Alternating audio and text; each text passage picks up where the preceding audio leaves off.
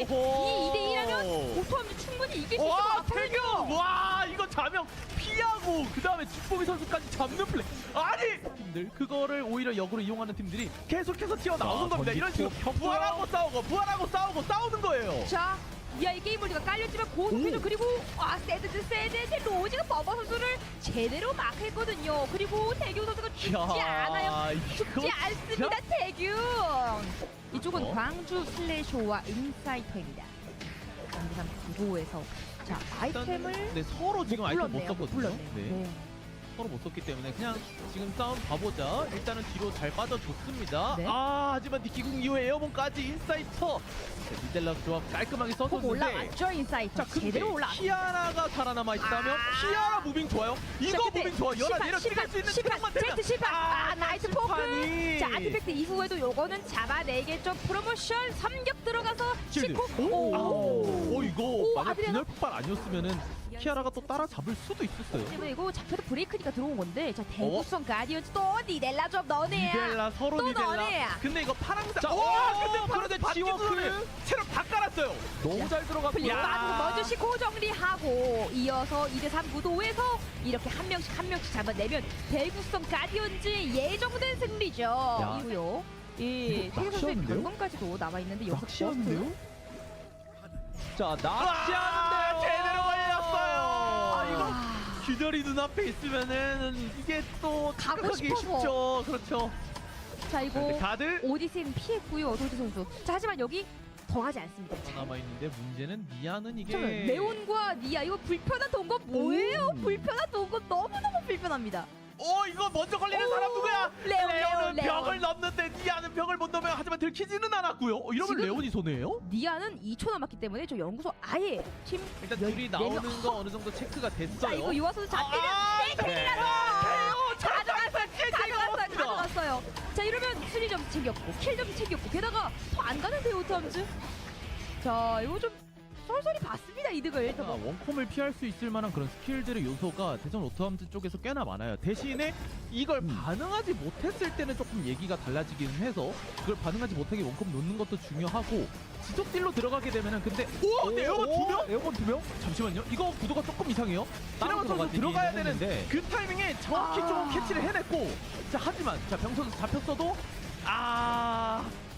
그래도 이게 평원딜이 특히나 로지 같은 저런 이동기가 좋은 실험체가 살아남았을 때 여기서 인사이터 쪽에서 대처하기가 너무 힘듭니다. 자, 자 이렇게 그래서 마무리. 체크메이트. 원이 늑대 무리라도 먹자 하고 내려갔던 건데 살짝 좀 붕뜨게 돼버린 게 아쉽게 되긴 했습니다. 자 여기 1대1이에요. 준몽이 제트. 근데 이거 CNJ 스포츠가 보고 레이더 봤기 때문에 그러면 다 우리가 잡아버려야지 오는 거거든요. 이게 게임 월드 깔면 밖으로 절대 못 나가요. 자 이거 데미안 오는데요. 이러면 3대3 구도 일단 변이. 네. 그러니까 CNJ는 궁을 다 썼거든요. 자 게임 요거 월드가 지금 소모가 돼 있었죠? 2일차기 때문에 브레이크 아닌 터미네이트 나올 수 있는 상태입니다. 자 그래서 근데 여기서 제키가 제키가 1킬만 우와. 하면 자 이거 점프 콜트 하이 찼어요? 격 있습니다. 유일하게 안 아티팩트 썼던. 이후에 야. 타자까지도 데미안 일단 균열 들어갔고요. 뭐죠? 잠깐만 이게 5가 아니고 균열 5가 들어가고 아니고 싶었는데 빙결이 걸려주면서 다 같이 못 들어가서 간마 처치하면요 아이템 밸류 더 높아집니다. 자, 그리고 다시 한번 2차전을 준비하고 있는 인사이터와 데미안. 병선수 오. 버티나요? 일단 웍돌즈 2타로 에어본은 띄워냈지만 이 두 팀 계속 이 자리 소방수에서 좀 지속적으로 교전 걸어보고 C4에 타자가 들어가서 제시 쪽으로 프로토콜 위반 이미 소모가 됐고 자 이거 고립이 어느 정도 됐다 싶어가지고 자 원딜들 노리러 갈만한데 병선수 여기서 에어건 2명만 쳐주면서 끊어냈습니다. 결국에는 레온과 그래서 무리하지 않는 그림인 것 같고 자 이거 올라가는데요. 광주 슬래시 한번 데미안 걸어보겠다는 것 같죠? 에어건 좋아요. 니지카 이니시 좋았는데 이번에는 깔끔합니다. 그 서력을 갚겠다. 자 찍어서 이동기로 사용. 이렇게. 키아라 진입. 한 명씩 정리하면 키아라의 고점이 나오는 거거든요. 자 레온 지금 밑으로 빠져서 도망가고 있는데 하필이면은 네. 던져버렸어요. 예. 그러니까 그렇죠. 올웨이즈 인천. 천천히 쉴드 쌓아주면서 원콤만 당하지 않게끔 들어가주고 있습니다. 오레이지 인천.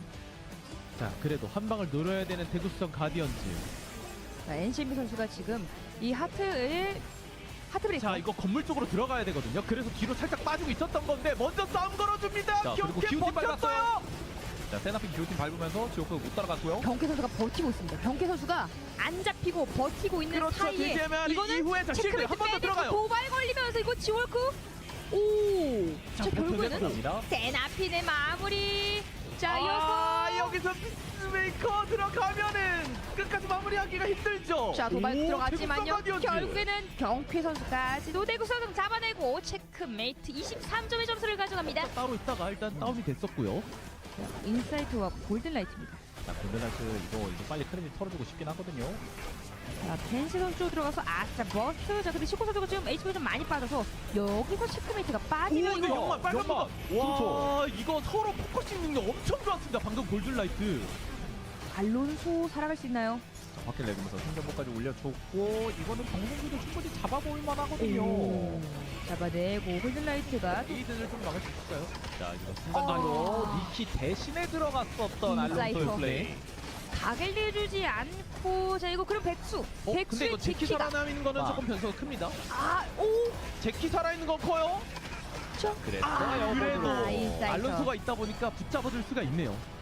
자 광주 슬래시와 대전 오토함즈입니다. 근데 요가 선수 체력이 좀 많이 부족해서 오역은 자꾸 네. 와 팩터 난명으로 그래도 잘 넣었는데 하지만 와, 여기서 태국의 넉백. 역시 태균 안파라고 거기서 기절까지 걸으면서 빠져나오는 게 너무나도 깔끔했죠. 뭐 3대3 오토함즈와 인천.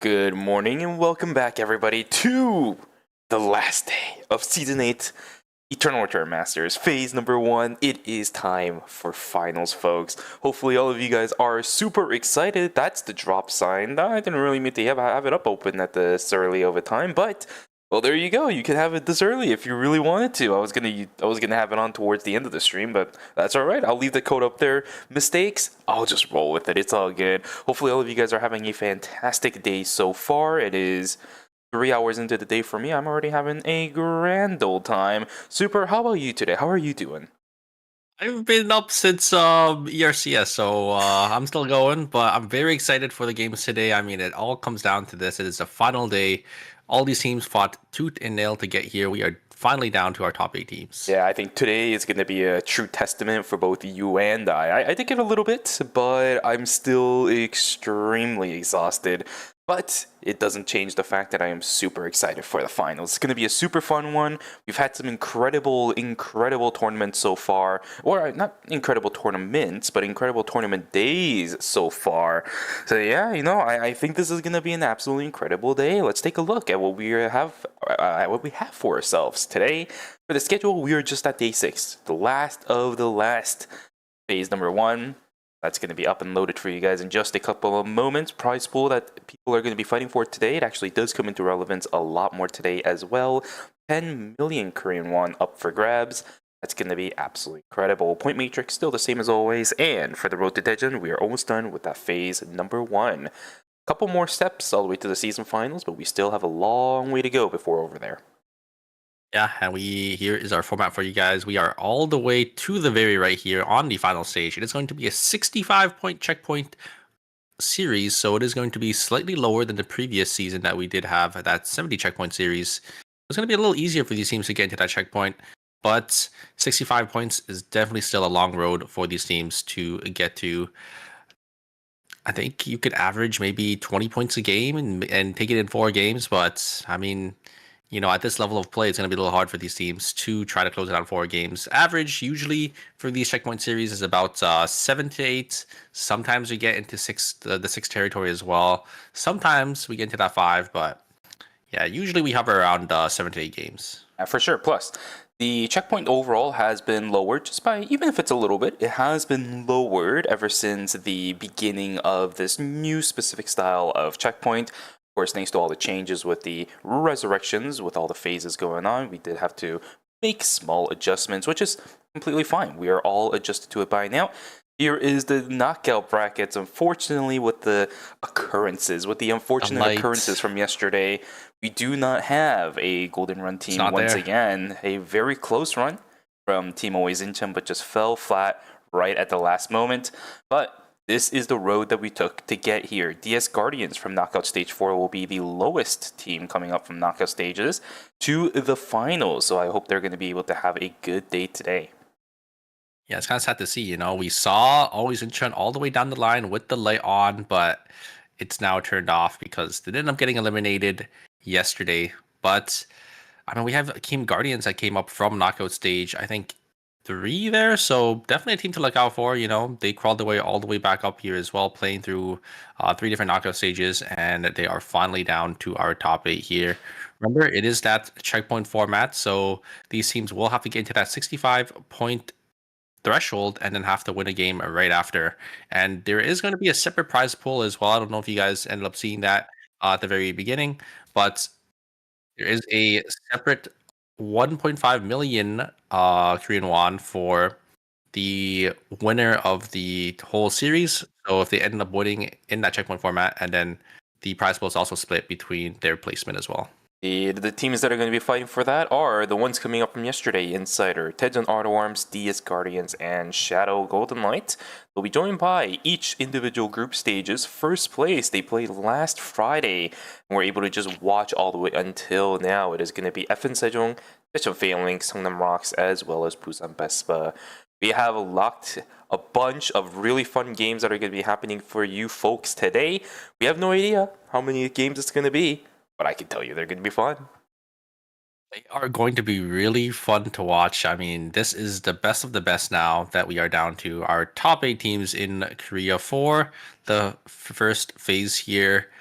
Very excited to see. I mean, we have almost, I think, 6 National League teams in here. So, I mean, these teams, they are definitely teams to kind of look out for, and definitely teams you really shouldn't be sleeping on. Coming from all the teams that are playing here today, is there any one that you're specifically looking out for? I think it probably would be Rocks. You know, I really liked Saturn on the Hyejin that we ended up seeing in the group stages. He was just looking so clean on that character, and I'm excited to see him bring it out again, and to see, you know, if he is going to be able to utilize that character to its full potential. Yeah, that would be something that would be amazing, right? Songnam Rocks actually had a very reinvigorated version of themselves at the beginning of this phase. A little bit different. Actually, I would say a lot different compared to how they were operating their team composition in previous seasons. A lot more of a slower start is how they tended to play. We would typically see Songnam Rocks going into sometime maybe day 5, day 6, sitting on 1, 2, maybe 3 points, and then they would try their best to stabilize and play that late game final zone to pick up the points from the placement points. This is one of the reasons why, actually, funnily enough, Songnam Rocks struggled for a good chunk of many seasons they're playing Eternal Return Masters, because if they don't get to win the game, they miss out on a good chunk of points they could have gotten throughout the course of the game. This time around, though, we saw a very reinvigorated version of Team Songnam Rocks, so much more aggressive, so much more proactive early on, that I'm very excited about this. I think you're absolutely correct. Songnam Rocks is definitely a team to look out for. As for me, though, I want to see more Daejeon Auto Arms. You know what I mean? The games from yesterday. Oh, yeah. Auto Arms. I can't begin to describe them. I mean, I don't blame you. I mean, they look so clean on that Mai, Yan, and Brazi. I think they're definitely going to bring it out again today. Very excited to see that team play as well. And another team I'm excited to see play is Team Insider. I mean, they had a really dominating performance in the last knockout stage, the one right before this, and they were playing a bunch of different team comps as well. Right, they ended up swapping over to that William shoot guy, and I think it was Tazia team comp, and they looked really clean on it. So very excited to see if they do, or what teams they are going to end up swapping to. It looks like they're going to start off with the Rio, Adela, and Alonso here. So we are going to have that Rio ban. I think Yona probably maybe opting to get Rio off the table here for game number 1. Yeah, that's actually really surprising. Funnily enough, Insider is usually not the type of team to be operating like this, but I like the fact that they're being proactive. A lot of teams really giving us a different side of themselves throughout the entire course of phase number 1 in Season 8. I like that. I really like this because the biggest teams that they're trying to deal with right now here, if that is the strategy, is FN Sejong and Seongnam Rocks, right? FN Sejong we don't even need to talk about, but the other team here is Seongnam Rocks. It's the one that you talked about, it's the one that I talked about. We know these two teams can be extremely proactive, so if Team Insider is specifically targeting down these two teams, I think they've chosen their targets correctly. Yeah, but I mean, a team like FN Sejong and a team like Rocks, they definitely have other picks in the bag that they could probably swap to. It's definitely not going to be, you know, Seongnam Rocks' comfort because, I mean, these 3 characters are definitely the characters that they are most comfortable with. But I think a player like Curry, you know, he has all the other backline carries in his bag. He just swapped to maybe a Kadia or that Nadine that we did end up seeing a lot of these Rios end up swapping to. Absolutely, but super, we are loaded in now for game number 1. Let's see how these teams decide to play. Who is going to draw first blood? And quite frankly, when are they going to draw first blood? We've seen for the past couple of days of Eternal Return Masters, first blood being drawn absurdly early into these games, right? A lot of these times, day number 1, it doesn't even have to go a minute into the game. We've already drawn first bloods multiple times over and over again. For this one, I think it's going to be a little bit slower. I'm looking at the characters across the board right now. There's not that many characters that have too many aggression, I should say, at that level 1 point. Yesterday, we had a couple of Chloes. We had a couple of... What other characters were very aggressive early on? Like the Adela Nikki's were really prevalent, like this one right here. Yeah, and there it is. The first blood is going to be drawn by the Nikki Adela, similarly to what we saw yesterday during Knockout Stage 6. That's how we are going to start the day. DS Guardians drawing first blood, but a lot of combat inside of Hospital, as actually we're going to get a full team fight up against Team Seongnam Rocks as well as FN Sejong. It's a 1-for-1 trade so far, but the helitech stat has to be taken. Never mind, I thought it was going to be a wave. Bob decides to go on in. It's a 2-for-1 in favor of Team Seongnam Rocks. Great start to their game in Hospital.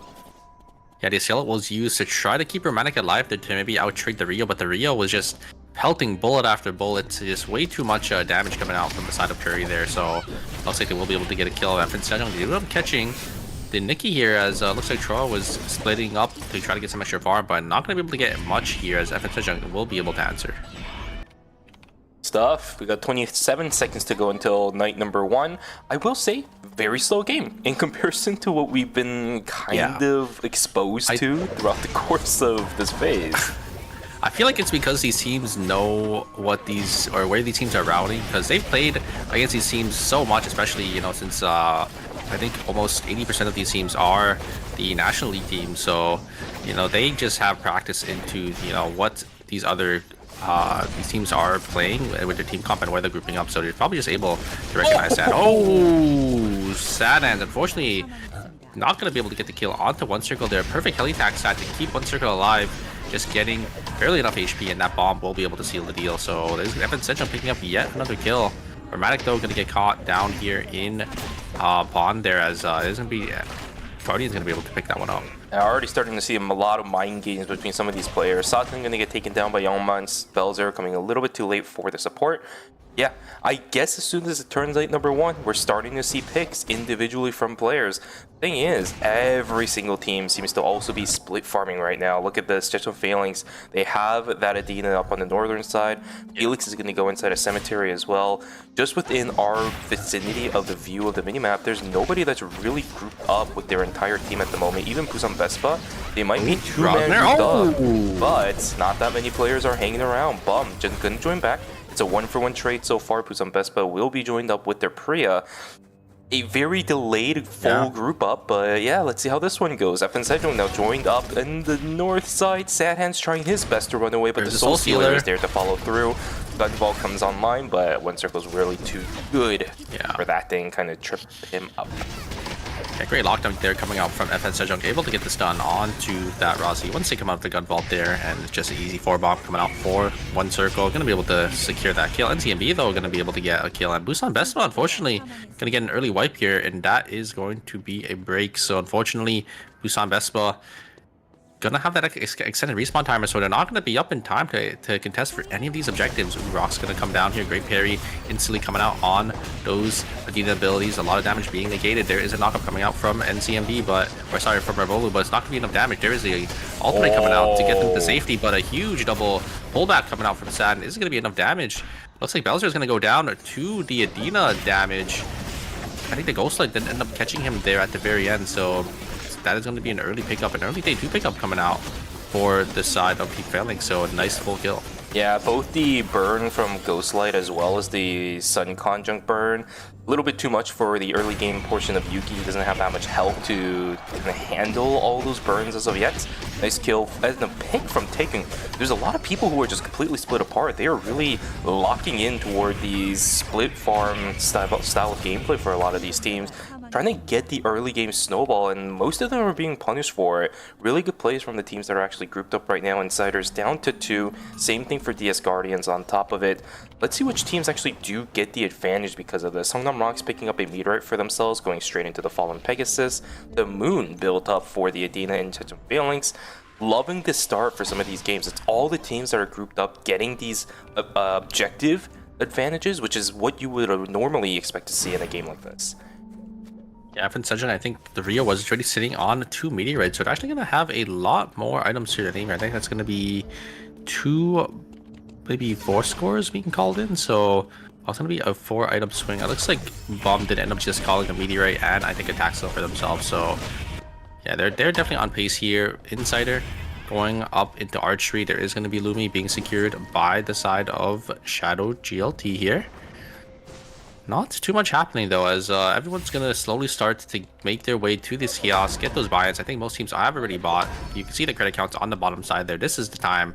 Want to make sure you get your early game 4-square buy-ins to get that extra tempo swing to contest for these objectives coming up. There's gonna be an alpha down here in Dock, as we do have Phalanx. Maybe gonna look for a fight onto Guardians. It is going to be that Adela Nikki combo that they have to watch out for, but they do have that for that exclusive to maybe pull someone out. So I think they're trying to look here. They're only going to get some damage in. There is a taunt. Is going to connect onto Adela. Adela's going to be forced to blink away. There is the perfect exclusive to come out, but the damage is just there. They're just going to be able to lock down the Felix, and the Felix is going to go down there. And that is going to be Phalanx going to be on the back foot. A great team fight swing coming out for the side of Guardian, still able to get the damage onto that Felix. Yeah, great responses from every single one of our teams, but DS Guardians with just enough damage to knock everybody down. Triple backline composition for Golden Light. They are getting jumped on by Satan, though. He does have the range in order to get everybody thrown off the pacing on what they want to do. Nice escape from everybody on Team Golden Light. They're fighting for the Dimensional Rift, but that is now gone. These two teams are just now stuck in a zone where they need to fight. Desi trying to do what they can, but the damage output from Belzer is looking pretty decent. He is also going to get taken down. Yellow to knock him down even further. Oh, the Rio just caught out in the middle of nowhere. There is way too many threats already on Team Golden Light. Look at the transitions that they have as well. Already 2 on a majority of the players on that team. That's rough for Team Songnam Rocks. Yeah, unfortunately, Belzer getting caught out a little early into that team fight. Just end up getting chunked a little too much from the triple back line on the side of Shadow GLT. And then Curry just completely isolated as the Yuki needed to get themselves on out of there. But now I think Belzer is still going to get caught by the Lucina. Lucina should be able to get dash on forward and get a couple more abilities off. Oh, wait a second. Belzer is able to dodge out and is going to get hit. Oh, G-Work is actually going to be able to steal that kill, I think, for themselves. And they're going to be able to get another kill as well. I think Lucina chasing it a little too far from their team is going to get caught out. Huge pick coming out from G-Work. Yeah, I'm wondering where the confidence of the Justina came from to chase that far in without really having any additional support. It was fine. One more ability and they would have got it, but yeah, just ended up whiffing at the very end there. And then Belzer just able to dash behind them and ended up getting pushed as well. G-Work gonna be there. I think saw them on the console and just was there at the perfect time to intercept. Seiko in trouble. They're gonna get attacked by the Moon. Nice play from Dina to lock that Adela down. I apologize. Easy kill coming for Team Chechen Phalanx as we're still looking to split farm for Team Insider. Adela completely by themselves, but now it is day number 3. This is really rough for Team Insider. They're not going to be able to contest for anything at the beginning of this day phase. Belzer getting tagged down a little bit. Blue is on the mark. They're getting tagged by the yellow too, but parried out instead. See how this goes. Belzer eating a whole lot of punishment the moment he decides to jump in. There is a third party coming in from the backside. Mai over on the back.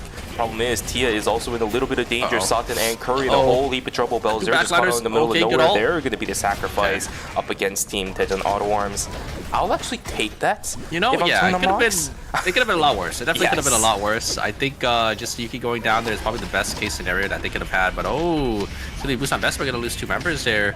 It is going to be Jayward going down, but Rosner going to be forced to back on out. So a minus 400 for the side of Team Busan Best, but this early into the game, that is not the start that you want here. And oh, Random Rocks, they are going to get the kiosk buy to get their Yuki back in, but who will blink forward coming out from Yustina, very aggressive to try to get some damage onto the side of Team Sagnum Rocks. You can see the HP bars. Sagnum Rocks not looking too healthy here, already down half HP on 2 characters, and the damage is going to be there. But a great turn from Side. He's going to be able to get it, but no, he's going to explode. He doesn't have enough timer. He jumped back into red, thought he was going to be able to get the kill to get it back, and Sagnum Rocks is going to go down. Oh, Belzer, he's trying his best to run, but it's up against the Justina. I don't think he's getting away from this. He dashes one more time, but Fancy still has gauges. He just needs to get 1 or 2 more lasers off. The gauge is charging back up. Belzer is in trouble. He has got the mark on him as well. There's the laser down. Fancy's going to be able to finish it off.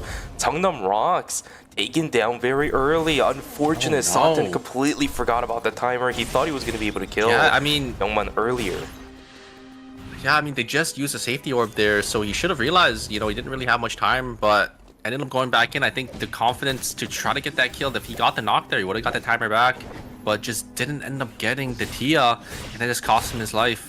Only sitting on 1 second, just instantly exploded. So a little unfortunate for Team Sagnum Rocks, as that is going to be an early wipe for them. But it is still that checkpoint format, so you know, as long as they start winning games, it's not gonna really matter, as they can extend this series for as long as they need. They just have to get the confidence back.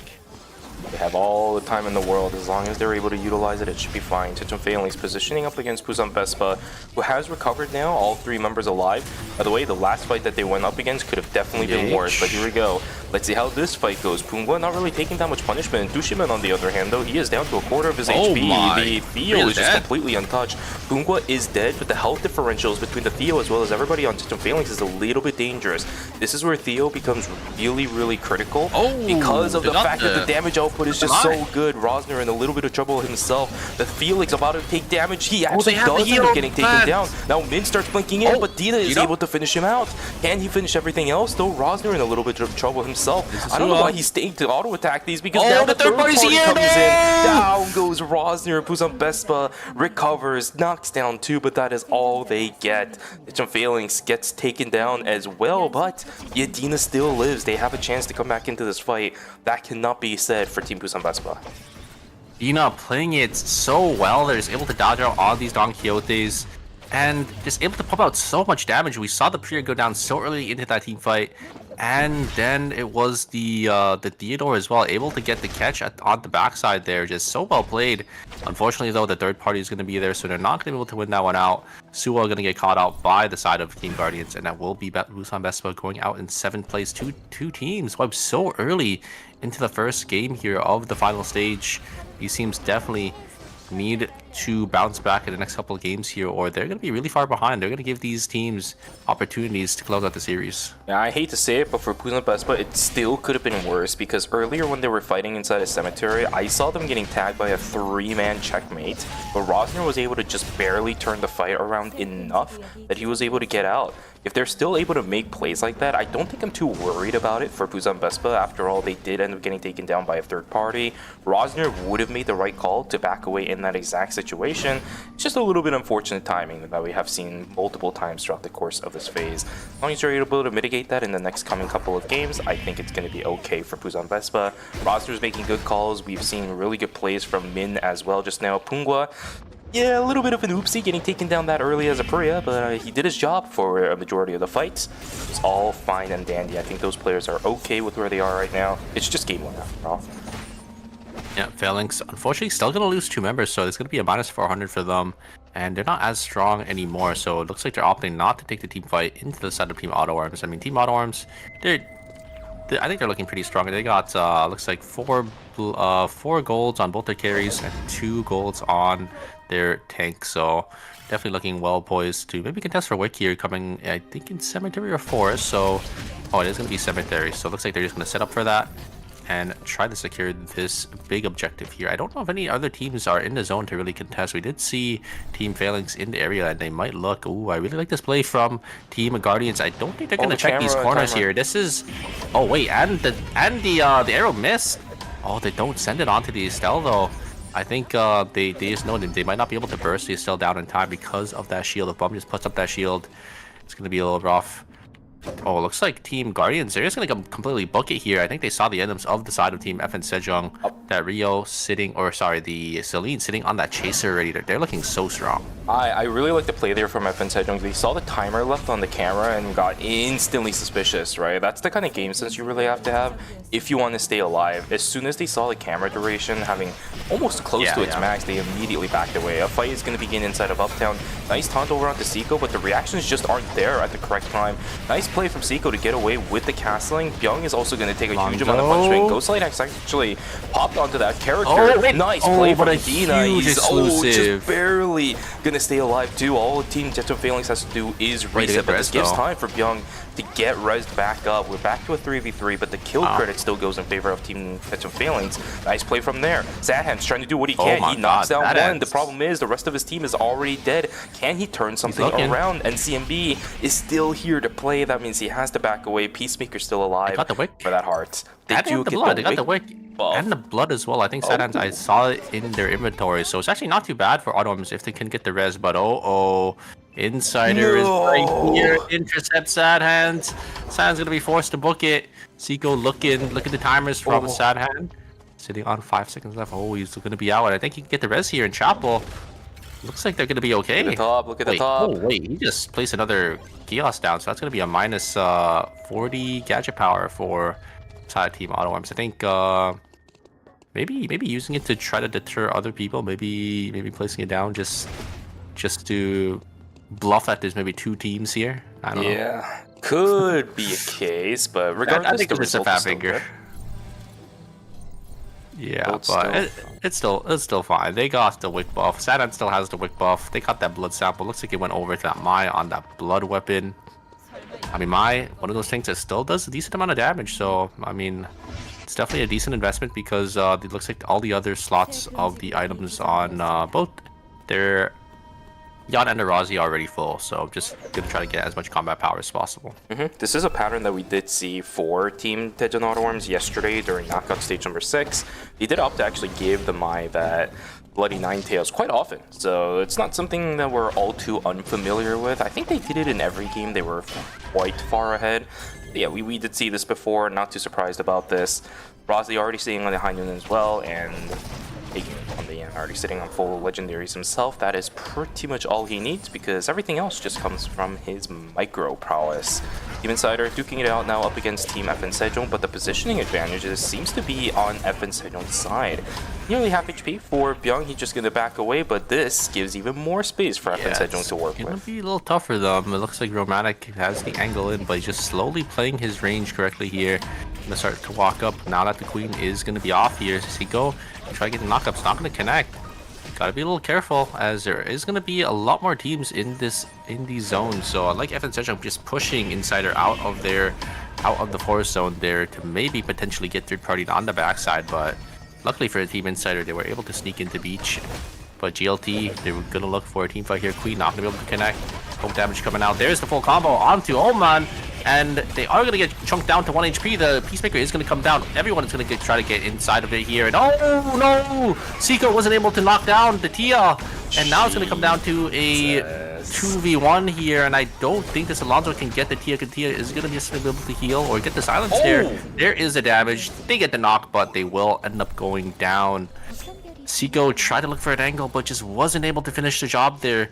Only hit the quick cut, but the quick cut just wasn't enough damage. The food healing coming out from Oman was able to keep themselves alive. And it will be Team Shadow GLT getting a nice 3 kills. And the wipe on the Insider. Insider only getting 2, but I mean, yeah, 5-point game. Definitely not what you're looking for game 1, but could have been worse. Yeah, I think Byung getting that last kill onto Youngman kind of saved the morale there, because that's probably what they were getting hyped over in the last couple of moments. It's all fine and dandy. It's game number 1. But let's see how these teams that are remaining decide to respond to whatever is left. FN Sejong, we can already see that the Justina is dishing out massive amounts of damage. Just one single laser, plus the Cataclysm was enough to take Romantic down about 200-300 HP.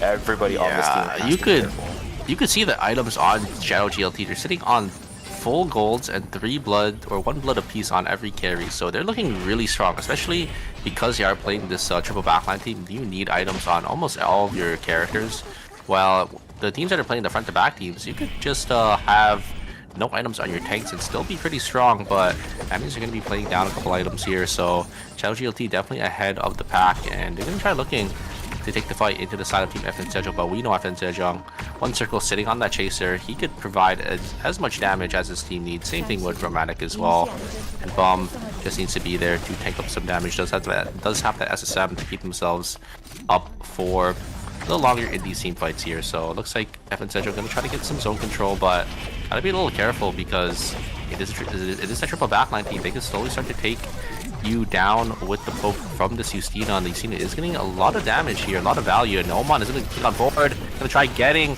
the Rio, but a great response, a huge electric shift, and there is the Soul Stealer going to be used, and a huge arrow coming out from Romantic. Is it going to be enough though? There's the damage coming out, and the Heart tried to blink on forward, but they're just going to get instantly taken down. But wait a second, the Justina is going to get a response. Going to get some damage back in, and it's going to be coming down to our 2v2. There is the Estelle res, and oh, they're just going to be able to get it off. It's so fast. It's half the time, it's half the duration, and now it's going to come down to a 3v2. FN Sejong can just reset, and they're going to be able to win this team fight easily. Yeah, there's no hard crowd control from the side of Team Golden Light left, but they're doing as much damage as possible. Fancy gets taken down already.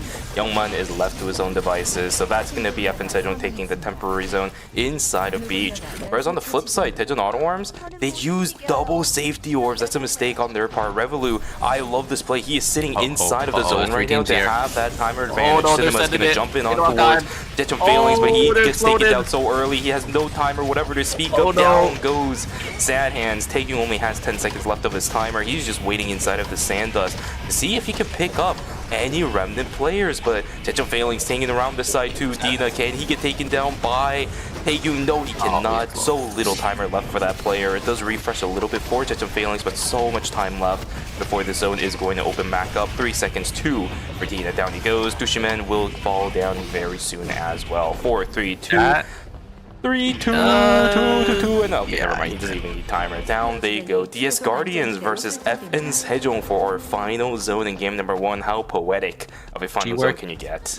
Versus one circle, and the Guardians, they're looking so good already. They have 21.5 points. So even if they lose this this final fight here, they're definitely well on their ways, you know, to getting into checkpoint on game 4 if they just continue with the amount of points that they are having for these type of games here. Bomb still sitting only on those 2 gold items. I would have thought maybe they would have called in a couple more items for the Estelle here, but I think just opting to get those probably just opting to get utility with cameras, traps, and those EMPs definitely matters a lot in these team fights. So you're going to be spamming them. They gotta make sure you have vision so you can do damage onto the enemy here. Looks like Guardians is going to be the one to take zone control. They do have the Adela that they have to watch out for. The Adela and Nikki combo. And oh, I like this fight coming out from G-Work, but it is going to be warded already. It's going to be camped up by the side of Team FN Sejong again. Oh, they're going to catch one circle here. He tries to blink away, but it's not going to be enough, as they're just going to be able to just instantly kill this Celine. And I think it's going to be a formality now. Guardians just needs to reset, play the 3v2, and I think that is going to be it.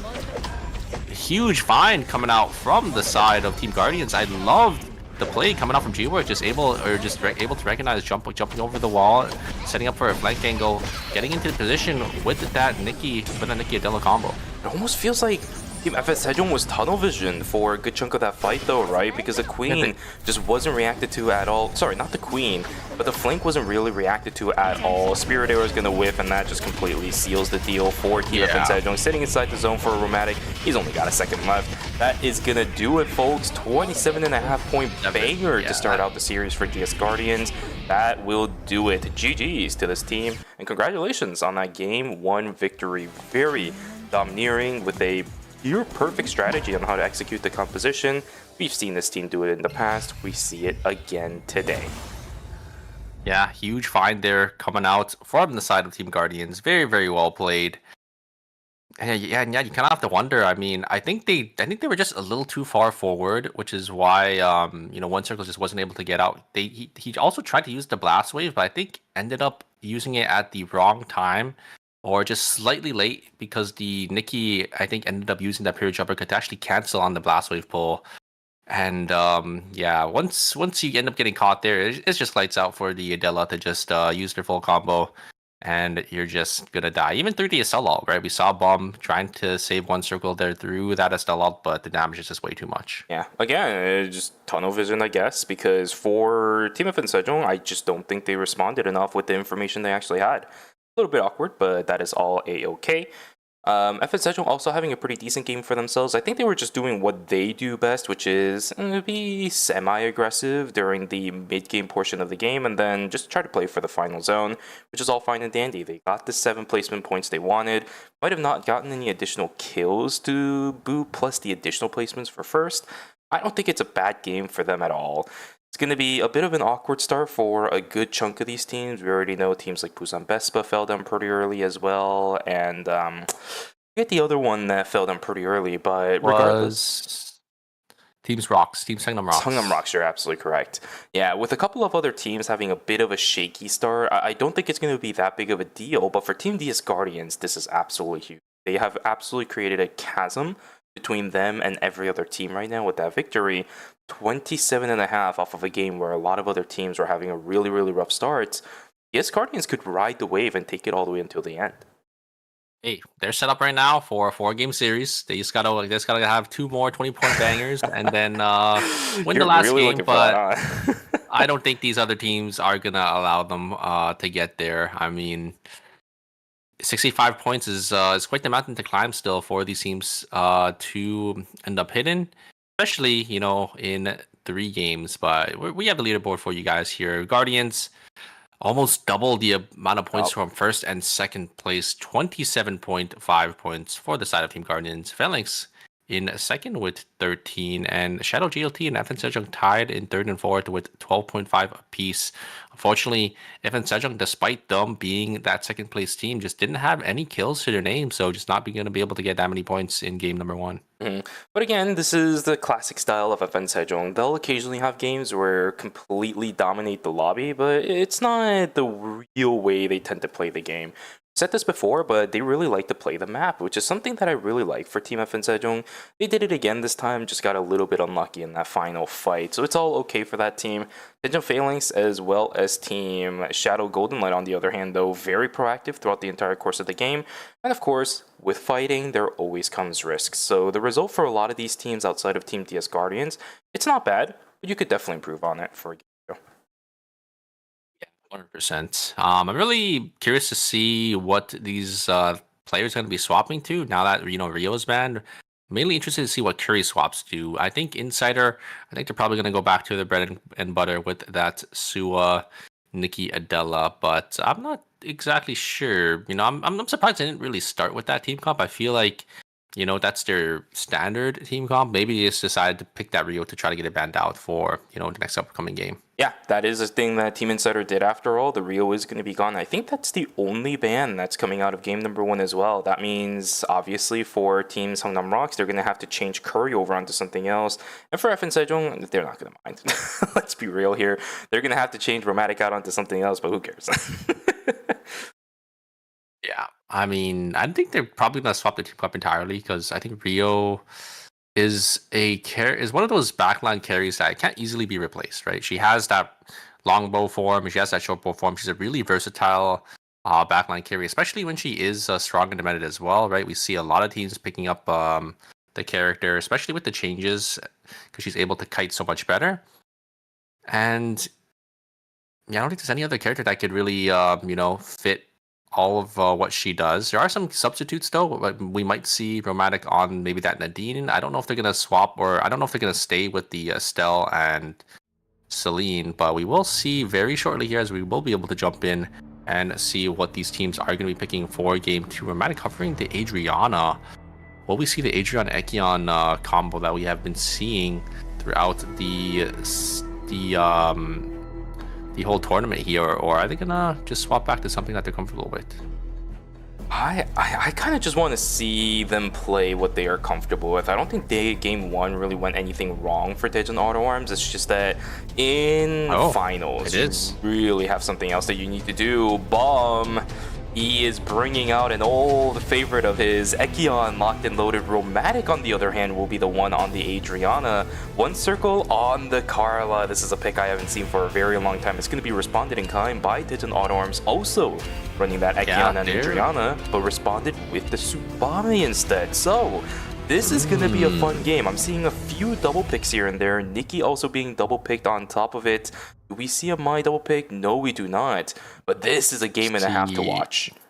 Yeah, see Adela's double pick. We see Hearts. So a lot of characters being picked, but I don't think there's any ban going into game number 3 here. Very surprising. I thought, there would be a more well-defined meta, but we do see, some of these top teams swapping over to these comps that we have been seeing, over the course of the weekend, like the Ekion Adriana, like FNSide Jump playing that Estelle, Rio, and Celine as well. Alright, let's see how this game number 2 goes with all of these exciting composition change-ups. Who is going to be able to take it? Here we go, folks, loading into Lumia Island. Let's see how this game goes. Yeah, Bum on that Ekion. Very excited to see because we saw him on this pick, a while back, and he performed, I think, he performed really, really well on it. So very excited to see him bring you back in the final stage of phase 1 for season 8 here, and they are going to be pairing it with Romantic playing Adriana. Romantic is one of those players that we usually only see exclusively on these 80 carries, but I think he has been definitely playing other characters, and he's one of those players that can probably play anything. Yeah. Alright, well, let's see how it goes for them. Revolu getting jumped on first. His items looking a little bit difficult. G-Work just doing classic G-Work things at the beginning of the game. Revolu, I don't think there's really any point for you trying to fight this. He does have his Fang Tian Hua Ji, but he's actually doing pretty good. Dodging out on every single skill. G-Work is going to have that speed gate advantage. Revolu just decides to dip. Oh, nice play. I genuinely thought it wasn't going to be that great. Revolu dodges out on another queen. Night Fork is going to be cancelled out. Revolu jumps over the wall again. And wow, he gets tagged by another pawn, but that's going to be the end. Char's here way too late. The Nikki's not even close to being able to make the range. You can't dodge a Nikki ultimate. You got to get out of there. Look on the top side. Oh, he is so dead. CMP is also starting to close on, and he doesn't have items. And he's just going to stand still. Yeah, he's going to accept his death there. A little unfortunate, but Guardians is going to be able to completely surround that Felix. Revolu just going to get taken down. There's a combo coming out for the side team Insider. Curry actually going to be able to live though, but is just going to take down by the follow-up coming out from the Nikki. The blink on forward. Belzer going to try to get the Adela. Seiko going to get tagged up by the Charm, but it's not going to be enough. I think the Adela is going to be able to get themselves to safety. Looks like the Yuki was able to jump over the wall, and now the sights are focused on to Saturn here. I don't think Saturn can get away. It is these two backliners. But wait a second, they're looking to turn onto the Adela. Adela is a little isolated from their team, but a huge queen coming out from... Able to get Curry once more. Curry going down again. And now it's going to be Yona going to be the one on the back foot here as the third party is going to be here. It's going to be Shadow GLT. Belzer actually going to try to look on to these two members here, but not going to get that much value. Going to jump on in and just going to get chunked down. There's also coming out for Curry. The fear is going to go on both members, but the damage isn't going to be there. Element coming down from the Lucina is going to be able to finish up Belzer, but Curry Beastmon backed in, and they're going to be able to clean up both the kills. It's a massacre down in Beach. What the hell just happened in the past couple 30 seconds? Oh my goodness. What a clean fight from so many of these teams. Shadow Golden Light unfortunately losing 2, Songnam Rocks losing 1. But who that cares at that point? They have control over that southern side. I wasn't aware of whether or not the Bears were already taken, but if it wasn't, Songnam Rocks is in such a good position for the remainder of this game already because their pacing in minute 1 is already looking good. I talked about this earlier, right? Songnam Rocks usually not a team that plays aggro this early on, but if they're able to do it, I think the value they're able to extract out of this aggression early is going to be absolutely massive. We saw that yesterday. Yeah, I mean, it's a huge start for that team. Yesterday, sorry, groups. Yeah. Very, very well played for it, though. Another fight up on the northern side. Min's going to get taken for down early. Peacemaker activated as well. Ooh, Rosner actually knocking down NCMB very early on. G-Work has a lot of health bar to knock down for Rosner if he wants to kill him. Not going to be able to find it. 37 seconds left to go until that Tree of Life is going to spawn. The trade for now is in favor of Puzan Vespa. We will have Min actually coming up a little bit earlier. This is why G-Work is running away. I like the call from Team DS Guardians. Rosner knows that. He is not scared at all. He's so chonky already as the Shukai at the beginning of the game. He has no fear, man. Look at this. This is absolutely wild. Fury Jab is going to get the stun. Char in a little bit of trouble himself. And love the play from Rosner. He's going to completely cut off Char, but Char somehow finds the way on out. 5 seconds to go until the Tree of Life is going to spawn. We're going to have a round 2. Look at these Guardians starting to make their way back on this. If Puzan Vespa isn't ready for this, this could actually be catastrophic. Do they know about these Guardians making the jump way on over? Yeah, I don't know. I think the team fight is going to start there's the here call very out. shortly.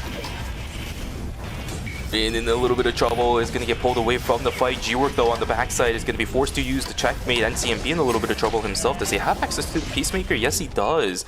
But the damage differential from Team Puzan Vespa a little bit too good. The reactions from Puzan Vespa has been perfect. Blink Force now from G-Work as well. Rosner is doing so good on the Shukai. Is he playing this like dagger, man? Like, what is going on? He's on spear, but the amount of damage he's putting out, it looks like amp dagger, man. What is going on?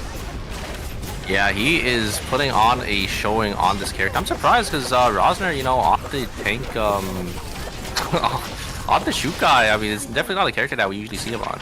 Yeah, not at all, but you know, I'm liking it already. Bomb in a little bit of trouble himself, will get taken down. Tree of Life secured, I think, by Team FN Sejong, just from what the positioning looked like, and I did see the tree already gone.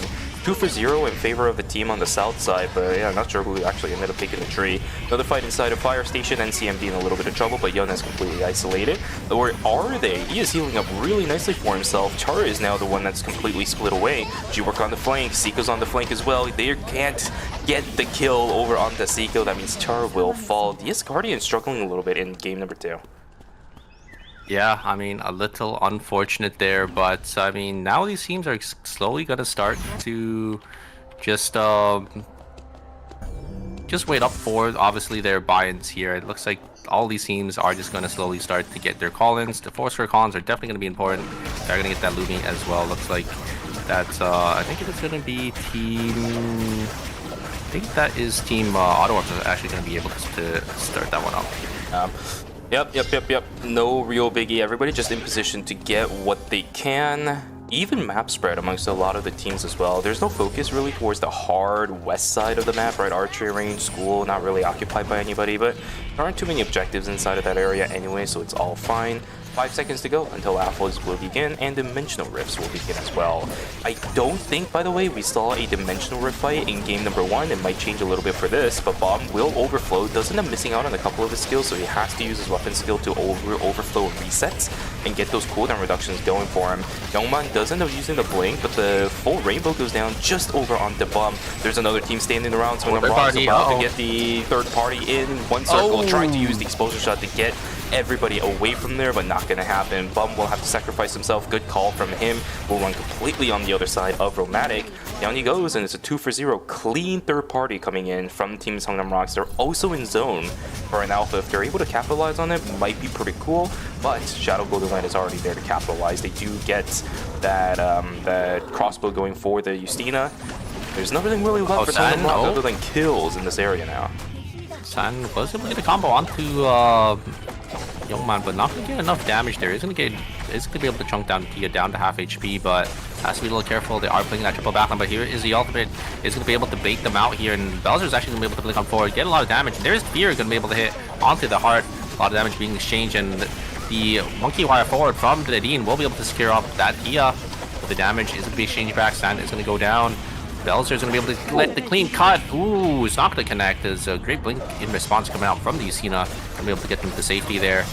Now the Cena's gonna be, I think it's completely isolated as the heart is just gonna walk on out of there, opting not to wipe their team. Songnam Rocks having a clean game so far. 8 points already for themselves, and they're definitely looking for more.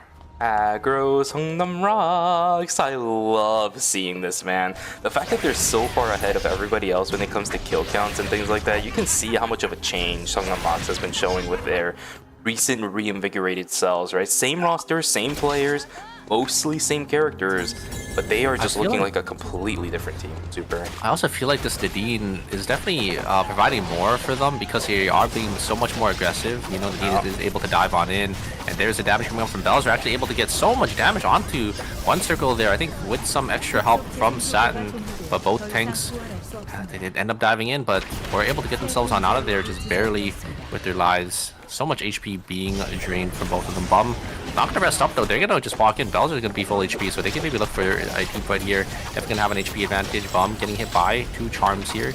Should get charmed up, or should get tagged up by the fear very shortly, but charms are not gonna connect. There is Bum going into deviation, getting a lot of damage, trying to zone off 2 backliners there. Bells are a little too far forward. It's gonna get chunked down by the Adriana and the Carla, but it's not gonna be enough. It looks like Mox were able to get out safely, and the mid-rate is going to go to the side of Team FNCEJO. Yeah, fantastic recovery from them, but over on our northern side of the map, oh, Dina somehow managed to snipe down Buzan Vespa's Adina instead.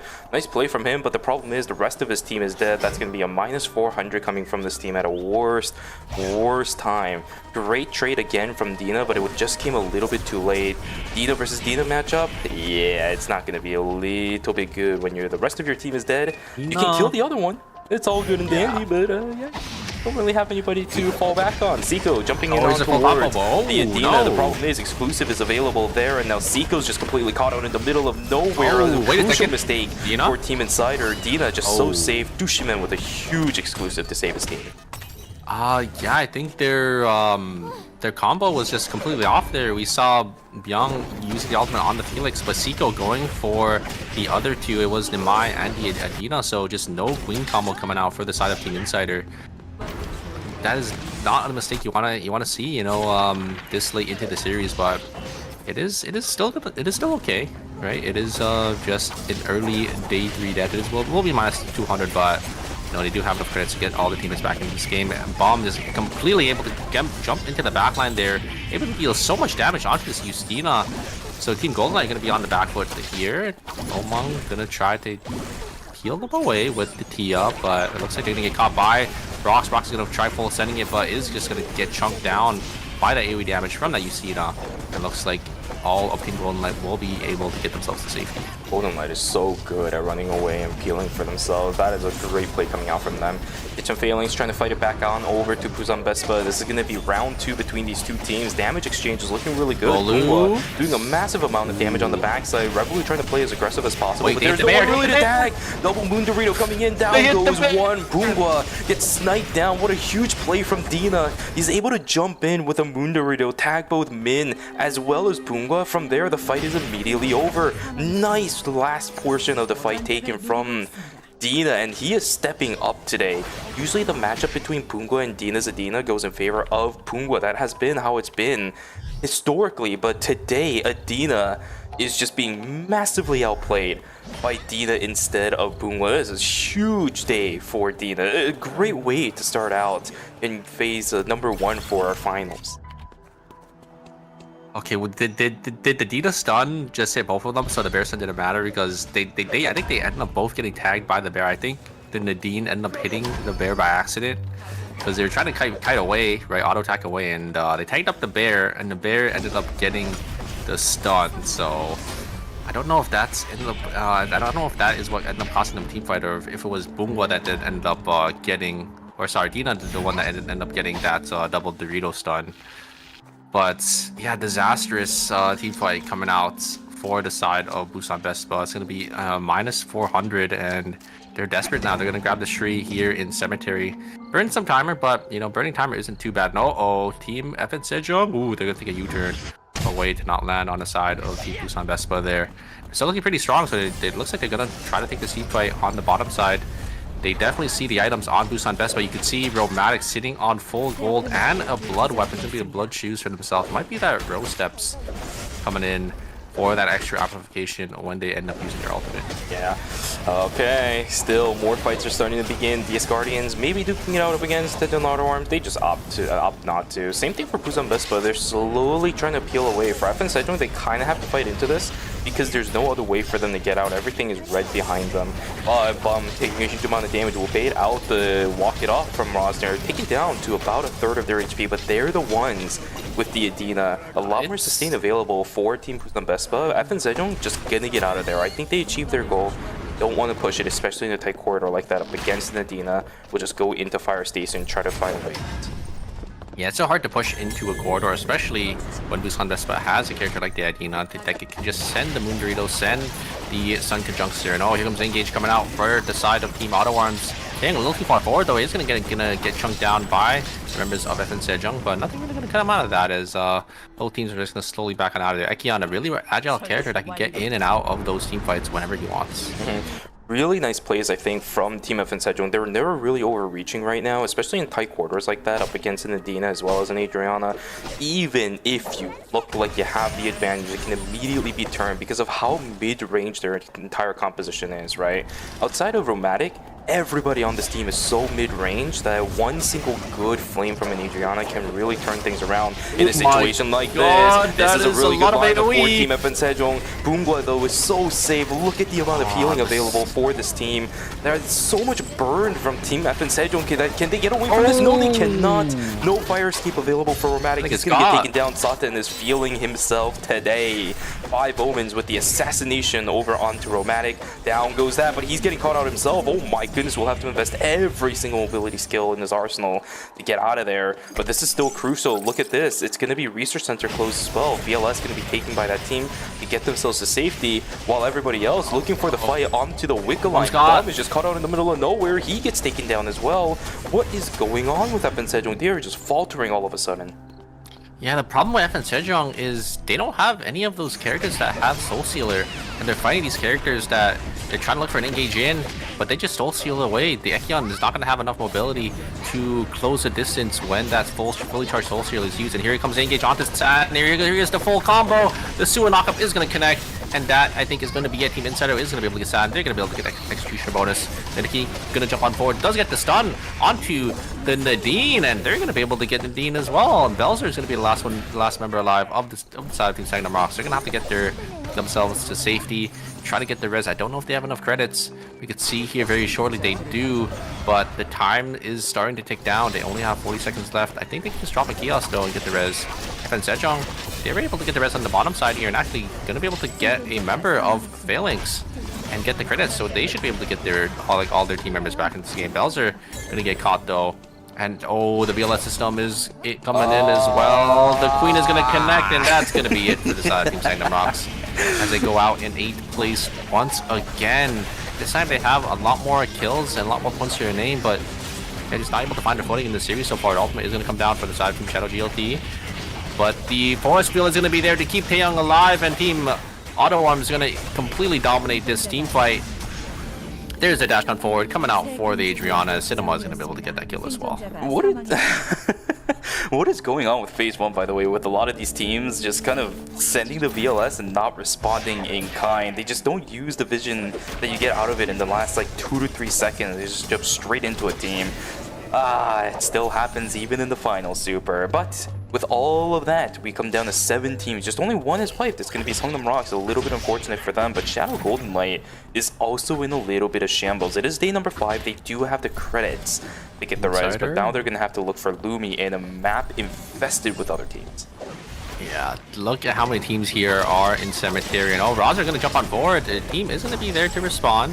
FN Sejong kind of stuck in this little fire station here. One circle still also just missing some items, so FN Sejong definitely looking a lot weaker than these other teams. They were forced to get their call-ins, or they were forced to call their teammates back into this game here, so just playing down a couple items. You can see Insider, they're looking really strong. They were sitting in that top little corner to try to stay out of vision, but I think they did end up showing themselves here, so I think Guardians should know there's a lot of teams. All these teams should know there's a lot of teams in the zone. There's another team coming up as well. It's going to be Phalanx with that Wick buff, so these teams have to be a little more cautious with another team joining the mix. Don't know if they know, but there's a Rosner. Rosner's going to jump on forward. Going to be able to just walk away. Not enough damage for the side of Team FN Sejong. to deal with that Shukai. The Shukai is a little too tanky for them.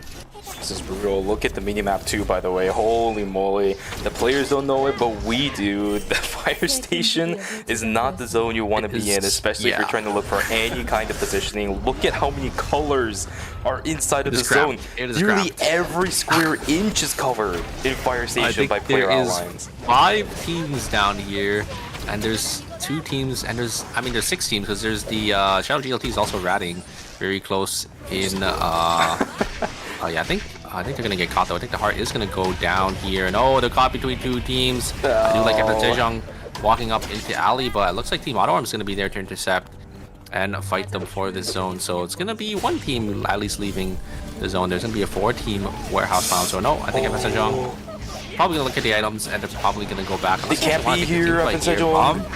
Get some damage, but they are getting chunked down by this Adriana. Adriana is just doing so much. It is that small little corridor. Adriana can just wreak havoc with those Molotovs and those oil slicks. They can't be here either. Oh no. Evan Sejong is in a terrible spot. I think Insider might just pull the trigger here. 1 circle, Ramatic already low on timer. They have to be a little careful. They can't spend any more back into that red timer. Ramatic already sitting on 8 seconds, but the teams are slowly starting to crawl up. They're gonna try to force Evan Sejong's hand, but I don't think that any teams want to pull the trigger. They know there's too many teams nearby. If one person does, every team is gonna come in. Oh, this is not good. This is not good. FN Sejong trying to at least establish a little bit of pressure around the zone, but there is way too many teams around. They also don't have that much timer, Super. You have to remember that too. Fungo going to get taken down on the northern side. Tejan Autoworms trying to get position on the northern side. They also execute down the Dean of Min. Rocker will fall suit. That means north side is going to be handled solely by Team Tejan Autoworms. Fight's going to begin between Team Tejan Phalanx as well as Team Insider. The damage output between the both teams are looking pretty good. Yana going to go back in. They do end up landing. They don't kill it, but it's just not enough. Zico just barely gets the queen. Not going to be in time. That's problematic for Team Insider. They're just going to have to leave. Blink invested by Zico as well. That is not a good spot for that team to be in. Going to get executed first. There's the Executioner bonus coming in for DS Guardians and the Peacemaker to boot. I think this might be it for Team FN Sejong. They are just going to lose out on the Yakion unless we can see a little bit more. G, we're completely going to live and finished off by actually one circle with the Harpoon. The burn coming in from Romantic is just looking so good right now, and the kill over Arca and CMB. How did FN Sejong turn this around? 2v3 towards the end of that fight, and they are able to clean it out. The problem is this is a temp zone. They still have so much more work left to do. Yeah, and Bum is already dead, so they're going to be playing 2v3s now. I mean, FN Sejong, I mean, it's Romantic in one circle. The two backliners that you know can definitely turn those team fights here. Insider as well is going to be down that Suwa, so gotta look for an angle here on one of these backliners. Byung can hit that carriage uppercut. It's going to be an easy follow-up for Insider, but Phalanx, I think they're going to be here to have something to say about this. They're going to try to look for an angle in. Insider Zico already getting chunked down to 1 HP, and they just go down. They're not even going to have any opportunity to get the combo, and they're just going to go down. Young is going to fall very shortly. One circle going to come down as well. It's going to be Phalanx going to be the one to come on top. I think they end up getting 3 of those kills as well, so they don't have to be feeling pretty good. 15 points going into the final zone here. Daeyoung Auto Arms as well. They got the zone completely uncontested, so they guaranteed themselves a 2nd place, and they're looking and they're eyeing for that 1st place for this game as well. Yeah, FN Sejong is playing insane today as well, by the way. This has got to be a very scary lobby for a lot of these teams. You saw it, we've seen moments for Team Shadow Golden Light. They're looking pretty good. Insider's looking pretty good. Tejan Auto Arms is looking pretty good. DS Guardian's looking pretty good. FN Sejong looking pretty good. Songnam Roxley, like every single one of our teams is in form right now. This is not a lobby where you can just kind of like not pay attention once and never get punished for it. Tejan Phalanx, they're going to start off the fight. Dushiman already invested the Quake here as well. So actually quite a lot invested from Team Tejan Phalanx for absolutely nothing. 15 seconds to go look at for the Mayan. They don't really have that much positioning. Double safety orb utilized by the team too, not coordinated on that front. We haven't seen Tejan Phalanx in a while, but I think this is one of the first moments we're seeing this team really make mistakes on some of these gadget callouts. Damage for both sides are neutralized. Everybody has reset. Taking going to jump over onto the backside, but not that much really worried for Team Tejan Phalanx. They have the sustain, they have the crowd control, they have the damage to try to neutralize the Sakion as much as possible. It's looking like it, but the cocktail party, the double cocktail party is going to start the beginning of the fight, take it down to a half HP. But look at the health bar on Team Tejan Phalanx. They're trying to recover as much as possible, but the only angle that they're given is Team Tejan Auto Arms is Taegyun. He is positioning himself so well. Same thing for Sadhand. Hands and my God. Cinema. They can't catch themselves a break. Daejeon Phalanx is running out of time. 5 seconds left now for the Mai, but look at these flames. Yeah, he can't I get don't in. think the Mai can get in. The Mai's gonna try jumping on in, but they will be able to secure the zone actually. But who Dina's cares? gonna Like, get there's some nothing you can abilities do. off, but yeah, the zone is so small. They're just gonna be able to finish off. Dushiban there. Man. Revola gonna go down, and Dina gonna go down as well. Taeyong auto arms, they're looking so clean. I love how patient both Taeyong and Cinema were playing. They're just letting Taeyong do his thing to get on in there with the Ekion, and they're just playing so far back away, just letting them just get the damage in and not getting in range, not taking any poke damage from that Adina. They were just so patient. Yeah, for sure. Something that I really noticed throughout the entire course of that fight is that Sad Hands and Cinema is never under any threat, right? The amount of investments that was invested by Team Daejeon Phalanx to even dive onto the backline was insane. And yes, 100% we got a couple of times where Dushimen managed to make it towards the backline, but there was no support because Taeyong was putting so much pressure out as that Ekion, even if it didn't feel like he was doing too much, right? He's going to be a threat. Daejeon Phalanx still has to pay attention to him, and because of his positioning, his backline was never able to get fully dived on. Their positioning was excellent. Taeyong was putting too much pressure. Like, everything was perfect. They just played that fight like to a T, right? We saw the Ekion just getting on in there, getting so much value and damage, while the Adriana's just there throwing out the oil sticks, throwing out the Molotovs, and you just have Taeyong just waiting, just patiently waiting. You saw both the Adriana and the Tsubame full HP for almost the entire team fight, right? They were just playing out of the range, out of the Adina range, not wanting to get hit by the Sun Conjuncts, because that's what Adina was looking for. Adina has to get some damage onto, anyone to stick. If they get some damage onto the backline, maybe the Felix could dive in to finish the job, but no damage going from the side of Team Phalanx onto the backliners of the side of Team Auto Arms. And yeah, it's just really easy for Cinema and Sad Hands to just clean up the team fight once Taeyong did end up doing enough damage there and just wreaking havoc onto the side of Team Phalanx. Yeah, for sure. That was a really fun game. We were able to see once again the opposite sides of a majority of these teams that I do want to see, especially in finals, right? We saw Songnam Rocks being able to be a little bit proactive, got taken down pretty early again, which is a little unfortunate, but they were able to at least make up the point differential by getting those kills pretty early on. Yes, Guardians showing us a little bit of funnier strategies with the Nikki Adela combination. Might have not worked out too well for them, but still, it's not that bad of a game for them. And for Team Daejeon Auto Arms, we got a little glimpse as to why they were so dominant yesterday. A near perfect final zone played out, very similar to what we saw yesterday as well, which means they will shoot up in the leaderboards. We are really close for our top 4 now. As 34.5 for DS Guardians, the chasm has shortened. Daejeon Phalanx in second with 28.5, Daejeon Auto Arms with 27, and FN Sejong in fourth place with 24 to round out our top 4. Yeah, Guardians didn't really have too stellar of a game there. I think only 7 points for themselves. So all these other teams, they're slowly catching up, and we're definitely going to have a more of a closer series on our hand here. But it is that checkpoint format, so these teams still have to get into that 65 checkpoint breakpoint. Absolutely. Still, a fair number of games that are going to be remaining. I don't think that 4-game pace is available anymore with DS Guardians doing a little bit of an oopsie, but that is okay. Guys, we're going to go on a break. That was an even number of games, so we'll be back with games 3 and 4 of the finals. Don't go anywhere. Grab some water, go grab a snack, and go take a stretch. We'll see you guys back in a few minutes. Take care.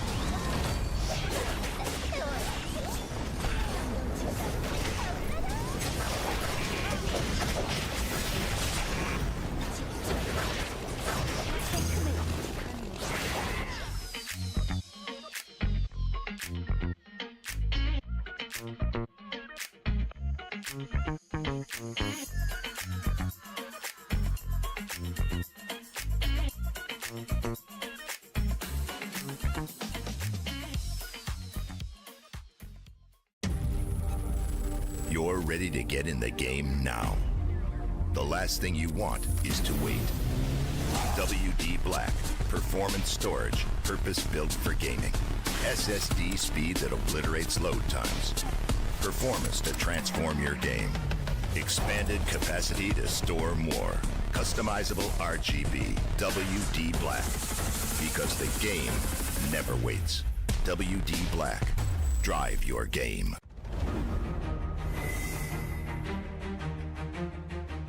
오늘은 어떤 추억을 만들 수 있을까?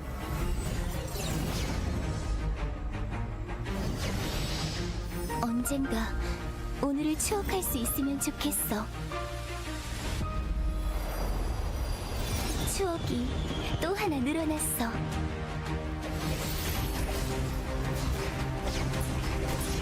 오늘은 즐거운 날이 되었으면 좋겠어.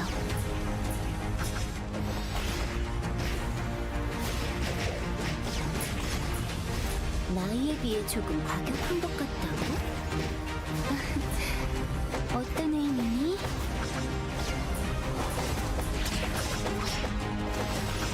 오늘은 꼭 내 마음속에 추억으로 간직해둘게.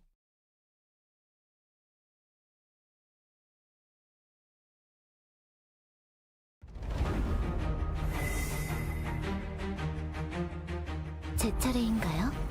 그렇군요.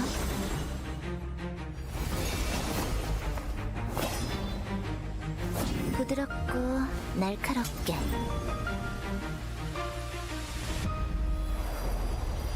자, 클라이막스예요.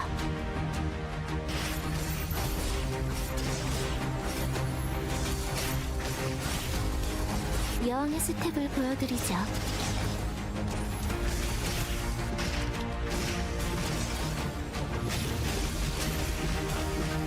예의를 지키세요.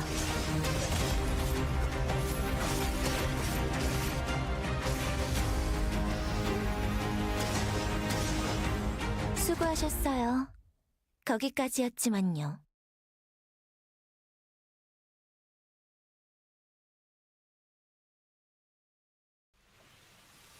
차에도 예법이 있다는 거 아시나요?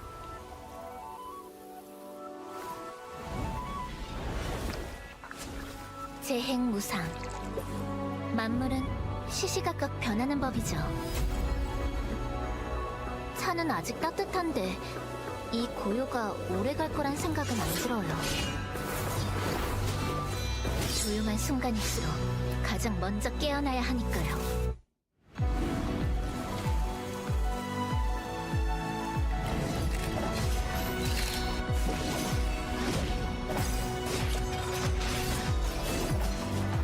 생사결이었으니 미련되지 마시길.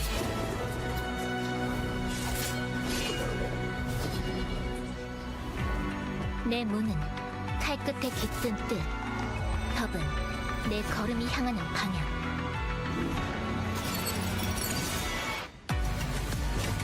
이건 휘두른 게 아니라 쌓아온 거예요. 내가 걸어온 검선 돌아보지 않겠어요. 틀은 자체는 사라져도 그 그림자는 끝끝내 남아요. 그러니까 쉽게 잊히진 않을 거예요.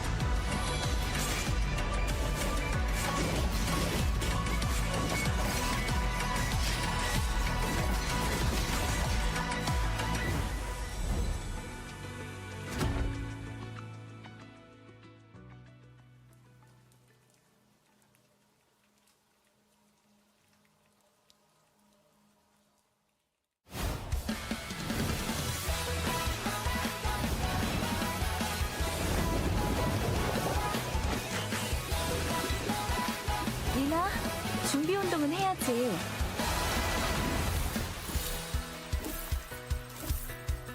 하나, 둘,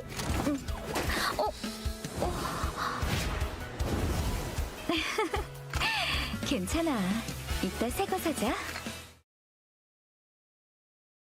Welcome back from the break, everybody. Hope you guys had a good one. I didn't mean to use Stinger there. And yes, by the way, I managed to somehow get the Stinger file from Nimble Neuron. That means we're going to have the transitions, as long as I remember to actually click on it, for the remainder of Season 8. Ooh, that's going to be fun. We get to see that little splash of water throughout the entire course of Season 8. So be glad about that one. But other than that, we are now about to get into Games 3 and 4 of Phase 1 Finals. Games 1 and 2 have been pretty solid. It's been a pretty even game across the board. I don't really see any teams that have been completely shut down so far superior, which is what I would normally expect for finals.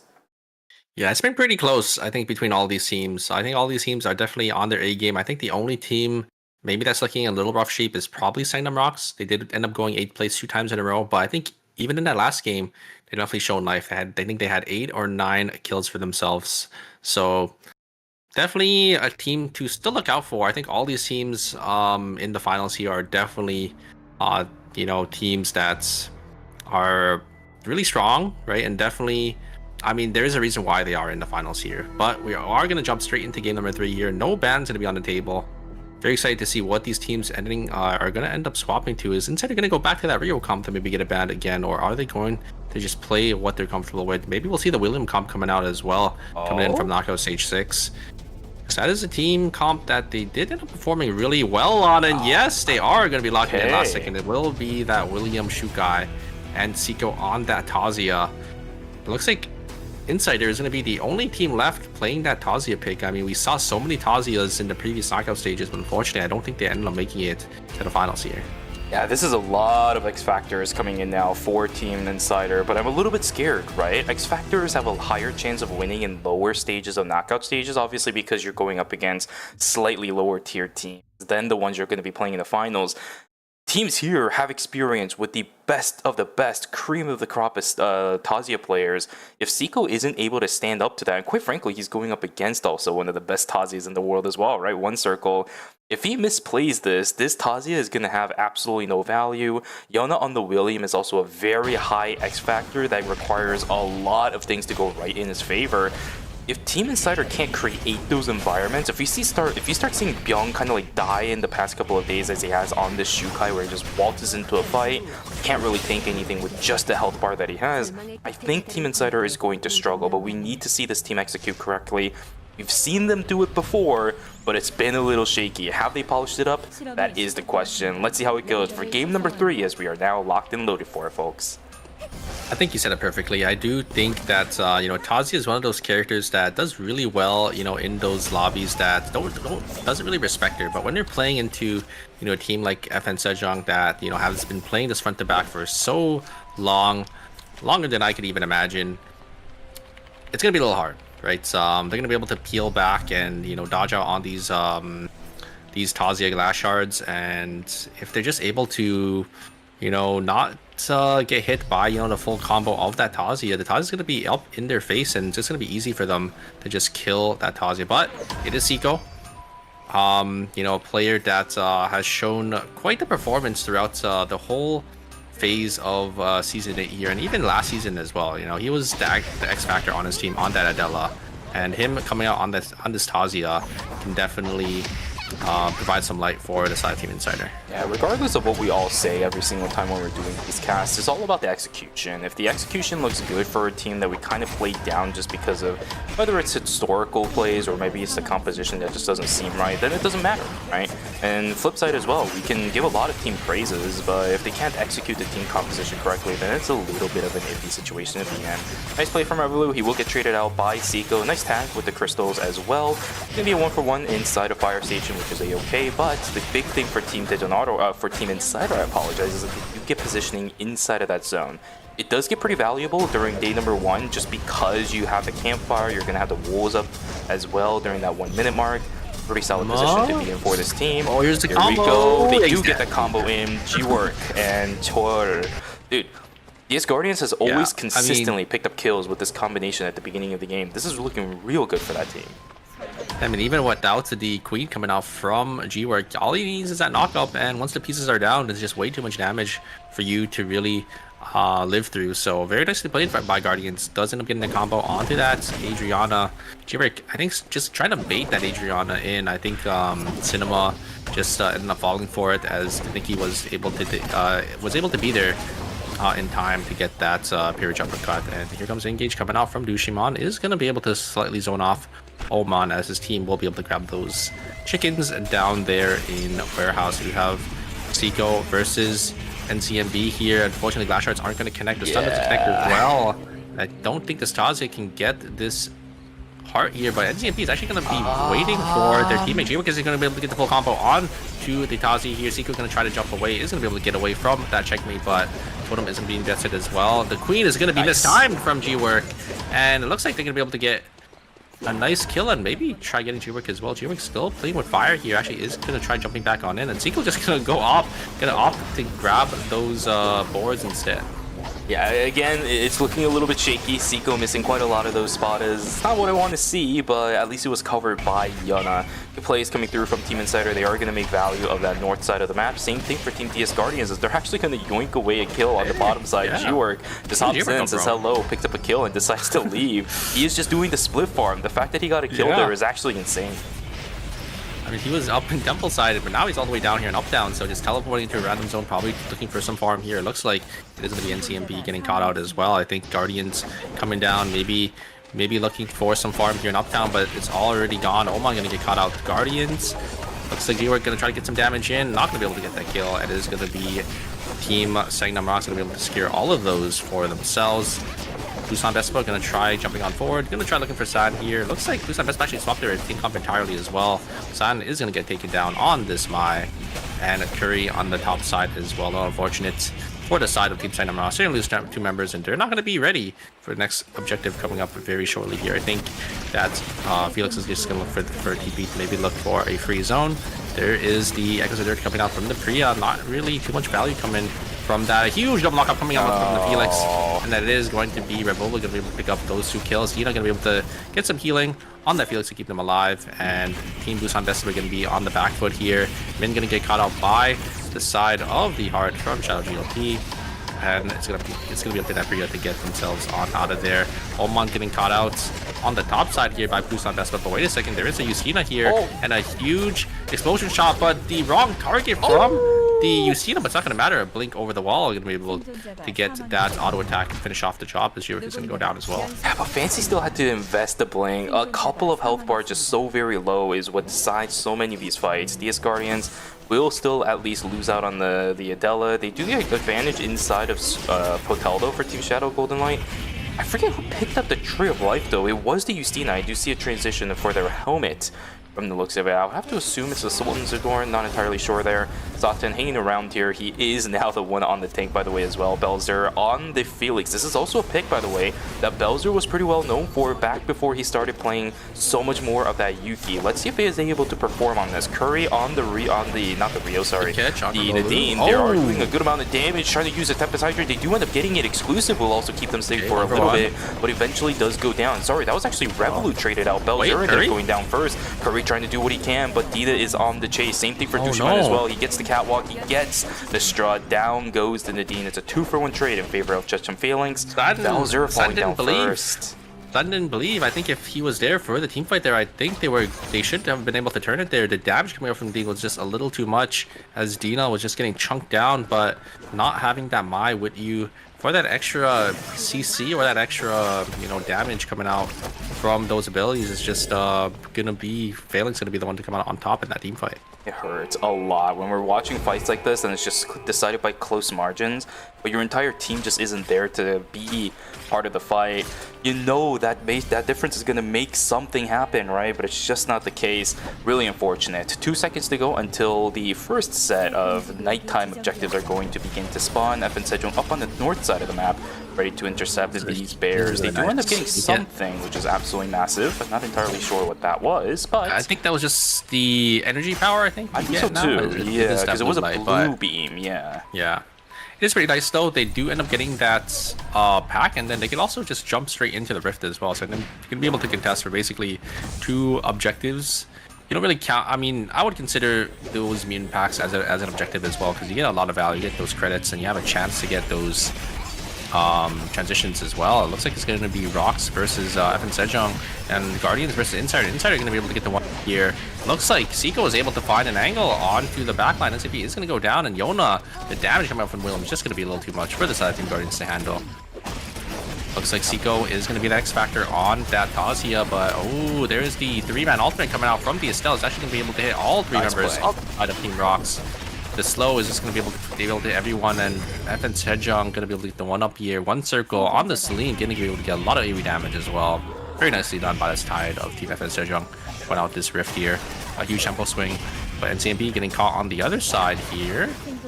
Is going to go down as Autonom's going to be able to pick up a nice kill for himself. Yeah, great fights across the board from night number 2 teams so far. I think for FN Sejong, Romantic, even if he got jumped on by the Felix, he still stayed calm and cool, changed back over onto the Hankyubo and managed to get all the remainder damage done until the Felix was dead. Bowser in a little bit of trouble. He's going to get caught out. Exposure shot straight into the wall. Can't react to that one up against a couple of mages as a Felix. Down he goes. Shadow Golden Light. Looking pretty solid for their team. Songnam Rocks, they do have a couple of kills for themselves, but I will say the past couple of fights we've seen from this team is looking a little shaky at best. G-Work getting caught out by 2 members on the backside. Chart trying to solo out over onto Dina. Don't think that's going to work when you're a Nikki this early on into the game. Down he goes. That's 2 members of DS Guardians just completely wiped. Fight on the northern side still going on. Team Insider, Yona is going to use that signature fireball, but I don't think there's anything that this team can really do with that. Nice damage over on Romantic. One is going to tag in, but with the signature fireball ending, and there's a team right below them, they need to do something, but gets tagged by a triple spirit arrow. They just need to go in on the fight, but everybody is just split. Zico goes in, Byung goes in, Yona goes out. 2 members gone in the blink of an eye. Minus 400 for Team Insider out of nowhere. Yeah, a little indecisive, but I think the call should have been made to go out, but maybe just Seiko and Young ended up sacrificing themselves to make sure they are not going to be eliminated here. A little unfortunate as the sniper skills on the backside of the side Team Insider just ended up forcing their hand. Just minus 400 so early into the game, so a little unfortunate and not the start that Insider is looking for. Sad is going to get tagged up by the yellow-blue, and that is going to be the Mai going down here. Very nicely played by Team Shadow GLT. A great combo coming out from the Tia, able to just rotate through her skills there, getting that full rainbow as well to get that extra stun. Team Insider recovering a little bit from the red zone. It's all good and dandy. Team Songnam Rocks, they're going to try to run away from G-Work, but the blink comes on and everything is there. The flank from NCMB to finish things off. Belzer needs to completely book it. Minus 200 again for this team. Yeah, they're just not looking comfortable on this team comp. I think they should go back to what they were playing with the Yuki, Hyejin, and Rio. But I think maybe just not playing that well on that team up, so that's probably why they wanted to try something new, because if something's not working, definitely have to switch it up here. Looks like Insider aren't going to be able to catch San, as he is going to be starting to take his timer. I think he can get the res here, maybe. I don't think he has enough time to actually get the res, so he's just going to have to walk back into red with 1 second left. Oh no, that is not what you're looking for. And you could see Belzer as well, only on 5 seconds through their names. So Songnam Rocks, they are looking really homeless. They don't have any amount of items as well, because they had to buy back, I think, already a couple of their team members, and they're not going to have any transitions to their name here. No, Busan Best are going to get caught out here. Taeyong is going to be on the backside on this Ekion, but the ultimate is going to be used from the Didor to try to push on forward. But Auto Arms, actually, Taeyong just going to dash straight back to their team, and Auto Arms are going to say, no, we don't want to be in this spot. We want to get third party here, as they did end up seeing everything in the bottom, but a huge double bad skill coming out from Rosner, but is that going to be enough? Can he get Satans here? No! Satans is just going to be able to just auto-attack him down, gonna on the Subame, able to just rotate around and back and forward with the ultimate as well. But they are going to go down to Theodore, is going to be able to clutch it up for their team. Just so much AoE damage, so much healing coming out from Busan Vespa. And here comes the sniper shots. Can Taeyong get out? He should be able to live through them and teleport themselves to safety.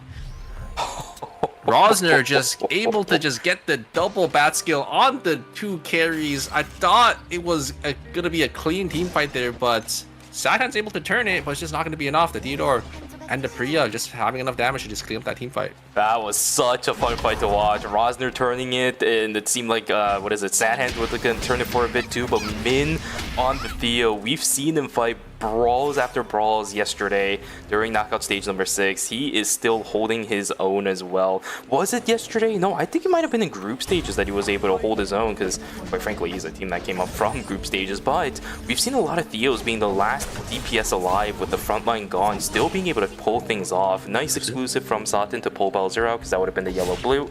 Good timing on that one. But yeah, I'm really appreciating a lot of our DPSs. They are holding their ground, understanding what their position is, and most of them are in a power position. That's what we want to see from these guys, understanding even if you're man down, as long as you're in a good position, there is always a chance, is able to turn the fights around over and over and over again. We are going to have a team fight here. Busan Vespa versus Team Auto Arms. Auto Arms is going to have to play into this Adriana. And here's the engage. And oh my god, so much damage. Dashes are coming out from Taeyong. There's just so much going on. But the healing and the shielding coming out from the side of Busan Vespa on this Theodore and this Priya. The backline is already getting chunked down. There is the ultimate coming out from the Adriana once again. And look at the burn. The burn damage is going to be way too much. Sadhans is going to be able to dash on back. And Rod down to 1 HP. They're going straight into the laser again. Forward, but it's not going to be enough. Satan's gonna go down, but wait a second, I think the dash resets! 3 dash resets, gonna be able to knock the Theodore down. Taeyong looking for some more, but it is that Suwa is gonna be able to dodge on the Don Quixote. Taeyong is able to do so much in this fight, but it's not enough. The third party is here. Gio are gonna be able to find Cinema, and Auto Arms are gonna be just at a huge loss. 2 members down, no credits to get their teammates back into the game. Gonna have another team fight though. Insider looking for the side between Shadow GLT. So much AoE damage from Seiko here, able to get those spotters. Leona having that fastballs as well. And looks like Team Shadow GLT are gonna lose their member. Insider looking pretty clean back on this team comp that you know, we doubted them on in the previous knockout stages, but I mean we've seen how good they could be on this team in knockout stage 6. They're in shambles, man. This is crazy for Digital Auto Arms. Man, oh man, oh man. Fights are happening everywhere. Third parties everywhere as well. Busan Vespa. Looking so good on that Ekion, but it just wasn't enough. And oh no, they're not checking the bush. Straight lasers everywhere. Belzer, he is not really that much in danger. Satan's gonna have to sacrifice his life for it. Check the bush. It's the finals. You have to check the bush here. Rock's just walking straight into the hands of that Theodore, and it's rainy too. It's one of the weird bushes that normally isn't there. Yeah, but you have to check everything. You know, you have to be disciplined. Just didn't check that. Maybe they could have thrown a Nadine Q in there or something, but they did end up just getting vision played by Busan Vespa. They were able to get that Mai, but uh-oh, look at their spot now. There is Team Shadow GLT right under them. Oh no, they ended up using the portal, so they are going to be okay. But the damage coming out from the side of Team FN Sejong, the 4 stacks coming out from Celine. This is going to be way too much, but the healing and sustain coming out, and they're going to be playing into this Theodore. They got to get away here. Bomb getting chunked down dangerously low. They're going to be forced to get themselves on out of there and try to block these sniper shots. And Sejong playing with fire. Can't really play into a corridor into that Theodore, and oh, we're not going to get Insider going to go down in 8th place. Definitely not the game that they're looking for. I don't know what happened. Uh-oh. Yeah, this is a day 3 Night 4. Or day 4. Night 4 rift here. But I think Team Auto Arms is definitely going to be a lot stronger, and Saturn's going to get engaged on by Sat. Just going to go down. Curry going to try getting the trade onto Cinnamon. Should be able to get him, actually. but it's not gonna. I don't think it's gonna matter. Sad Oh, he's just killing the body. We're gonna be able to get the other side. It doesn't matter because I think the res should come, right? Yeah. Yeah, it does, but that's so funny. They get the res, and Auto Arms is gonna be able to get a nice clean 3 kills. That's exactly what they need. They're a little far behind, and they're gonna be able to get a nice war score for themselves here. On the other side, though, Team Guardians is gonna be on the back foot here because the damage coming out from Revolo and Adina are just gonna be way too much for them to handle, and it's gonna be 2 members down. Revolu and Dina on Phalanx are just playing phenomenally here. I mean, Dina just able to hit all these Sun Conjuncts, all these stuns with these Moon Doritos. It's just a treat to watch. Yeah, as I mentioned earlier, Dina in the past has been pushed away from this Adina character just simply because Pumbaa was way too dominant when it came to the mirror matchup. Every single time we saw Pumbaa versus Dina, it was Pumbaa winning fights after fights after fights. But right now, Dina looks like a completely new version of himself too. I feel like Season 8 is all about new versions of players. That's a lot of damage over onto the Echion. He might be a tank, but the damage output just isn't there. Taken just gets out of the fight. Dina is out trying to chase him. He will be able to get taken down, but 2 members of TS Guardians is gone. NCMB is getting ran down as well. Moon Dorito straight into all the damage outputs. Peacemaker's online, but the Ghost Light! The Ghost Light finishes him off. How does Dina do it? The perfect damage output, the perfect constellations every single damn time.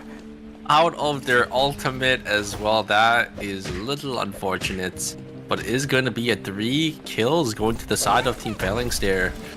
That's a little unfortunate for Team Auto Arms there. I think Taeyong getting a little too overzealous, ended up seeing, you know, maybe a free kill, tried to engage without their team, but ended up just getting caught out there.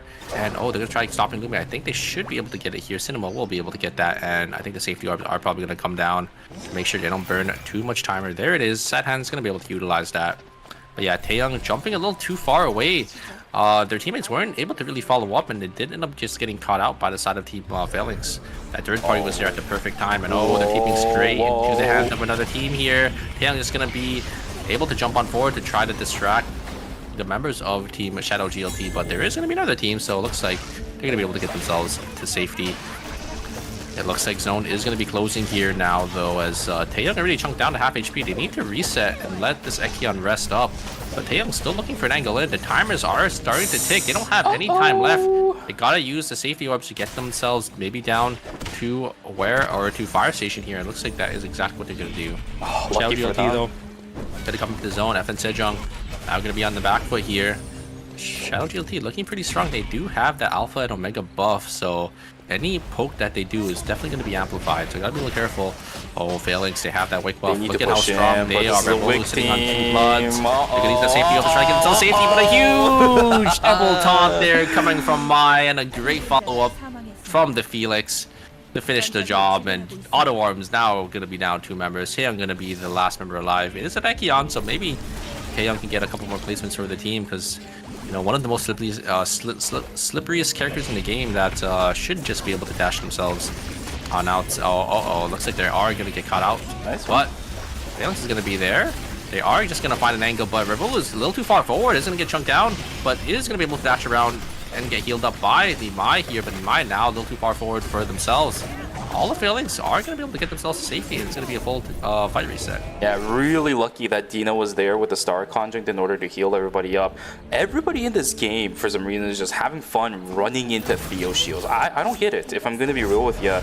Yeah, they have a lot of items. Look at the items over onto the Felix as well. But that's a Theo, you know what I mean? You don't want to be fighting him in tight quarters like that over and over again right next to a shield.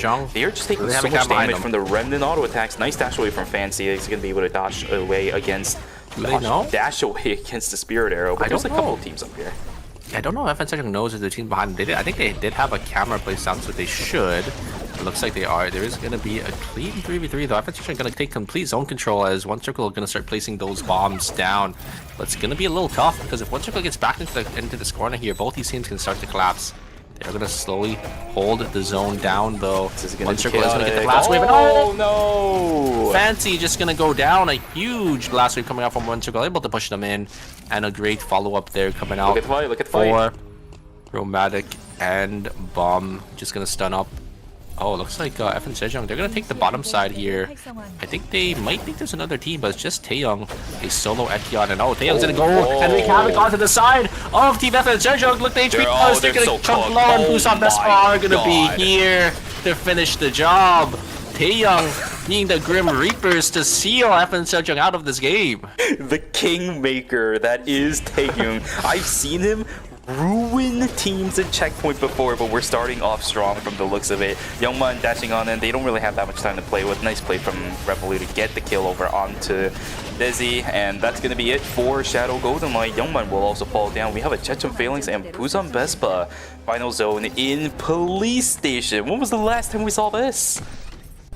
I mean, Phalanx, look at their spot right now on the leaderboard. You can see on the bottom side there. They're going to be looking pretty strong in the drone. You are correct. It is in that very corner in police stations, and half of the half of the drone is in red. So they're not going to really have much space here to really work with. And Dina is on that. Adina.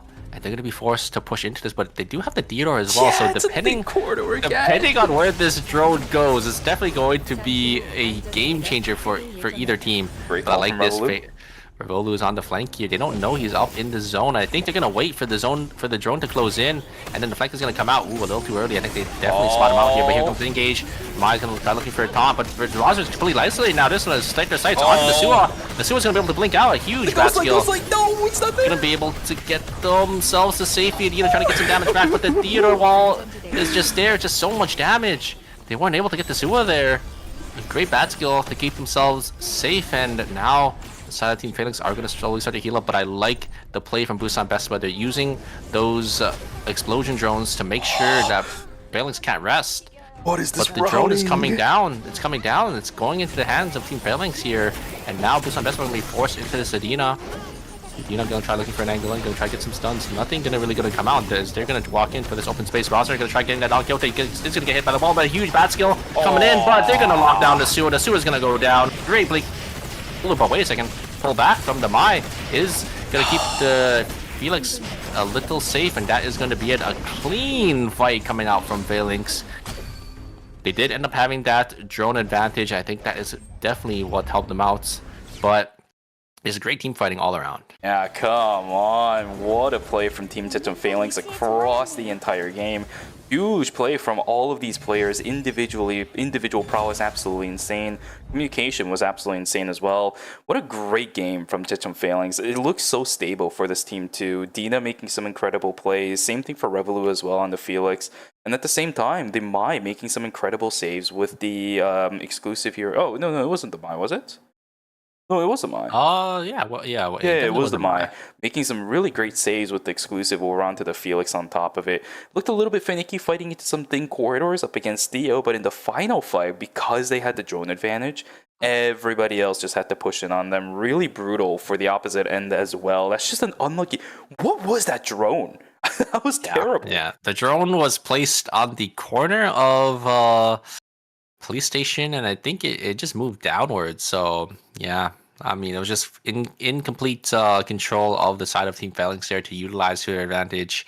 Pushing into Adina is not really what you want to look for. Adina, Felix, and Mai, because the Mai can just look for the engage as well. And we did end up seeing the Team Busan Vespa's hand being forced. You saw Ross trying to look for an angle in. They ended up hitting the bat skill onto the Felix, but the damage and the response coming out for the side of Team Phalanx there was just immaculate. Just able to just kill that isolated Suwa down really faster, just 100 to 0 there. As Suwa, despite being, Drake tanks having a decent amount of stats, Ken is just susceptible to just getting bursted down, especially, by a character like that Felix and Adina. So, yeah, Team Phalanx just playing perfectly there. And then Revolu getting that knock up on the end to seal the deal onto that Theodore.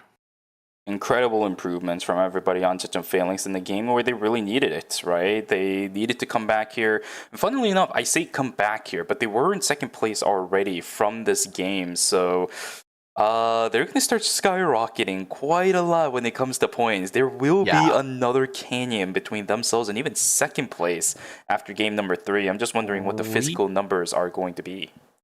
Yeah, we could definitely see a 5-game series here if Team Phalanx just has even a decent game 4 to get themselves into checkpoint. And then after the break, we could see them getting into that checkpoint breakpoint, and then they just have to win. They have to close it out.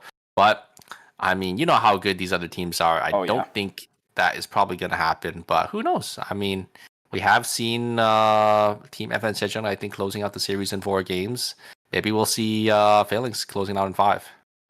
Let's take a look at what the leaderboard is going to look like as we start getting ready for game number 4. Chechon Phalanx at 55. They are 10 points. Well, 10 points, 9.5 points.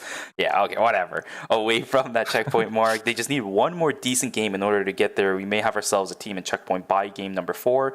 DS Guardians trailing behind by 9.5. Wait, no, that's 10.5 points. There we go. It's a point on the other side of the spectrum. For DS Guardians, 3rd place for Daejeon Auto Arms, 38.5, and FN Sejong still struggling a little bit. Hasn't really been able to break out of this 4th place spot for quite a while now, with 33 points to boot. Chechon Phalanx, they have a real good shot here. This is probably one of the most dominating performances we have seen from this team ever since the development of this National League team. If they're able to finish it out in 1st place in a very commanding fashion for phase number 1, I think this is going to be a really good look for this team. Yeah, I mean, Guardians as well, and Team Auto Arms, I think they also have a chance to getting that checkpoint breakpoint. Guardians just needing 20 points. I think Auto Arms needing 26.5. Definitely doable. They have a pretty good game. We've seen pretty high point games coming out throughout the whole phase 4, phase 1. So both these teams have a chance to get into checkpoint as well.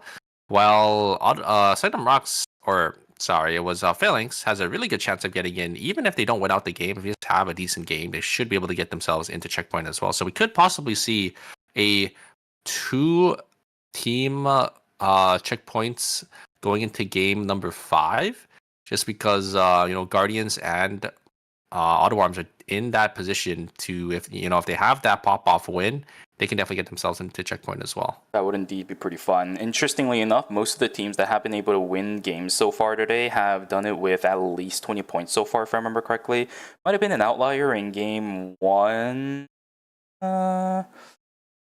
No, because game 1 was won by the team that was looking really solid in terms of points going into the final zone. Yeah, I think every single team that's won so far today has at least had 20, even mid-20s as well. It's one of the reasons why even after game number 3, the points are just skyrocketing for some of these guys up on the top 4, right? 55 points. Well, 55.5, sorry. For the team in 1st place after 3 games, that is an average of what? Like 18 points a game? It's absolutely insane. These teams are playing so well right now that it's making me really wonder if lowering the checkpoint value was even worth it, right? We might get really short checkpoint formats now. Yeah, but I do think that it's fine because, I mean, Phalanx is just playing really well, right? They're just having consistent performance back to back to back. And if that's the case, they should have the opportunity to get a couple games ahead of the rest of the lobby in checkpoint.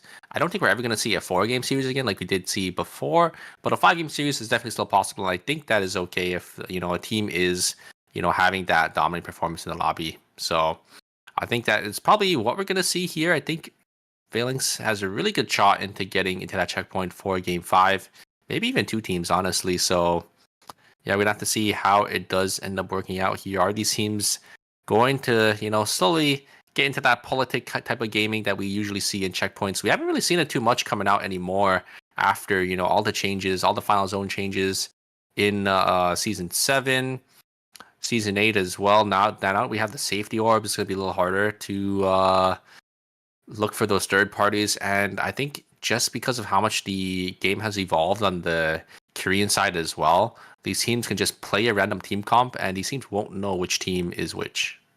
So much versatility between the teams, and I think that's really shown throughout the course of the finals already too. Not that many bans, right? And we've already seen teams, even from game number 1, bringing out alternative team compositions that we normally wouldn't really expect until they're forced to do it through a ban or something like that. In ERM, you're not forced to play multiple comps unless that one is banned. And it's not like restrictive as KEL's is, where you are eventually going to be forced to play a different comp. You don't know about it, but we're seeing teams starting to experiment in finals, no less, as well, and still bring out really good performances. I think the versatility there is absolutely incredible. The improvements from all these teams across the board have been amazing. And all the more reason now why I'm super excited to see what these teams are going to be bringing for game number 4. I don't think there's a ban coming into play either, so it's open season for these guys. Yeah. I'm kind of surprised. I thought there was going to be more of a meta in the finals, but I think we just have some really good players on really good character picks, right? Like Insider, they're playing their signature comp. We have Team Sangnam Rocks. They're sitting on their signature Hyejin, Rio, and Yuki as well. Everyone's just playing their own game here. JLT is playing the triple backline team. Guardians still playing their Nikki Adela, right? Everyone's playing their own game, so we don't, that's a defined meta in the finals here. But maybe we'll see that ban coming in. I think we did end up seeing it was the Rio ban going into game 2. Maybe we'll see that coming back here. But it looks like we're gonna have a lot of swap ups. Oh, the Rios are gonna be locked in, but it's only gonna be 2 Rios. As Insider is going to be sticking with their signature Nikki, Adela, and Sua. And I don't think they're going to have any bans coming in here again. I think it's the exact same lobby, but Sangnam Rocks is going to be back on their comfort picks. Yeah, no bans once again. This is so weird to see, especially after just watching throughout the entire phase on specific party characters. Like the Priya was really popular. We saw things like, not Mai, but like Felix also being somewhat popular as well. But this isn't really a Felix-centric lobby. There's not that many Felix players in here specifically. I think off the top of my head, it's just Belzer and Revolut. Belzer is also just a tank on this team. Going back to their default roster as well, you talked about it earlier. I'm also in agreement with that idea. They should just play this composition again. They look uncomfortable on the one they ran in the previous game. They need to neutralize, right? Every game so far they've been in, at least outside of game number 2, has just been really shaky. So I love the fact that they're just going back to their comfort picks. I love the fact that they're going back onto their default composition. Let's see if it works. Round 4 now underway. After this one, once again, we'll have a break, and these teams should be able to reorganize themselves, see if they need substitutions. Just wonder if the games are going well. Maybe they're getting unlucky, but by the time it's game number 4, if none of the games have been going really well for you, there is something wrong. So you got to figure that out quick. Yeah. I mean, I feel like Sangnam Rocks, they had a good game too. Just got a little unfortunate with that team wipe early, but I definitely think this is definitely their best team comp that they should be sticking with, but just hasn't really been working out for them. So I wasn't too surprised that they ended up swapping it up to see, if something else can work. But this was the team comp that got them here to the finals in the group stages. So they should be bringing it out here. I think they just need to be on their A game. It's up to really, San to find these spheres. He was that key member during their run in the group stage to, just wipe these teams completely by himself. Hitting those priority fears, hitting those. And here the Adela combo come out from Guardians. But to finish my statement, just hitting those fears, getting that burst damage down on these backliners or even these tanks. And you're making a lot of really good statements there too. A lot of small differentials that are going to make the difference when it comes to these fights. G-Work about to get taken down, but the final Daikubo shot from Romantic is just not there. Getting chased down by Sangnam Rocks, going further south into Factory is going to be the case for Team FN Sejong. Sangnam Rocks also has vision control now inside of Hospital as they do pick up the CC. Just checked it towards the left as the camera started panning away. And down goes G-Work, eventually found out by somebody. Team Insider back also to their bread and butter, will be struggling a little bit, at least at the beginning of the game. Insider, Byung stuck in the middle of nowhere, will end up getting followed through by... Does that say Dozy? Have I been saying Desi this entire time? But that says Dozy instead? Oh my goodness. Yeah, I think it is an O, but I'm not entirely sure there. Oh, fancies. The Adela combo there. There's the checkmate coming out, but it's not going to be enough. Oh, but another combo coming out. Very nicely played by Seiko to actually trade 1-for-1, and they're going to try looking for an angle back in here. Bob Young is going to go down there. Yona going to get some damage onto the Tia, but the Tia is going to be able to use that red paint to dash themselves on out, and the Suwa is going to get tagged up by that, and they're going to go down as well. Insider going to get wiped as Shadow GLT pick up a nice clean 3 kills. There is the great backslip coming out from Rosner. Link on forward to try to get San, but the fear is going to come out. Rosner already on those 2 stacks. Very nicely played by San to get that kill. Good try there coming out from the Suwa, but just not going to be enough. Is Cinema going to get caught out on the top side here, though, as NCB will be able to pick that one up? What do all Hyejins do with that? It seems like they have the fear exactly at the perfect time every single day. Zico trying to jump on in. Byung-Hee's going to join on the fray, but I don't think he has enough. Yeah, down goes Zico regardless. It's going to be Belzer actually using the cufflinks to knock that down. Double hit on the coup de grace, but unfortunately I think Belzer is out of time. There is no White Lily here, but he can jump the wall, and not that many people on Team Insider can. Quite surprising that Byung-Hee's still opting to chase for this. Yeah, I don't think you have the damage to do it. He is going to run away. Belzer in a little bit of trouble himself as a Theo coming down from the top side of the map. He will have to run away as well. Full control still in the hands of Team Insider, as that's just Min hanging out by himself. Archery range also clear. Well, got about 35 seconds until day 2 is going to begin. We've seen some objective contests from these teams. Early Blink coming out from one circle, he's not going to have that for the objective fights. Team Seongnam Rock starting to pile on in. We are going to have the final Hyperloop coming in from Team FN Sejong. The problem is Belzer doesn't have the coup de grace. He's not going to be able to utilize it, but he is on the backside, posing a threat to the entirety of FN Sejong. Oh, Saten is doing so much work here. Curry, though, is going to get taken down, traded out for one circle, and now Saten in a little bit of trouble himself will get taken down. Belzer gets tagged with the final shot of Daikyu. 20-second death timer. Seongnam Rocks will wipe. Yeah, Curry doing a lot there, but I mean, Romantics is doing more on the Rio on the backside, just able to hit that wall stun, and it's just so much DPS output coming out from Romantic there. And oh, looks like the looks like Zico or G-Work is unfortunately tagged up by the Sparknade, so his checkmate is actually going to completely whiff, and they're going to go down here. Guardian's going to lose 2 members. A great shot there coming out from the Theodore, and the Suwa's going to jump on forward. Rosner going to try getting in CMP, is going to be able to tag up and get the slow onto the heart here, and I think they should be able to cut him off. And ZB gonna try turning, maybe gonna try to get the kill onto Bungwa. Bungwa slowly baiting him in, using that S key to play a little mind games on the heart here, as they will be able to get the kill. I think they got the tree as well, so not too bad of a pickup for the side of Team Busan Vespa. The Day 2 has been really proactive for a lot of these guys and still continuing to do so. Char, he knows he's not going to be able to get out of here. Tries to turn it back over onto Dozy, not going to be able to find it. Does end up getting taken down. 2 members of TS Guardian dead, and their death timers are really stagnant. Satin trying his best to run away, but that is a Felix. The rest of his team is here, though. Revolu trying to get over to the White Lily. Can he do it? Yes, he can, but it's just not in time. Down he goes, straight into the air as he sits on right on top of that White Lily.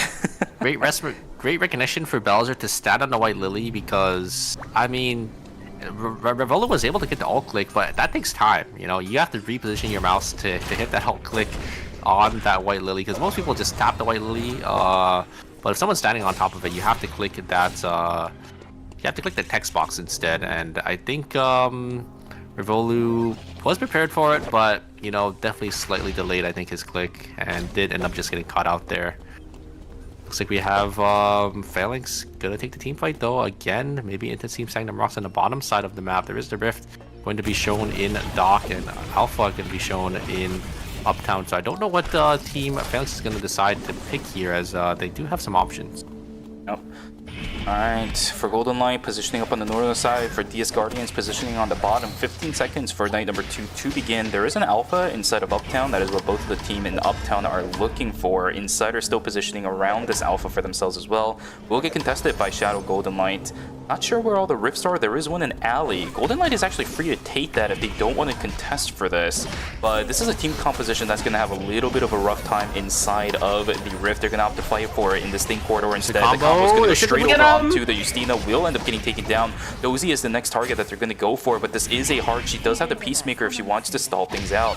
Zico will push away Youngman, so that's really good. This is just going to buy a little bit of time, but not really going to do too much. That means Youngman on the northern side, he missed out on the timer for the rift. He's just gonna have to wait for his teammates to come back while trying to farm his best in Alley.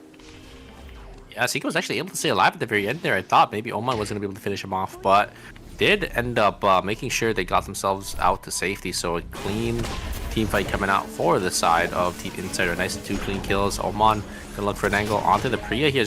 Bruma was completely isolated from their team.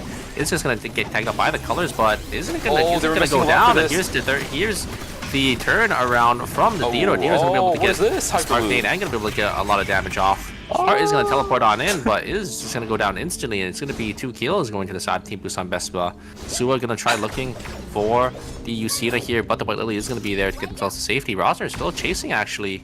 I don't think he could catch up to a Yusina I mean, they do have the spell shield and the Don Quixote to make the distance, but you see just having so much peel back potential. Yeah, let's not get too overzealous here, right? It is still game number 4. There is a team that is, in theory, able to get into checkpoint. Let's just not completely whiff things, guys. Still a lot of possibilities for things to happen in this game. Team Insider still split apart a little bit with one another. I saw a player over on gas station, but that was about all I saw. Oh no, they're still able to turn things around because there was in the Della that was right around them. But they're still split. Where is the Sua? Down Gusiko as well. It's a 1-for-2 trade considering the fact that they managed to get a pick really early before the fight even began. From the Mox and Titanaught Arms, duking it out in Factory. Let's see if it goes anywhere. Yeah, they were able to get the one-shot onto one circle, but Yona is nowhere to be seen. And Saturn is going to get some damage off, but the Ekion Taeyeon going to get a lot of damage. Curry going to try focusing down the Ekion on the backside here. Is Tae going to be able to stay alive? He is going to be able to walk away, but is going to go down, and that is going to be a day 3 death right on the swap there. Though unfortunate, Sadhan's going to get some damage back in. Going to try to make sure they don't get chased here. A -200 the second the day swaps. It's a disaster for the side of Team Auto Arms. They're going to have to be forced to buy their teammate back into the game and lose that 200 credits. It looks like Charles completely isolated from their team on day 3, and they're going to go down. So that's going to be a -200 for the side team Guardians. This is a mistake that I feel like we've been seeing across the board consistently for teams, right? Throughout the entirety of phase number 1. Why are we split at this stage in the game? We really shouldn't be. It's day number 3. Even in day number 2 and night number 2, I kind of suggest away from teams trying to split as much because there's still a lot of value to be gained during day and night number 2. By day 3, that much of a split between your teammates, I don't know about that one. I can't really excuse it. I mean, sometimes, you know, team members think the zone is clear and they walk up to try to scout, but it just didn't really work out for them. They ended up just getting caught out by the side of Team Insider. I don't really blame them because sometimes it just happens, you know. You think the zone is clear, you send, you know, your frontline tank to walk up a little ahead of the pack to maybe scout out some extra vision, and then you just get caught. I think that's probably what happened, it looks like, to the side of Team Guardians, because G-Work and Heart were still a little close nearby. They were just up in hotel, but just weren't going to be able to just be there. So I mean, it's a -200. It is definitely a mistake because if you do end up running into that team and you don't have any utility to get yourselves away, usually it's someone that has the blink and a mobility skill. Nikki, I think, just wasn't able to get out in time. Yeah, at least it's not catastrophic for the time being. Just a simple -200. Yeah, it's gonna suck, but it's DS Guardians. They'll be okay with it. They can recover as much as they want as long as the rest of the game goes in their favor.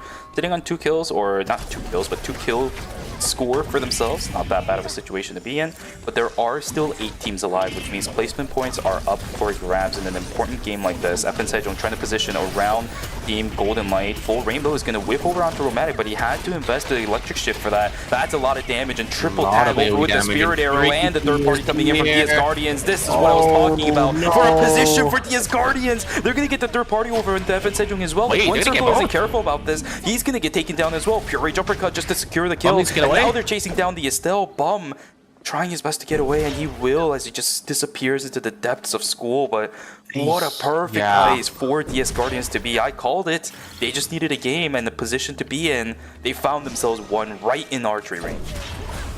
Yeah, it was such a huge find. They're coming out for G-Work, able to get the Queen combo onto Celine, and that just was able to just swing the team fight into their favor. A great third party there, as Team FN Sejong just weren't expecting that. Yeah, that was absolutely filthy. Nice plays across the board from Team DS Guardians. But here we go, another fight. Songnam Rocks. I don't know about that from Team Insider. A little bit too far for Byung. Pure Rage Uppercut has already been invested. Yona trying to look for a little bit more opportunities. They do end up getting the castling over onto Satan. Down he goes. Now Belzer is just caught out in the middle of nowhere. Can they actually chase down Belzer is the question. There is a third party angle right on the outside, but the damage output from Seiko is going to be enough to at least call that one quick here. Yona stuck in the middle of nowhere. He's going to get caught out. Double tag with the Thunderstrike, but it's not going to be enough. enough to at least follow through on the damage. FN Sejong starting to make their way down. They just recovered. Dina, where are you walking? He needs to blink away, but that means it's a big cooldown invested. Triple tag on the Spirit Arrow. Can they full follow up? The Luminary as well as the Astral are trying to deny it as much as possible. Unfortunately, Dina gets sniped out straight into another team. What is going on? The Research Center. Rebel's in trouble. He's gonna just barely not be able to get out. Dushimen is gone. Just failings. Our first place team goes down. That is a disaster for Team Phalanx there. They just got completely sandwiched by almost every team. There's 3 teams here in the Research Center. And they're going to go down in 8th place. They're not going to have enough points to get to the checkpoint breakpoint, so we're guaranteed. We're not really guaranteed yet to go to Game 6 because we do have Team Guardians that still is in this game, and they have a lot of points. Sad, unfortunately, getting caught on the bottom side here. Rocks, unfortunately, another -200 for that team. Just so unfortunate. So much happening in the Research Center. Yeah, what are we and doing? It's in the exact same spot as well. The Cemetery Research Center spot on the bottom side here. FN Sejong is gonna be in the middle of where Team Rocks, or the 2 team members of Team Rocks are. So it's gonna be a little harder for Team Phantom Rocks to group up. But I think they're maybe gonna try looking for this. Is Bum gonna? Oh, they find Curry. Oh, Curry has no timer.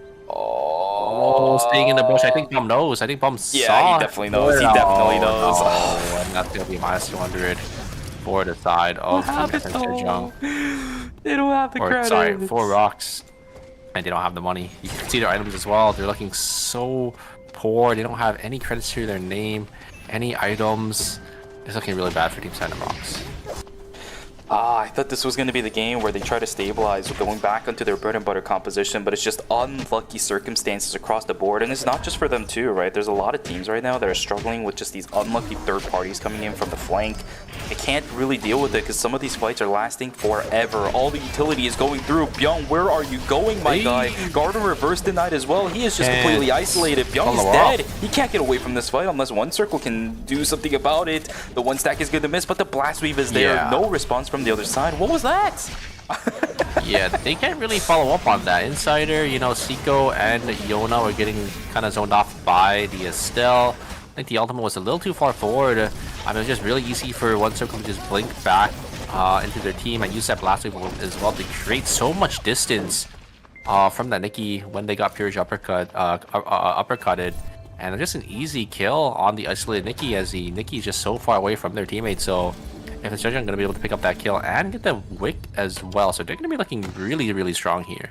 I don't know what's going on, but all of a sudden a lot of teams are starting to get a little bit messy with their gameplay, hoping that by either the end of this game or at least at the start of game number 5, because we are going to have the break after this, right? Teams are going to really have to start discussing what is going on with some of the macro play. It is getting really messy from some of these teams. The decision making is very confusing at the very least. So hopefully we can start picking that back up. Rocks, they are still down the Yuki. Why are they down the Yuki when they're in red? I don't know, but they had to buy them back. I don't really know what happened either. Because, oh, maybe their body. Or something? My guess would just be that the Yuki died outside of the rift and they just rezzed him. Well, not entirely sure. Somebody in chat said Yuki got caught as they entered the rift. Okay, that's probably what it is then. Alright. So a little unfortunate for Team Sangam Rocks because I think, if I remember correctly, now, especially towards the end of night number 4, as soon as the rift starts, everybody gets res. If the timing's just a little bit unfortunate, then it is what it is. Yeah, if you're down, you don't get res, right? You don't teleport into the rift because your body is still considered on the Lumia Island. So yeah, I think the time was just a little unfortunate. They weren't able to get the free res there, so they had to spend the 200 credits. They do get a free item though, as I think the rift was completely uncontested. Guardian's gonna look into the side of Team Busan Vespa. If they can get this team fight win and maybe a couple more, they can definitely get themselves into that checkpoint breakpoint, which is what they're looking for here. They are all kitted out here. They're all full. Or NCP is sitting on that double blood. Have to be a little careful from this Theodore. Theodore can do a lot of damage. Here comes Jiwork. Jiwork hits the combo onto the Theodore, but it's not going to be enough. There's the ultimate coming up from Theodore. They got to get themselves to safety. They are trying to look for an angle onto NCMP. Roster going to use that Don Quixote. Unfortunately, going to tag up the wall, so nothing really going to come out of that. Guardian just needs to full reset here. Jiwork might get cut out here. They're trying to look for an angle onto the Suwa. There's a spell shield going to be used. Queen is going to hit onto the Suwa, and here's some full combo. No! Oh, Rozer is just gonna go down. let's just leave. There's Let's a just leave. checkmate. Oh, wait a second. The Theodore damage is still gonna be there, but the Theodore wall is gonna be placed a little too far forward, and that is gonna be a clean wipe coming from the side of guard. There's Finally. the opening that they were looking for. The Sua, no spell shield. Once the spell shield is gone, it's just free access for the full combo to just get sent on her. And we finally see a team that is actually able to execute into Busan Vespa's composition perfectly, right? You got the Suwa down. Don't keep going. Just kill the body. Back away from the shield. Don't let the Theo kill you while you're trying to KO the body entirely. And as soon as the body is gone and they can focus back over onto the Theo, they immediately go. But knocking down the Priya first because she's already within the vicinity. And as soon as the Priya is down, there is no additional support for the Theo. Go past the shield. Make sure that you can't use that to bounce his auto attacks. That is probably one of the cleanest fights against Busan Vespa's Theo composition I've seen this entire series, and that kind of worries me because it's from DS Guardians that also could have gone really wrong. You saw the Nikki HP bar starting to drop significantly. If Busan Vespa cleans out their gameplay a little bit, that could have even been a fight they almost had won. Last wave just barely getting dodged up by Satan. He is going to have to invest a 5 omens for it. That means another VLS taken by this team to get themselves out of here. Yeah, gonna use another VLS again, this time going down into Chapel. Actually gonna rotate around and might land straight onto the side of Team FN Sejong. Like, they definitely do hear them, but it looks like they will be able to get themselves the safety. Insider gonna zone off the side of Team Guardians here. It is gonna be both the Nikki Adela team comps who is gonna come out on top. It is going to be that Suwa coming out once again. So the Suwa spell shield is going to be there for the side team Insider. And so they definitely can't look for that engage. Great knock up onto the Nikki. Nikki already chunked down. Zico getting chunked here. Wow. Just the one shot onto Zico is just able to completely turn the tide in that team fight. And that is going to be Zico going down. I think Zico getting a little overzealous. G-Work just showing who the Adela King truly is. Yeah. And you know what's actually really funny? That's a Seiko player, right? We've seen him do that multiple times, especially during Season 6. He pulled that off a lot back in the days, but G-Work immediately responds in kind and says, no, that is my character that you were trying to do that on. Taeyong, his healing drone will be popped, but I'm also taking pretty low. Same thing for one circle. They're just gonna have to back away from this. That's a lot of burn damage going over onto one circle, and the communication just ain't there. That's gonna be double safety drones activated for Team FN Sejong. Gonna use another one to try making their way back in towards Chapel. One circle's gonna try to rest. Somebody on this team is gonna eat timer regardless. 3 safety drones utilized for this team. I don't think they have anything to work with. They need to win this fight, otherwise it's game over for these guys. They're going to try to send it pretty early on, but sent back into the red again. Losing positioning, this Adriana has way too much area to cover. Cinema, oil slicks everywhere, so much cocktail damage. parties everywhere, and now Bum is about to die as well. They're just going to try to send it with the Soul Sealer, but the health bars are already so catastrophic. They still had to get a trade. It's a 1 for 2, and now Romantic, can you get the auto attacks off? No, he cannot. There's Temp Zone going in Team Tejon Auto Arm's favor. Perfectly played out by the team a 3-man ultimate though. Trying to turn it for Team Insider, not going to be able to find it. We've seen Yana and Byung do it in the past, but they just don't have the damage this time.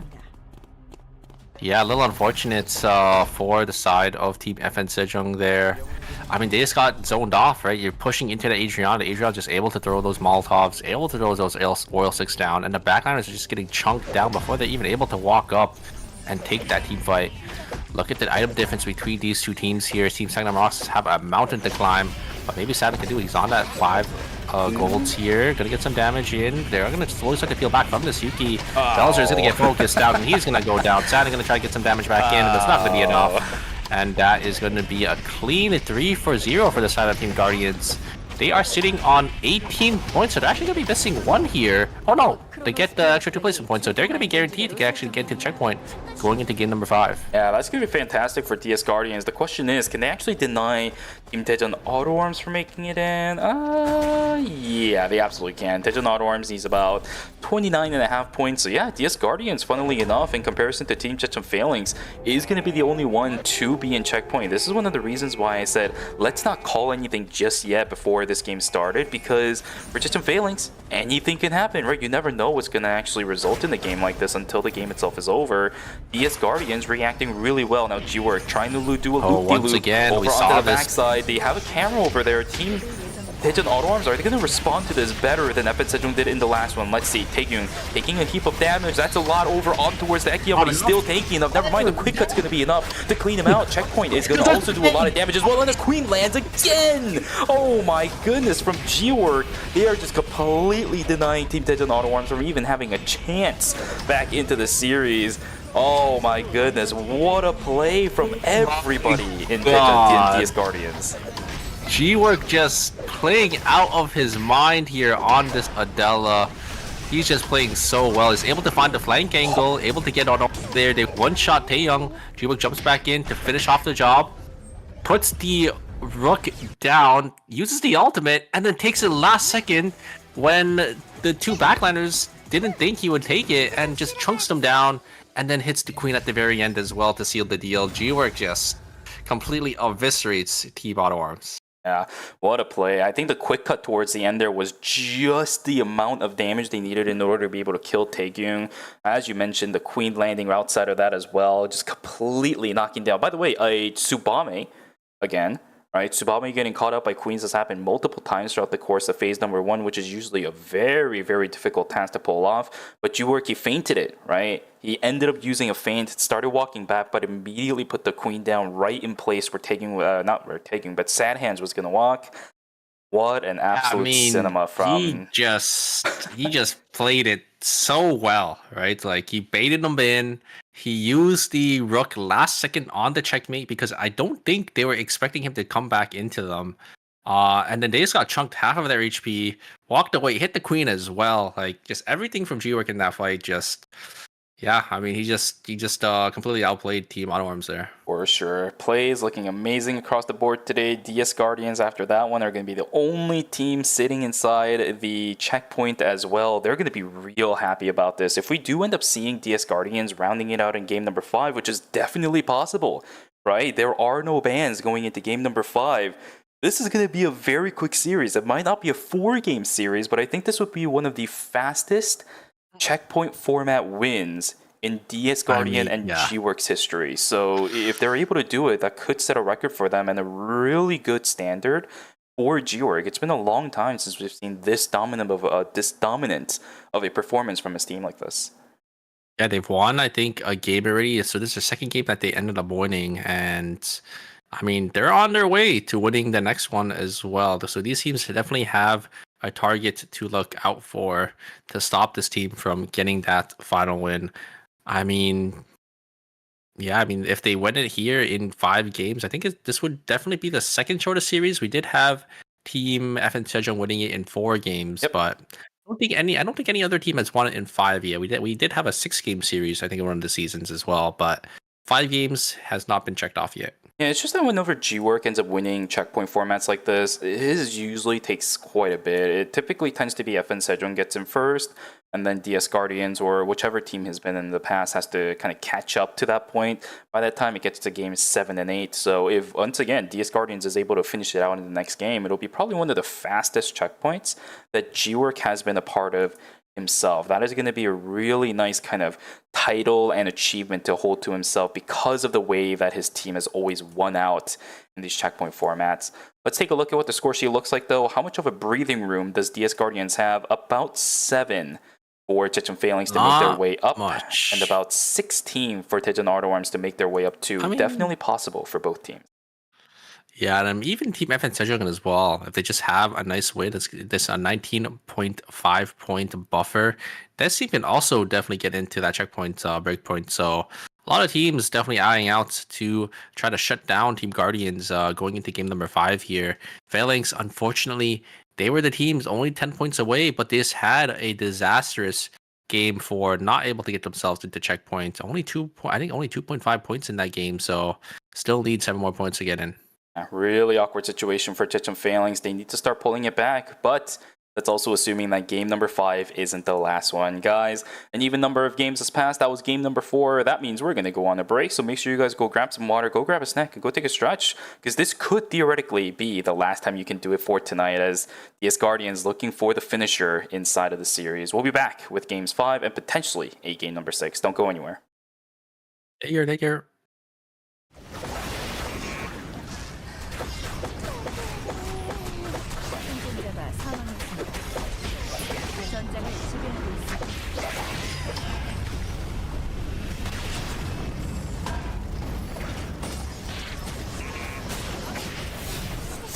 생존자가 사망했습니다. 누군가가 연쇄 처치. 생존자가 사망했습니다.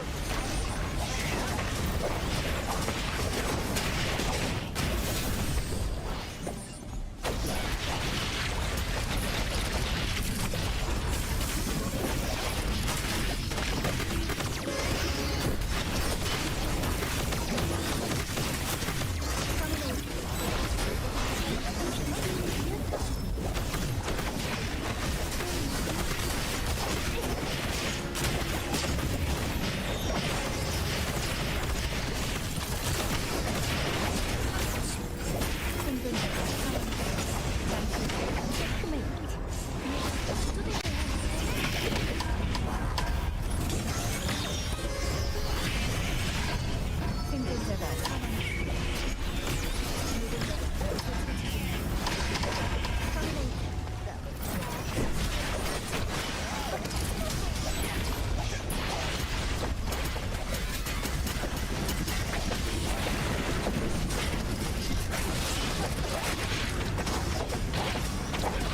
임시 안전지대를 획득합니다. 생존자가 생존자가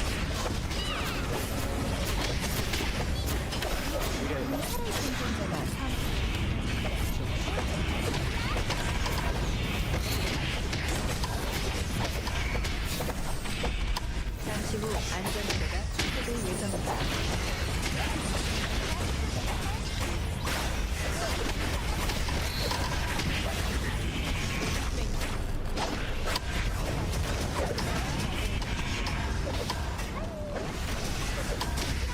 체크메이트.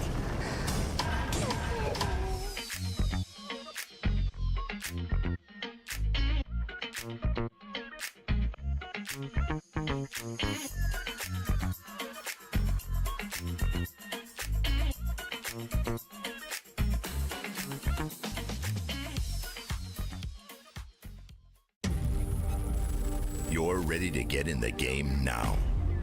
The last thing you want is to wait. WD Black, performance storage, purpose-built for gaming. SSD speed that obliterates load times. Performance to transform your game. Expanded capacity to store more. Customizable RGB. WD Black.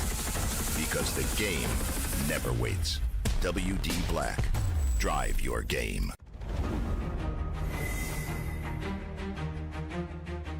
오늘은 어떤 추억을 만들 수 있을까?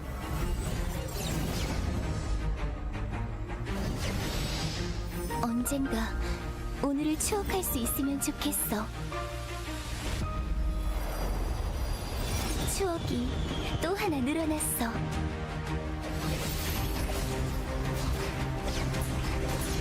오늘은 즐거운 날이 되었으면 좋겠어.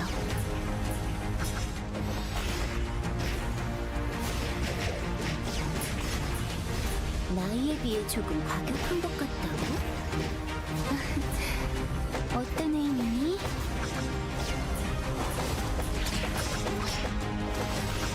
오늘은 꼭 내 마음속에 추억으로 간직해둘게.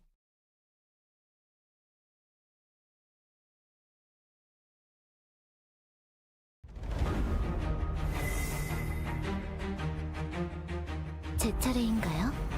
그렇군요.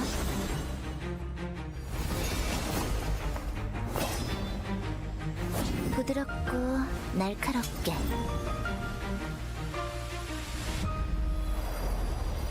자, 클라이막스예요.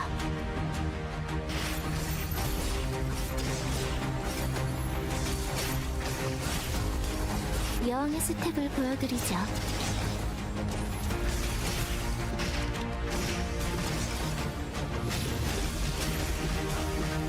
예의를 지키세요.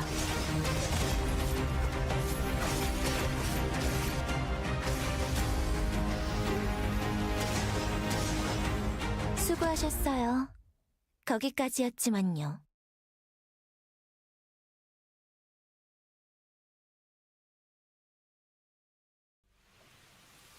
차에도 예법이 있다는 거 아시나요?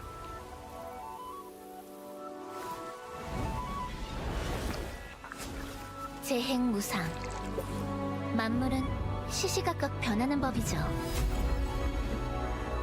차는 아직 따뜻한데 이 고요가 오래 갈 거란 생각은 안 들어요. 조용한 순간일수록 가장 먼저 깨어나야 하니까요.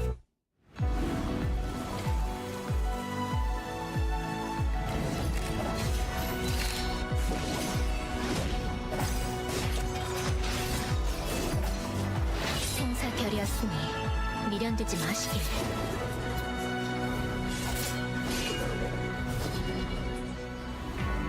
내 문은 칼끝에 깃든 뜻, 협은 내 걸음이 향하는 방향.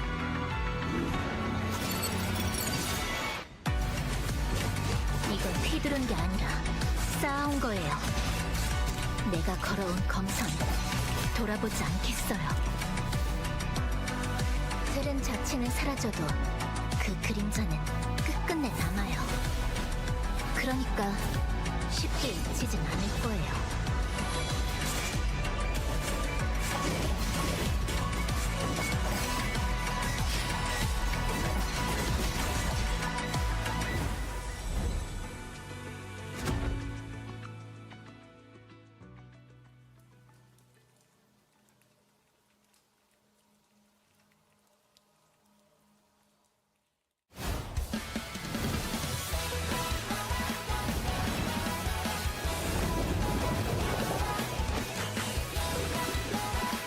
리나, 준비 운동은 해야지.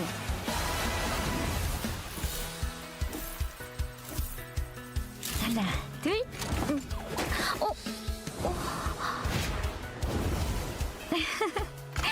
괜찮아. 이따 새 거 사자. Welcome back from the break, everybody. Hope you guys had a good one. I am loving the productive, and yes, productive, talks in the chat. I have my very own opinions, and that means all of your opinions are wrong. No, I'm just kidding. Thank you so much for joining us one more time. Welcome back from the break. We are now getting ready for Game 5 and a potential Game number 6. And I say potential because we have a team that is in checkpoint right now, looking very stable. It's going to be DS Guardians that is going to be sitting inside of that position, looking really solid today across the board. Now, with no bans going into game number 5, it's going to be really rough for a lot of the teams to deny DS Guardians at least their composition, but they can deny them the win. We've seen it in the past for KR. Yeah, I mean, one team in checkpoint. Usually when we see this, we see a lot of teams slowly start to get into that politic gaming and deny that one team that is in checkpoint from winning the game. But I think recently it hasn't been really happening too much. I think most teams are just playing their own game, these type of games, to try to get themselves into checkpoint, to try to put themselves in a better situation and a better position to winning the tournament. That they don't realize that, if this team doesn't end up just winning the game, they're just gonna take it home. Yep. All right, this could be the final game. I don't know if I like this. I don't know if I like them swapping their tag keep up. I feel like this is a bait. It could be. It could be, because it does force Revolu in a little bit of a tighter spot, right? I think when it comes down to it, Revolu has actually had a better performance on Felix than NCMB has had so far. His Felix this phase has been immaculate, right, for Revolu. And I like this, right? If they're going to decide to swap things around, it is the right time to do so. The composition has been working so well until now that I think playing into Revolu's Felix as NCMB is just going to be the wrong call, especially with Dina also locked in Pat today. 8ㅅFinal would just completely steamroll DS Guardians if they do get an even matchup between the two, just from how those two players have played across the board today. But regardless, it is going to be very simple, very casual picks across the board, although FN Sejong, taking a little page out of Team Always Incheon's book, is going to go over to the Tazia on One Circle. I talked about it earlier, right? One of the world-class Tazias that really brought this character into the competitive scene originally. Back when Tazia was still a very unknown variable, One Circle was able to wield this character and made sure people knew what the capabilities of her were. We'll have that alongside the Romantic Priya as well. I feel like One Circle was obviously the pioneer on the Tazi, and I think he's the one who spawned in all the other Tazias playing the characters. So, but yeah, I mean, FN Sejong coming out with this comp that, yeah, like you said, it is the exact same as Team Always Incheon's comp. We're gonna have to see if they can pilot it a little better here. One Circle on that Tazia, such a staple pick for, you know, a player like One Circle, but we haven't seen it in a while, so and I'm gonna see if he's still got it on that character. We are gonna have that My Band coming into game number 6 here. We do have 3 My picks, and My, the perfect character to counter this Nikki, so it's no surprise that all these teams are gonna be playing that My to counter that Nikki Adela to shut down a team like Team DS Guardians. We've seen great exclusives so far to deny that combination, whether it's the Nikki Adela or even other combinations so far tonight as well. I think some full rainbows have been countered using it. Some coup de grace from Belzer have also been countered using it as well. My players at this high of caliber, it's always going to be a safe tank pick for these players to go on as long as the character is playable. Right, there have been times as of late where Mai just seems a little bit iffy to play, but she's still always gonna be that backup character. It's never gonna be bad. Taking just I'm waiting there just to make sure that the squirrel to the monkey wire ran out. Really nice play. Heads up play from those guys as well. And I love this. I love this, but at the same time, it worries me. If we go into game number 6, that means the Mai won't be available to try countering DS Guardians. Nothing from their side is banned. Right? They can play this again if they wanted to, but that all depends on whether or not this even goes to a game number 6. G-Work in a little bit of trouble trying to deal with the Bum to the best of his abilities. Oh, the Peacemaker comes out, and that's going to call it for Bum. He will get taken down 2 for 0. A solid start for Team DS Guardians. And there's a knockup coming out for Insider. There's the full combo. No, that is to be the, I think that was the Rio going down on the top side there. A little unfortunate. Evan Sejong also getting caught. One circle gonna go down to the side of Team Auto Arms, and Auto Arms is gonna be going back to that signature team comp that they know and love with the Yan and that Razi with that Maya as well. So that's the reason why Maya is gonna be banned there. We do have 2 teams gonna be swapping to it, Evan Sejong and Auto Arms respectively. So it's gonna be a team fight on the bottom side here in Cemetery. A lot of damage gonna be exchanged, but it's gonna be that 2v2. Razi getting chunked down, and I think Min ending up getting tagged by that Sun Conjunct, but the damage coming out from this Nadine is going to be a lot. But the third party, sorry, not the third party, but the last member of the side of Team Phalanx is going to be there. Great knockup coming out from Revolu, going to be able to finish off the job. And now it is going to be Bungwa going to be on the back foot here. It is going to be that Adina versus Adina, but the Mai is going to be their great taunt there to lock down Bungwa into that moon stun, and they will end up going down. Busan Vespa fully wiped out. That means they'll be back after a few extra seconds. Their entire team falling down means nothing really good at things for any of them. Nice kill from taking across onto One Circle. Still a little bit too early in the game where those shields are going to mean a lot more. The damage output from the Tazi is a little bit on the lower end, especially in a 1v1 in that tight corridor up against 8. And Dina doing pretty good up against Rosner. The Ghost Light already activated. Nice zoning away as well. Walk It Off going to completely deny Rosner from getting any attempts on it. With Dushimen also joining the fray, although on the flip side, Bungwa, the Dina is here as well. The problem is the health bars are a little bit too low. Exclusive looking pretty good. Dina sniped down by Min, but caught out by the rest of the members of Techum Phalanx. Busan Vespa, they might fall down again. Bungwa in trouble and will, in a moment, get executed as well. Another team falling down once again in full. It'll be Busan Vespa this time. Busan Vespa. Wait, wasn't it Busan Vespa last time? Oh, was it? I don't remember. I thought it was something else. Oh, yeah, you're right. It was Busan Vespa. Okay, so that's the second time that they've been fully dead. Thank God it's phase 1. Yeah, I mean, 2 wipes for this team. A little unfortunate, but oh, the Nikki is going to get caught out here, but we will just be able to get themselves on out of there. DS Guardians going to try playing a little safe. They are in that checkpoint breakpoint. There is going to be a meteor going to be spawning in Pond here. A lot of damage going onto the is going to be that Mai there. There's the Purge Uppercut. Is going to be the follow-up coming up from G-Work. A great combo, but One Circle is still alive with this Brio. He's going to jump back in with again the Peacemaker. Shards, but the Peacemaker is going to be able to keep all their members back up and running here. The totem is going to come down, but it's not going to be enough. The auto attacks are just going to be there for ZMB, and it's going to be Guardians getting a nice 2 kills with that Meteorite going to the side of Team Guardians as well. So a huge start and a huge pickup for the side of Team Guardians. This is exactly what they need. Oh dude, this is... They also get... The universe is saying something. A tree for themselves, too. A huge start. And now they can slowly start to try snowballing this game. Here's the full combo coming out from the Nikki and the Sewer, but a huge explosive shot coming out. Gonna be able to just deny these frontline dive characters any access to this. Nadine. Oh, But a gun. Bungwa buffers it with the moon stun, so no follow-up from Seiko is going to be allowed. the Moon Luminary cancel, then you reinitiation attempts. That was a nice queen landed from Seiko as well. Bungo actually was stuck in a corner. If he got tagged by anything after that, he probably would have died. Min getting tagged down pretty low though. Look at this, Seiko right behind. Yuna will finally join on through, but Min's already dead. Nice reactions from Team Insider to finish out the kills. They'll probably be able to pick up the kill over onto Rosner as well. Canceling out the walk it up. Yep, the Shukai is absolutely dead to rights. Bungo is out. Nice, 2 for 0 for Team Insider.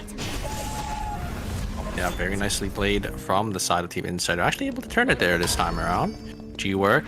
Gonna have the queen set up here. Ooh, I think they find Bungwa here. Bungwa's gonna go down. That's on best ball. Gonna go down in 8th place. A disastrous game for them, and that is one less team that Team Guardians has to deal with, so they have to be feeling pretty good about that. Oh man, Pusa Vespa gets team wiped phase 1 twice over, and then all of a sudden dies the beginning of phase 2. Not their game, but this is the worst situation, worst time for that to happen up against. That is just not good. DS Guardians the one to pick it up as well. They are taking their fates into their own hands. Queen prepped up and ready. We'll tag over onto the Nikki. Damage output is pretty good, but I like this. They're waiting it out. Young gonna be able to cancel out the checkmate at least. But the damage output is just so insane. Parries across the board are insane as well. And CMB taking a good amount of damage, but the Peacemaker is there to counter, and it's just a clean 2 for 0 again for DS Guardians. They are just steamrolling this lobby. Somebody needs to stop this team, but they are just so accelerated right now. You had the perfect parry for the parry jumper cut on the Nikki, just able to counter the other Nikki. Both of the Nikki and the Adelas are just playing better on the side of Team Guardians. They are just locked in, man. DS Guardians, they don't want this game to go any further. It's been a long time since the team in Checkpoint was able to immediately win it out. Last time was Season 6 in the season finals for FN Sejong. They were able to take away, I believe, in Game 4. Or maybe it was in Game number 5. It didn't really take them too long. Yeah, I remember specifically because they ended up tying our record. So. Yep. Yeah, your record. Yeah, whatever. Bring yourself into the play here. Here we go. Another fight between Tintin Auto Arms versus Team FN Sejong. Bum taking dangerously low, and FN Sejong, they are struggling in a game where this X Factor pick of the Tazio was supposed to make a difference. They just don't have the acceleration. They don't have the tempo to follow up on this pick. Oh my goodness, this is not looking good. And the front lines, by the way, I have to say this as well. A lot of the front lines not having items is a standard nowadays in Eternal Return Masters, right? Because you want your damage output player characters to get the items. But other teams know that. They're all prioritizing down these frontliners. They don't have items, so they're not tanky. They just die, right? That's what happened to Bob just now as well. You can actually kill these frontliners if they don't have items. That's the problem with bundling a bunch of items to your backline carries. Your frontline just keeps taking damage, and they will die eventually. So, unfortunately, it's a balance. Gonna be a little unfortunate. Do have Team FN Sejong though. Maybe gonna find Dina. Dina's completely isolated. There is the stun. Dina gonna be forced to use the blink instantly. There, that's an early exclusive. Gonna jump on forward with the double stun. There it is. Gonna be able to lock up one circle. Really getting chunked on half HP. But now Bomb's gonna be completely isolated, but isn't able to use that catwalk to get themselves over the wall. And FN Sejong, they should be able to get this meteorite. Oh, they don't secure it in time. I think the cancel was a little too early there. So one circle is actually not going to be able to pick it up. I think the meteorite is probably going to go to the side of Team Phalanx now, as the side of Team FN Sejong is completely split away. One circle not going to be able to hit that stun, but there it is. The lock up. Dina is in the middle of everyone here, but one circle going to get taken down by Revolu. So much damage coming out from the Felix, and FN Sejong gonna be down 400 credits, and look at their credit counts. They're not gonna be able to get their teammates back up in time here. I don't think the play was to swap to the scheme comp. It's just not really working out for them. Yep, and plus Star Dorito gives the shield plus the heal the moment it pops. Well, I think it gives the shield the moment you use it, so it's really nice. And then you get the heal the moment it pops right underneath you. Exclusive healing as well. So close. Maybe at least the one trade would have been nice for FN Sejong, but they are just in shambles right now. Their credit count, nada. Their wallets are empty. Their stocks have just plummeted in the past couple of moments. Goodness gracious, this is one of the hardest games that I've ever seen FN Sejong being shut down on from the beginning of the game. This composition isn't even bad from the beginning of the game either. We've seen countless teams use this composition Oh, to make no. sure they get Now- the early aggression, and now they're being pressured out by Team Golden Light. They don't even have the range advantage. Now they're split apart. They don't have credits to recover. They get tagged by the guitar skill as well. Exclusive is there on top, and all the damage follow-up is there to go through. Romantic is dead. Bum gets gonna go tagged by the down. yellow-blue. Oh, As- dude, it's so cooked. Once Circle gets Yeah. found out, he is dead. Oh, he's dead. F and Sejong are just running out of Oh. time. I mean, one circle is out, but minus 400 again. Look at the credits for F and Sejong at the bottom left there. They don't have enough to get any of their members back up anytime soon. I think that's going to be it. I mean, even if they get back into this game, they're only going to be sitting on those 5 gold items. It's just not looking good for the side of Team F and Sejong. And this is, you know, one of those teams that we're expecting to, you know, try to shut out the side of Team Auto Arms, but, or sorry, Guardians, but they're not going to be the ones to do so. And oh, Taylor gets a huge double knock-up on it. Engage uses that Wiley to get back in, but it's gonna get locked up by the side of Curry. Curry's gonna be able to hit that fear onto that Yan, and Auto Arms, unfortunately, gonna go down to the side of Team Sanctum. Sanctum Rock's gonna be able to turn around this game. They're actually looking pretty good. Yeah, I think that was really in luck thanks to the work of Belzer. Belzer's coup de grace Ooh, completely got split the apart rift. everybody from Pigeon Auto Arms. A single attempt from Dushiman, that's going to be a minus 200 minus risk. 200. Yeah, this opens up an opportunity for F and Sejong though. They get the full res inside of the rift. Minus nice, 200, but that's about it for Pigeon Phalanx. Yeah, that is okay, because I think they did end up calling what they needed, and you can see there's a red box coming for the side of Team Felix as well, so they are going to be looking so strong here. I think they just sent in the Mai because they tried to maybe get a free rift there, but it is going to be contested by F and Sejong, so didn't really work out. The gamble didn't really work out for them, as they will pay out of their pockets. F and Sejong was able to get back into the game here. Totally forgot about those rifts. You know, if you are the last member of your team, you can't just go in there and get your 2 teammates back in without having to pay the credits for the reses there. And oh, the heart gets the kill off the Satin and gets the Peacemaker down. And oh, no, Curry's gonna be able to finish the job there, but Belzer gonna get caught on the top side. They are gonna trade 1 for 1. Both of the bodies are gonna explode, and Curry's gonna be on the back foot now to try to get themselves away. Blink on forward from Fancy, but blinked a little too late there. I think shot the rocket first and then blinked instead of blinking and then shooting the rocket on the first one. I think that one actually would have connected and maybe would have killed Curry. But now Curry's going to be on the back foot, is going to jump into gas station and going to get the res. Yeah, I But think there is the BLS. but this is also way too far from the heart. Love the fact that they didn't just full Insider as send well it because is the reses here. already came through. Oh my goodness, that could have been real dangerous for Dozy. Remember, this heart, even if she has the Peacemaker, if she gets perma crowd control by the Yuki and the Hyejin, she can't use it.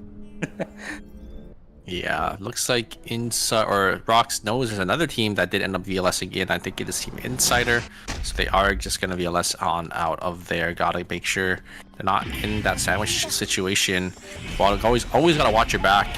As, I mean, teams, especially at this level, already know that, and they're making sure they're staying safe from these third parties. We do have Team Phalanx. Maybe gonna posture up in Team Rox. I don't think Team Rox wants to fight this team. Team Phalanx is looking, look at how strong they are. They got that Ominous already on that Mai. I think that Felix and Adita are already both full gold, so just looking to push your lead a little farther here. Wick spawning down here in Fire Station, and Guardians is the only one down there in Fire, so I think they should be able to maybe play for this and try to play for the win. Yeah, they're holding out that line too. Nobody's going to be really able to enter from school. There's 2 teams inside of that area. If DS Guardians end up picking up this Wicked line for free, they're going to be able to just play the map, right? If we start seeing temporary zones get chaotic for every team outside of DS Guardians, well, it's going to be really difficult to do some politics gaming. It's shaping up to be a potential 5-game series, Super. I'm not liking the way that this is going. 20 seconds to go and there are still no other teams in Fire Station outside of DS Guardians. It should be a clean take for that team. Golden Light is not going to make it there in time. I don't see anybody sitting on a jump pad right now either. I'm really worried about what this game is shaping up to be for the remainder of everybody outside of DS Guardians. Yeah, Guardians getting away completely uncontested is definitely going to put a wrench in all these teams' plans, but I mean, we've seen how chaotic these temporary zones can be. As long as there's enough teams to jump on the side of Team Guardians, I think they can definitely still be stopped. But yeah, now that they have Wick buff, it's going to be really easier for them to control. Said, oh, a great double full rainbow coming out from Oman there. Here's the blink engage coming out from the Haze. Going to get a lot of damage, and they're going to be able to burst. That's Hyejin down. Saturn gonna fall there as Team Sainamrock's gonna be on the back foot once more. Just not able to find their footing in this series. Just losing team fight after team fight here. Insider gonna be able to catch Melcher on the kiosk to get the res, and they're gonna go down as well. At -400 for the side of Team Rock's. Insider gonna be able to pick up a nice kill for themselves, and they desperately need these points. Auto Arms as well. They're getting closer and closer. They looks like they got a rift completely uncontested. And they're also getting closer and closer to hitting that checkpoint point. I think Phalanx is already there, so if we do go to a game 6, we will definitely have 2 teams in that checkpoint. Indeed. The one saving grace for this lobby right now is that all the my teams are still alive. FN Sejong still always pushing their way from the bottom side. They have recovered just very slightly, but it's only 3 items on both of their carries, taking down the low half HP. He's gonna get the flank on the other side though, trying to jump over on towards the mine, but that's not the target he wants to go for. The problem is Sadans is on the backside. He's got the damage over onto the tank. And a One circle huge gets stuck over roundhouse into the kick. backside. He doesn't have a shield. Romantic is isolated. Totem out for 1 circle. I think that is going to do it. He has nowhere else to run. Sadan goes down, but Taeyong still lives. Down goes the taunt, and down goes FN Sejong. One of the worst games I've seen from FN Sejong's side, and man, did they get shut down from minute 1. Yeah, I mean, Auto Arms is playing that fight perfectly. Taeyong is navigating the fight, just able to hit those roundhouse kicks to get those priority stuns, and then just Sadan's just there to clean up. So very nicely played by the side Team Auto Arms, but Team Insider looking like they want to contest Team Phalanx. Team Phalanx doesn't really matter. Well, they shouldn't really care anymore about how much points they get in this game. They just need to shut down Team Guardians. So I think that is exactly what is on their mind. They're already in checkpoint. They don't really need anything else aside from Team Guardians not winning this game here. Auto Arms, we do have Taeyong already stacked up their stacks here on the Yon, so maybe they can look for an angle, but it looks like Team Golden Light is definitely not going to walk into them. Yeah, right now the situation for Team DS Guardians look like this. If they can get another blood sample, look at G-Works credits right now, they can just buy themselves in something like the Necronomicon, and starting from there, what you can do as DS Guardians is you don't even need to look for the backline. You can immediately one-shot threats like the Mai. So this is a really scary spot for everybody else to be in. I don't think there's a team that's really willing to stop this right now either. G-Works called something in. It's just going to be double tactical skills, so that's fine as well. Tetum Phalanx, one of our stronger teams, has finally found out where DS Guardians is hiding, and now they're just going to camp this zone, make it harder for DS Guardians to win out in this game. This is a good strategy for them. Songnam Rocks will also join in Fire Station. Yeah, I'm going to have a lot of teams funnel in here. Now Team Guardians is going to be up to them if they want to decide to VLS to the other zone or hold down this zone here. Looks like they are going to opt to get themselves to a different side of the map here. Maybe look for easier teams to fight and get away from the side of Team Phalanx. I think they know Team Phalanx just has... Yeah, I think Team Phalanx, I think they know Team Phalanx just wants to shut them down. What is this? So, we're gonna have a team fight though. Team Phalanx gonna look for the side of Team Insider, but they're actually not gonna pressure anymore here. Team Guardians is gonna be in the fray, and all these teams are slowly starting to corral Team Guardians. They know they need to shut this team down because they're in checkpoint. And if they win in checkpoint, the game is gonna end. Team Insider, maybe they'll look for an angle here. There is the ultimate, and they're gonna full send it here. There's the checkmates, and G-Work is gonna go down. Phalanx is gonna be here as well, and that is Guardians gonna be out for the count. We are going to a game number 6. Yeah, perfect corral from both Tetum Phalanx as well as Team Insider. Team Insider taking the L, but is that really an L? No, really. They're all alive. They didn't lose a single member of their team. Exactly. May have had to use a little bit of their timer as well as gadgets, but they're gonna get some of those back the moment it turns into day number 6. What an excellent play from both Team Insider and Team Tetum Phalanx. They literally reined in DS Guardians into a spot they couldn't run away from. Honestly, it was just a nice play from Insider because they just immediately killed G-Work. G-Work forced to use their ultimate, and Seiko ulted in response. If you use your ultimate first in the Adela mirror, you're just going to die to the second checkmate coming down. And they were just able to kill G-Work by themselves. They didn't even really need Guardians to follow up there. It was just a clean team fight coming out from the side of Team Insider as they were able to get a nice clean kill onto that team. Here comes the engagement from the side of Auto Arms, but there's 2 teams in the fray. Looks like Taeyong was able to get the knock back, and they know there's going to be 2 teams here, so they don't want to send it. They don't want to be in that third-party situation. There's 4 teams here now down in Fire Station, so they have to be a little careful. I think Team Auto Arms is definitely another team that definitely wants to get into that checkpoint breakpoint. They're just missing, it looks like, 6 more points here. Yep. They need to get 7 more points. They need to get 16 points for this game to get to that checkpoint breakpoint. So we have to see how they play this final zone. They're stuck in a really awkward spot though. There's way too many teams on this side. They're gonna be able to push members back.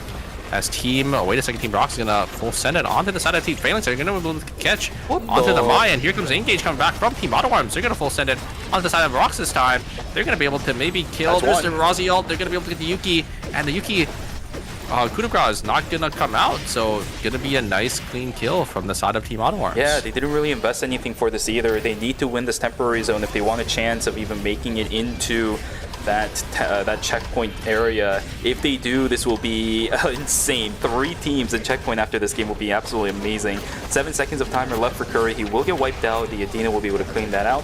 Satan hanging around the corner as well. I think Daejeon Auto Arms is making a slight mistake here, but they're going to send it straight over onto the members of Team Daejeon Phalanx. Revolu in a little bit of trouble himself, but this is the problem. Felix is just so good this late in the game, and Taegyung in a little bit of trouble himself. Sadhan doesn't have the range in order to cover all of this. They're targeting down the 2 tankier members of Daejeon Auto Arms, but Dina in a little bit of trouble will be forced to use the blink. Can they tag out? Sad Hands is the question. The exclusive comes out and he lives! He lives! 2 goes down from Daejeon Phalanx. Finally! He goes down, but that does it! 18 points. Daejeon Auto Arms put themselves in the checkpoint as well. We're gonna have a 3-team checkpoint for game number 6. What a play from Sad Hands. He is able to target out specific requirements, push away Dina because he is a Rozzy, and by the time Dina walks in, immediately shifts his sight over onto the Dina instead and takes her down. What a play. I got a little worried there. I thought Revolu was gonna be able to turn that onto Sad Hands. So Sad Hands walked a little too far forward, but just barely able to get enough damage in to finish off those members. Sadness is playing their range and just recognizing that Dina was a little too split away from their team to just be able to finish the job there. So very nicely played by the side of Team Auto. So now they have to fight the Titans of Team Shadow GLT. They're playing into a triple backline team here. It's gonna be a little rough. There's gonna be so much poke damage coming out. The Haze Rockets, the Tia Paints, you gotta watch out for that, but Taeyong already having enough stacks here. He's gonna have the full stacks, and they're gonna look for an engage. But Taeyong not gonna be able to get on forward there. I think the blink was down, so wasn't able to connect. But will be able to get the heart before the ultimate does end up coming down. Oman maybe gonna be able to trade one. Is able to. Taeyong hits the double knock into the wall, but Oman gets the angle in, is going to be able to get that paint combo there, is able to dash away and tag Taeyong, and I think they're going to be able to actually win this one. Yeah, I think so too. Somehow Youngman is able to turn the tide. Sadhand is in a whole heap of trouble. He doesn't have timer to speak of. He has to walk into all the paint. Youngman single-handedly turns the fight on its head. Golden Light will be able to win out on the game finally for the first time this series. 22 points, but I don't think that's enough to make them into checkpoint yet. The beginning of the series has been a little bit tough for them, but this is a great foundation for them to stand on. Congratulations to Team Golden Light for taking away game number 4 as we go in to game number 5 as we go into game number 6. Wow, I said game number 4. What the heck? Yeah, so no game 5 sweep 4 Guardians. It looks like the teams did end up, doing a little politic gaming there. I think Team Insider had a pretty clean team fight themselves. And then we had Team Phalanx just completely stalking them throughout the whole final part of that game to make sure they don't get them, in for that win at the very end there. So very nicely played by the lobby to, shut down Team Guardians. But now we're going to have 3 teams in checkpoints. And that's going to create an interesting dynamic because it's really hard to stop more than one team when they do end up hitting into that checkpoint breakpoint, because it's always going to be that one team that's most likely going to be really strong, and they're going to be able to secure their own final zone before these other teams are going to be able to contest, because you can't really stop multiple teams that are in checkpoint when they do end up hitting into that checkpoint breakpoint, into that temporary zone. It's the way that the format works after all. I want to talk a little bit more about that final zone as well. How unfortunate. We've had so many teams just falling down because of final zone RNG. You have Tia, Heart, and the Haze. You're fighting in school final zone up against triple close range characters. That is just, it's heaven. for you, right? For Team Golden Light. If anything, I'm amazed that Taking was able to find an angle at least over onto the, I think that was the heart, right? Because it wasn't the haze that fell down. What an amazing play from Team Daejeon Auto-Arms to even pick that up. How do you do that in school? The entirety of the enemy team has so much range advantage up against you. You got the Tia paint, as I was just talking about, the rockets from heart, from not the heart. What am I doing?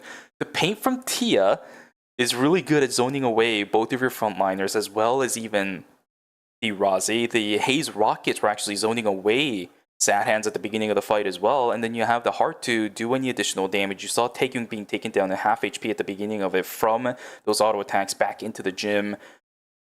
I'm more amazed that they were even able to find the kill like that, but because of it... Yeah, go ahead. I agree because I mean the very start of the team fight was a little shaky. Cinema was in or did end up jumping in for that engage, but Taeyong was a little too far away. Tried to blink and used their dash on forward, but wasn't able to close the distance for that follow up. You saw the combo coming out completely whiffing from Taeyong, but at the very end, still able to find it onto that heart before they ended up getting that Peacemaker down. With that, as we've been talking about, 3 teams in checkpoint, DS Guardians, Jecheon Phalanx, as well as Daejeon Auto-Arms, and this has got to be scary for the entire lobby. All of these 3 teams have looked amazing throughout the course of tonight, and now it's not just going to be, hey, we need to tag down DS Guardians. It's now DS Guardians, Jecheon Phalanx, Daejeon Auto-Arms, while they're also steamrolling you if they play like they have been in the past couple of games. Everybody else in that bottom 5 are going to have to wake up, especially FN Sejong after that game. They probably had a lot of time to talk to each other and figure out what was wrong. That's one of the benefits of falling down early in a game. You have a lot of time. It's almost like a tactical timeout if you want to consider it that way for your team. They need to figure something out because that Tazia Priya composition wasn't it. I don't know if it was because they got shut down from minute 1 or if it was they couldn't execute the composition correctly, but they need to fix something. Yeah, I mean, hey, there's a reason why Always in Shun, unfortunately, wasn't able to make it here for the finals. You know, it's they just were a little short, and I think their team comp just, I mean, I think it's a fine team comp, but just not really working out for, you know, this type of lobby here. I don't know. I mean, I feel like their original front to back team comp with the Estelle, Rio, Celine was fine, but I think just in their minds, this really wasn't working out. They weren't able to secure any of these wins. So, you know, swapping up their game plan is a fine strategy. Maybe they go back to the Theodore. Maybe One Circle will pick that Theodore into the next game here. Because I mean, when all is lost, just pull out the One Circle Theodore, and they should be fine. Yeah, after all, this lobby just doesn't seem like, in my personal opinion, from what I've seen so far, it doesn't know how to deal with the Theo exceptionally well just yet. We've already seen it when some teams have been trying to go into Busan Vespa as well. Just lets the Theo do whatever he wants. If you're FN Sejong and you notice things like that, which I don't know if you can, right? It's not like you can freely go back into the VOD unless they have been doing that during the entire game where they were out. If they can see that the Theo is not something a lot of these teams can deal up against pretty well, they can pinpoint that problem and completely annihilate everybody else, right? We know how good FN Sejong is running any Theo compositions. Just don't have them die. I think it definitely depends, right? I mean, Maya's going to be off the table, but they could just play that Alonso. But I think Theodore definitely loses to these Ekion teams, which is probably why maybe they're not opting to play that Theodore, especially, you know, in the first phase, right? We haven't seen too many Theodore comps coming out in phase 1 because I think Ekion having that easy access to get to that Theodore can just take him out of the team fight early. And, you know, the Adriana is going to be there as well to just throw some Molotovs on the Theodore to finish them off. And it's going to be Rox going to be playing that team comp.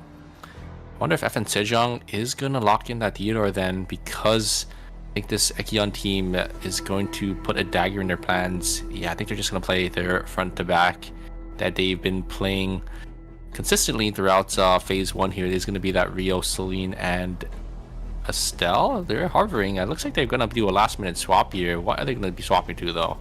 Figuring out what is going on with this lobby. I still think that the Theo is not a bad idea here for FN Sejong, but Yeah, they're gonna be locking yeah, it they in. will be locking it in. DS Guardians also opting to change out their composition as well. They're going to go back over onto a comp that they're also familiar with. NCMB is going to try their hands at the Felix up against Revolus. They are playing up against some titans in this lobby for DS Guardians. Hopefully this changeup is going to work out, because now they're also up against another team that is in checkpoint. So Yeah.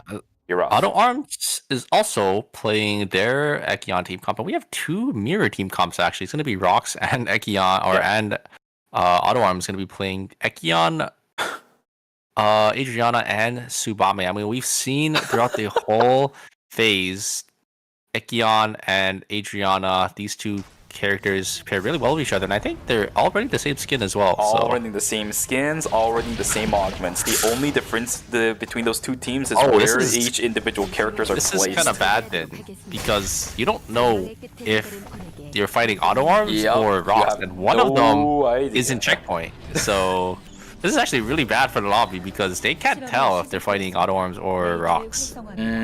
Because remember, inside of these tournaments, we are playing with the random team numbers as well as like the test subject numbers. You can't figure out who's who if they're running the exact same composition. There's sometimes like small significances that you can just see, like skins. You can even also see augments being different for some of these players as well. But they're all the same, basically the exact same thing, unless you're looking for those minute details, like if you press tab and hover, they are enemy augments, then maybe you can see like the sub augments they're running, but until then, you're not going to be able to figure out who's who. And even then, how do you distinguish which player is playing what augments, right? Like, it's impossible. Yeah, they're running the same skin, same augments, same characters, same tactical skills. Everything is the same. It's just a complete mirror from both of these teams, which is I don't think we've ever seen this before. There's usually like a slight deviation.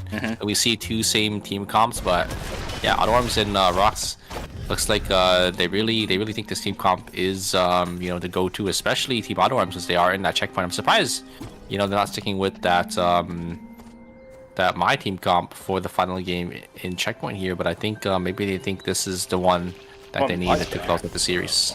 Oh, right, that is true. That is probably why then. This is still another comp that we have seen Titan Auto Arms be successful with. The Ekion plus Adriana has been a very, very popular rotation of picks lately, just because of how popular and how strong Sidewinder Ekion is at the moment. I think with all the changes as of late, one of the benefits, by the way, for Sidewinder as well, it's a little bit of an unintended buff, because it really shouldn't matter with Sidewinder, but in a very twisted way, now Sidewinder gets pretty much the exact bonuses that Sidewinder on the Mithril upgrade gets without even upgrading to the Mithril, thanks to the buff that it got during Season 7 towards the end of it. It opens up a lot more versatility in what kind of items you're able to run as a tank, because now you don't have to invest that Mithril, right? Because until recently, you always had to go the Mithril just because your exuviation lasted way too long. The timing on buying the Mithril is just so strange. You can't buy anything until night number 2. You usually don't have any credits until then, or you have to wait for the alpha. Do you really try to buy the Mithril over the Force Core for something like the Guardian suit? It was such a weird distinction. But now we see a bunch of Ekions not even building the upgrade onto the Sidewinder, right? That's a possibility, which is one of the reasons why he's so strong right now. Yeah, I think most of the Ekions... Actually, I don't know exactly. I think most of them go...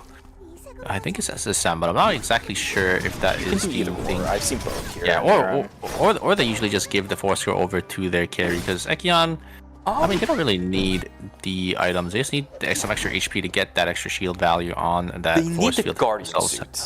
Healthy. Like, at the very least, they need the Guardian suit. I think if you're trying to play into backliners, Guardian suit is almost a mandatory. And then your art piece kind of differs between but Solar System Miniature or the Smash Totem. I think those two. I see. Yeah. I mean, it's just a lot better than I think I saw one of the Ekions already on Plasmark, so they're not really on that tank arm piece just yet, but do have the damage a little bit in the early game here. It is going to be Insider getting a nice kill on the other side. It is FN Sejong going to be on the back foot here, but the side of Team Percent Vespa is going to be here to respond, and yeah, One Circle is just not grouped up with their team. Is going to be bomb using that helitax stat to get to One Circle to get themselves to safety, as yeah, Ramatic was a little or Bum and Romantic were a little isolated, but one circle gonna get caught out here. Curry on that Tsubame can use that dash forward and maybe use that ultimate as well. I don't think they know that they are a duo. They're just gonna slowly back themselves on out of there. Tree is gonna be spawning in forest, so this is gonna be completely uncontested. Looks like that Tree of Life is the only objective that's not contested right now. Rocks is gonna come down, but those wolves are already gonna be contested by the side of Phalanx. They're already there. And I wonder if they are going to take the team fight here. I think they definitely want to take the... I don't know who I'm getting. I think it was the side of Team Rocks. And Revolu not going to be there with their team because they were up here. So the Dina is just going to go down. A nice kill coming out from the side of Team Team Rocks. You can tell that a lot of these teams are being extremely careful, even opting to use the heli tech stats in situations where, quite frankly, we've seen a lot of Estellas actually just running away on foot or at least trying it. They don't want to lose pacing so far from these games. Yona trying their best to support Fancy, support Young, I'm sorry, not Fancy. Down goes the trade, it's a 1-for-1. Yona will try to see if they can turn this fight. Trying to get the res is not the play I would have made there, but... Yeah, you can't res a Bat Tia because Bat skill still exists. I think maybe thinking, you know, Tia doesn't have any CC, but Bat skill, weapon skills are a thing that you have to, you know, watch out for. Sad Hen's gonna get some damage, and it is gonna be able to teleport back in, gonna be able to get Curry down, and Rock's gonna be on the back foot here. San gonna be forced to get themselves on out of there. Taeyong gonna try to jump on forward, should get the slow, ooh, good blink away from San to get themselves to safety, and it will be the 4 binds gonna come in for the side of Team Auto this early on in the game as well. It's really good for the side of Team Auto Arms, and great dash runs forward there, coming out from the heart to take down the Rio, and it's gonna be a 2v2, but one circle just gonna be forced to back themselves on out of there. Small micros from all of these teams, man. You know, One Circle is one of the best Selines in the game as well. We're seeing that about a lot of characters, but that's just the type of repertoire One Circle has been able to build up in his career of Eternal Return. People are dodging those small bombs just by a hair. You can see them just kind of like jiggling their movements, making sure that all of these bombs are being baited out. Even the big ones are starting to miss out from One Circle as well. It's not that One Circle is getting bad at the game or worse at the game at all. It's that everybody else is improving. That's what we need to see from the Eternal Return community. I don't know, Sated using a fire escape when in the direction of a Felix might have not really been the greatest of calls. Hungnam Rocks is going to lose 2 members in a moment here. There we go. 20+ second death timers for both of those players on a little bit of an oopsie. Maybe they didn't see the Felix in time, but that is... Did they lose an item too, or no? I think they ended up slamming it right in time. I've lost the mid-roll. I saw... Looks like they all have spear built up for... Yeah, Taeyong on this SSM and Dwarf helmet, but it looks like he's just gonna die. He's by himself here, completely isolated. He's gonna try tanking up some damage, maybe get some extra stat padding here, you know, pump a little more damage for his charts. This is just gonna go down though. As on the other side, we do have 2 teams here. It's gonna be Team Insider versus the side of Team... That was Team F and Sejong. F and Sejong are actually gonna lose out here, I think. Probably a catch coming out from that Adela, and they are... Oh no, that's Busan Vespa, because they are playing that Theodore. So Busan Vespa getting the one up onto the side Team F and Sejong there. I think the Theodore may be getting that spark grenade, and Romantic getting caught once again. Bomb gonna try getting the res. Can he get it in time? Oh, he does get it. Oh, Romantic is gonna go down again because he gets 3 resets off both of the characters. And One Circle gonna be the one gonna be forced to back themselves on out of there. I think Taeyong was trying to deal enough damage to kill the Rio. Wasn't enough, but just the second the Rio got up, just gets the dash resets and kills them once again, gets an extra 2 kills. That's actually really funny because that's really easy to do on Pen Sidewinder, but I didn't realize you'd have enough damage as a tank Sidewinder. I guess you do. Nicely done from Taeyong to pick up a couple extra points for his team. Same thing for the Adriana following through, right? Cinema coming in to make sure that they can get the kill onto the Estelle as well. Nicely done for both of them. Good coordination. and we're going to continue on into the game. As we start hitting day number 3, we have 8 teams still alive, fight inside of alleyway as well as hotel. Alley is going to be dodged out a little bit. Full rainbow has been sent from Youngma. I did also see the energy blast field coming out from Min, so both teams trying to reset, making sure that this meteor control, at least for Team Golden Light, is in their favor. We'll be able to pick it up, it's just going to walk away from it. I love that play from Golden Light, good control over that objective. Team Phalanx, they get the box as well, but they want to play for the tree. They're actually just going to opt off of it and let Guardians take it here, but Ross is going to be here to look good. Charles getting already chunked down to about 30% HP. They have to get themselves on out of here. NCB completely isolated from their team. Does end up using ultimate. Should be able to jump over the wall. I think they should be okay here. They do get the tree and they do get themselves out. On the other side though, Insider versus the side of Team Auto Arms, and Insider just gets completely decimated. The Subame is just going to be there to outplay that Suwa, and Seiko unfortunately did end up going down as well. So minus 400 for the side Team Insider. No, they're not going to be able to res, and I think the Nikki's going to go down as well. So minus 600 in total for the side of Team Insider. That is a disastrous start, especially when you're a team that's not in checkpoint, that you need to deny these other teams from winning out the game here. Okay, well, the Auto Arms, unfortunately, not in a situation they can fight.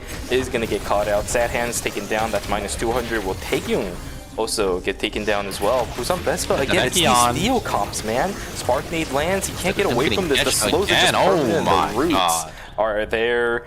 Oh my goodness! If you can't kill the Ekion, just lock him down permanently, right? You'll kill him eventually. Yeah, the Spark Nade into the slow from the Priya, into the root from the Priya, into another Spark Nade. Taeyong, I think, tried to throw some abilities back to get the slows, but maybe just should have walked away. Getting tagged up by that Spark Nade definitely sealed the deal there. And Auto Arms gonna use that VLS system to get themselves to safety. They're not staying here, but I think they do know that Team Busan Vespa is going to be coming down, so they don't want to play for that Omega. I think Busan Vespa is a little too strong for them. Yeah, that Dio again, even if the Ekion gets to the backside, Dio plus that Priya will be able to out-sustain the Ekion for a very, very long time. Plus the Suwa is actually a threat up against the double backliners of Daejeon Auto Arms as well. We saw it, the 1-for-2 trade, the 1-for-2 spread that Team Seongnam Rocks and Daejeon Auto Arms wants to always go for, just kind of thwarted by how Busan Vespa has categorized and organized this team composition for themselves. Day 3. Do we have another team in here? It could be a risk. Is it free or is there another team in here? Because if there's another team in here, it's not going to be good. They're by themselves. Free objective. So they get, and it's going to be a gold box as well. So a 4-score, I think, going to be coming in for the side of Team Auto Arms. A huge pickup, and that is exactly what they need right now. You start snowballing this game. Guardians still in a good spot as well, and we haven't really seen much from the side of Team Phalanx, and you can see their items, they're also looking really, really strong. I'm actually really surprised about this. Guardian Suit tends to be one of the most prioritized items for Ekions. I talked about it earlier.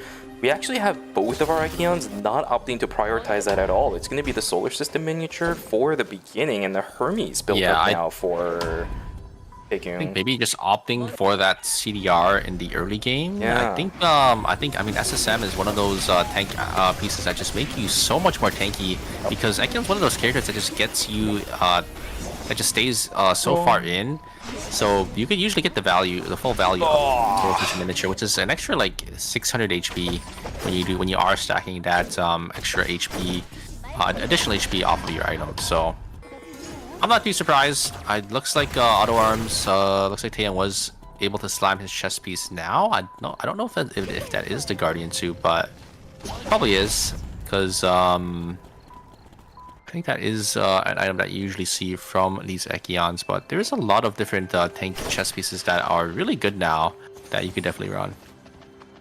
We should be. Not exactly sure until we actually get to check on that.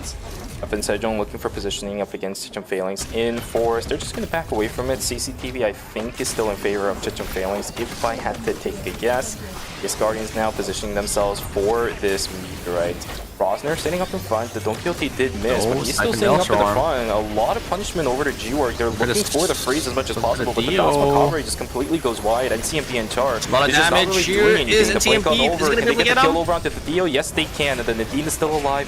EPS output difference is just way too massive, but the problem is, last one alive is Rosner. He can't jump the walls. It's a 1-for-2 trade, and Team Insider in the flank looking for the third party. Rosner immediately here. uses the Don Quixote out. There is no third-party potential, but this is catastrophic for both of those two teams, losing 2 members and 1, respectively, for Busan Vespa and Songnam Rocks.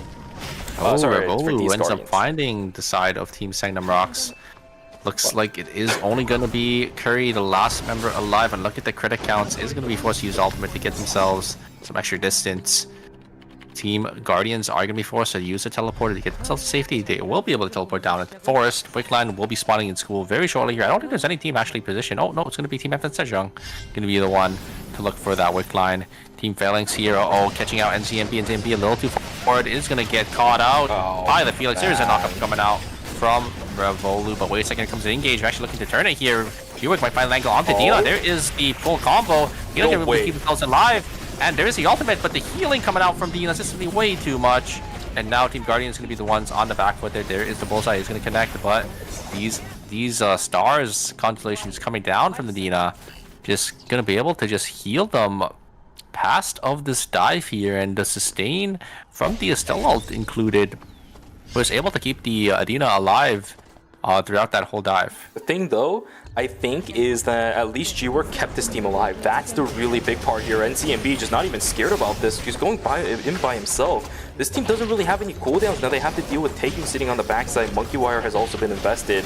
That means Taking has a lot of leniency here. It is over a red box, but that might have been a little bit too hard-headed from NCMB. Again, that team didn't really have too many objectives or too many cooldowns available for that team. FN Sejong picks up the wick line, but the blood sample is still free and up for grabs for any of these teams. The shield is put up. FN Sejong trying to get what they can. The item is still inside the inventory. Gets caught here. There's a huge bad skill. And down goes Bomb Romantic. Can he run away from this? 1, 2, and the 3. Gonna go completely wide, but it's a 1-for-0 trade. Blood sample goes into favor for Busan Vespa. They are finally, once again, in a winning situation. They just need to round out the game. This should be the red shoes probably coming out for that Dio as well. It's the only item that he doesn't have upgraded. Blood sample, such a good time to get it. Another fight inside of Forest. One about to pop inside of Hotel, but the one inside of Forest is going to pop first. Songnam Rocks just going to run away as Belzer, down to half HP. Same thing for the other side's tank. Half HP for those two players as well. Oh, this game is just waiting for the lid to pop right open. The kettle is cooking, Super. 8 teams still alive going into day 5 very shortly here. There is not much space left for these teams to work with. They're just gonna have to take these team fights, and you can see the items as well. Team Rocks, they don't really got much. Team Phalanx, they look pretty strong. I think Team Insider don't look that strong for themselves as well. You can see the Nikki only sitting on 1 item. I think all the items, I think this is definitely a really top-heavy lobby here, where there's one team that's just a lot stronger than the rest. Oh my goodness. As I said, the kettle's cooking, Super. Any one of these teams really have a chance to win it out. Even the ones that have lower kill counts, I think they've been able to show us some really nice combat third party is here. Just a matter of how these teams execute. There is so much third-party potential right now. Luckily, all the zones that are available at the moment is actually pretty big ones. Like, look, beach as well as forest plus school. There's a lot of surface area around the map to start moving around. Oh, it's gonna get small. It's gonna be forest and gas station, which are the 2 smallest zones for these teams to work with. There's still 8 teams here. Busan Vespa is gonna use the VLS system on the bottom side here. They are gonna get spotted out by the side of Team Phalanx. I think they do want to take this team fight because they definitely want to try shutting down the side of Team Phalanx, but here comes the engage. They are stuck in the corner here. Roger does end up jumping in, but is going to get caught out. Adina's going to get a lot of damage. Revolu is just going to jump around. Is going to try to get the Suwa, but Roger's going to be alive. Adina's going to try jumping on in, but the sustain is just way too much for the side of Team Busan Vespa. The shielding, the healing, the Don Quixote, the Suwa healing, the Dio healing is just way too much. Phalanx is going to go down, and that is one of our checkpoint teams going down. Our first team eliminated in day 5 in 8th place. Oh my god. The crazy part about that, by the way, as well is that the double Moon Dorito landed over onto Min, but it just wasn't enough because again, no one knows how to fight into these Theo comps for some reason. They just can't do it. They can't prioritize all the damage over onto the Theo, and I think that is all on the hands of Rosner. He is such a threat on the front side. It's not even like it's Team Insider where they're giving him the Peacebringer. right? But he still has so much potential on the front side. He's providing so much pressure over on that side as well that no one can really focus down mid. And by the time they can, their health bars are already disintegrating. They're fighting into the shield. The auto attacks are bouncing. It just doesn't help you at all. It was a nice attempt from Dina to try getting the flank around, but it was too late. Yeah, the damage coming out from Theodore I think was a little insane. Just in that corner, just able to just get those double auto attacks. They tried to set their sights onto the Su. I think Rebolu tried to go in, but the healing, the shielding, and then the blinds as well coming out from the Su to deny the Felix from getting any more auto attacks, and that window just gave enough opportunity for the Su to get that extra healing and sustain to keep himself alive in that final fight there. So very nicely played. Oh, we got two That would have actually tagged. PLSs being dropped, but not gonna use their blink for that. Where are they going? Where are they going? Where are they going? Where are they going? Where are they going? Where are they going? No! That's not where you want to land! These Guardians in trouble. Down goes one. The team gets obliterated. Into the high end of Team Sangdom Rocks, and I think that is gonna be it. Another checkpoint team going down. Team Auto Arms, though, looks like they do get Satin, and Team Auto Arms are definitely set up to maybe win this final zone for themselves if they can just get the side of Team Busan Best. But there's a lot of teams here. Team Epic Sejong as well. They're going to try denying the side of Team Auto Arms from getting this zone to themselves. I think they need to VLS away to the zone, but there's just too many teams still alive. I don't think Daejeon Auto Arms also knows what the situation is right now. The problem with 4's final zone is that unless you're at the very bottom side, just like where Team Busan Bespa is at the moment, it is so easy to get third-partied. But can Team Daejeon Auto Arms even kill this roster right now? There's so many bushes down here. Sapphire Protocol is going to be a real problem for this team, and now that they understand, they might have to just VLS on out. There's only 10 seconds left. Oh, another team's coming in. Team Insider going to be joining the party in the forest. We got so many teams. Oh god, but yeah, we're trying to make this go to Game 7. Yeah, Auto Arms now stuck in the middle between these teams. I think they just need to send onto the duo under them, but they know it's a duo. So I'm just going to walk up, maybe take the team fight here into the side of Team Insider, while the other two teams on the bottom side are maybe going to are going to fight each other. The Queen is going to be prepped here. Are they going to look for an angle in? Oh, no, this is awkward. Like it's some damage, but Team Sangdom Rocks is just going to wreak havoc, try to just do whatever he can to try to shut down Team Auto Arms from winning this game. Bells are going to get a lot of damage onto Sadhands here. If they get the kill to get an Auto Arms, wait a second, hold on a second. Auto Arms gets it, but here's a combo, but it's not going to connect actually. Sadhands is feeling out of his mind. He's able to jump around in this team fight, and they're going to just take a clean 3-0 into the side Team Insider. And now, Team Epic Sejong is going to be forced. Mad dash in. Their hand is going to be forced first. I think Team Auto Arms can wait. I don't think they should force it yet. I think they're going to scout for a 3P, but if they just walk away here, Epic Sejong goes down. That's a minus. Oh, Busan Bespa has already invested a lot. Look at the health bars. Third party for the side of Team Auto Arms here. Give the kill over to Daejeon Auto Arms again. There it is. Now their timers are reinvested. Timer advantage for Team Daejeon Auto Arms. Here we go on the backside. Damage over onto Taegyo, looking pretty good. They get the kill. Sadhat gets the kill over onto Min. That's really huge. But look at the health bars over on the remainder members of Team Daejeon Auto Arms. They're trying to execute down over onto Boomga, but they can't get it. They do. They just need to live. But down goes one. It's the Odyssey to finish out the kill over onto Cinema. The timer for Rosner is at an advantage. Taegyo just doesn't have enough. Can he stay alive is the question. They're trying to get the res back over, but I don't think it's going to happen. Rosner has enough time. Taegyo just barely does, I think, with the safety drone, but we're down to one members for both of these two teams. They don't get the reses anymore. It's gonna come down to a 3. It's two solos into the final team here.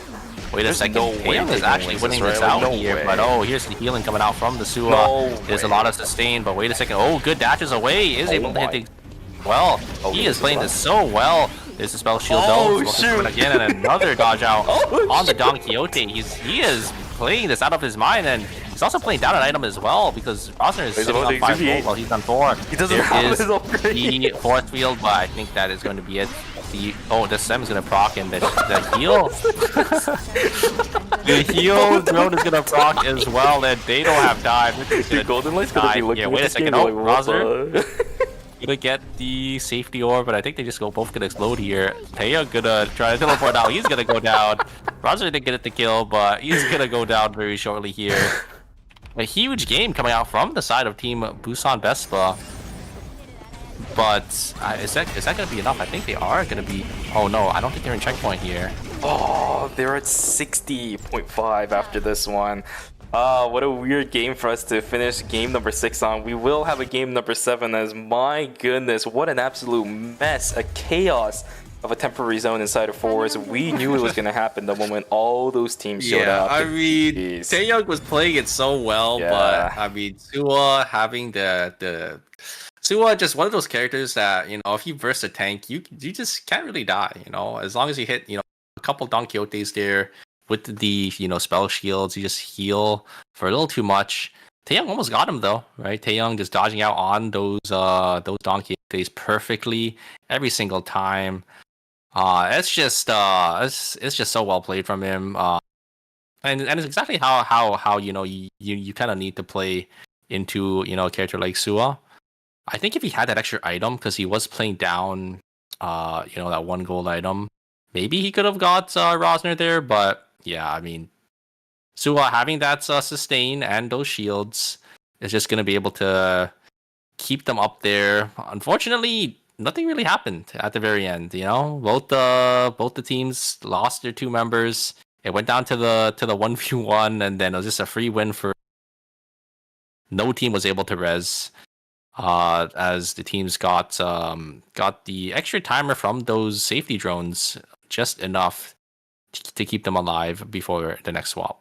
Let's talk about how that ended up coming to fruition, right? Because theoretically speaking, Daejeon Auto Arms did have an advantage in that temporary zone when we actually got to that temporary zone area, right? Because they ended up getting the kill onto the last member of FN Sejong, but they spent way too much time out of that zone that I think they thought they had less time, or they actually had more in comparison to Team Busan Vespa. They just didn't realize that because all the numbers are question marks above the player's head from their own individual screen. They thought they had to make the play. They had so much time to play with, but it's just, you don't know what the situation is. Tries to push in, it takes way too long again to kill Min. This Theo has been the bane of existence for so many of these teams right now, whether it's from the healing, the shielding, the mobility, the damage, like it doesn't matter. He is such a threat. Yes, he does get killed first, but pushes Sad Hands to the brink of getting killed. That the Priya just breathes on him, and the Tsubami falls too. Yeah, Sad Hands looked for the angle there, was able to get the Theodore, but invested a little too much.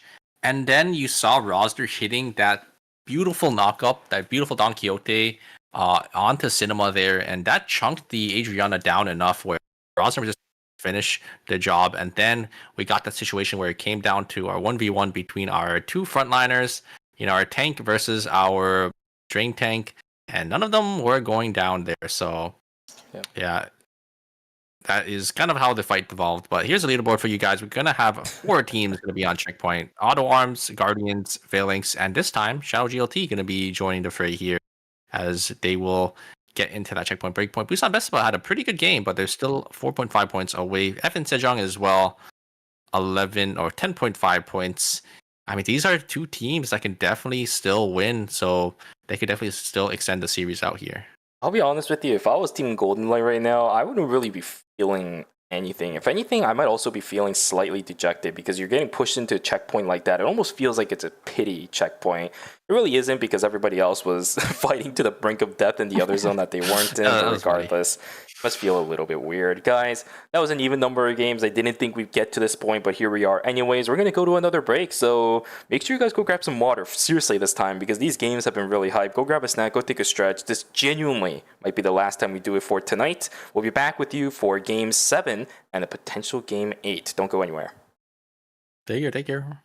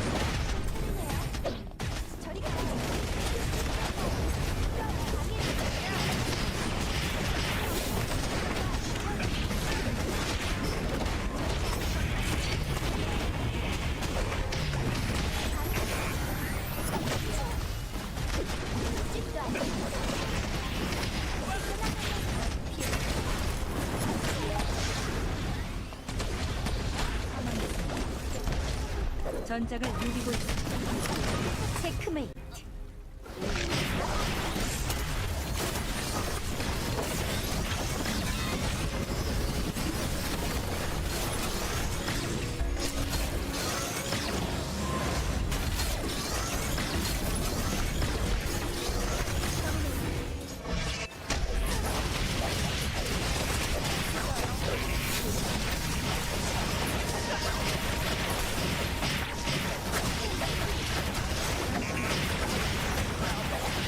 처치 중입니다. 생존자가 사망했습니다. 전장을 누비고 있습니다.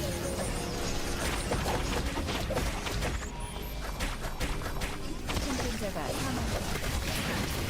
전장을 누비고 있습니다.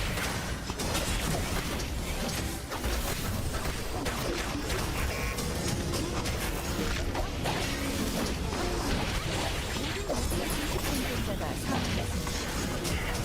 전설적입니다. 모든 살아있답니다.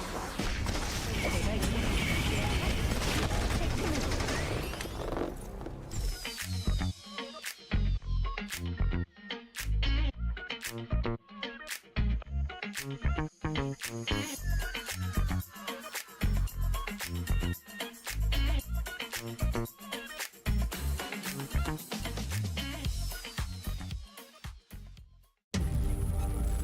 You're ready to get in the game now.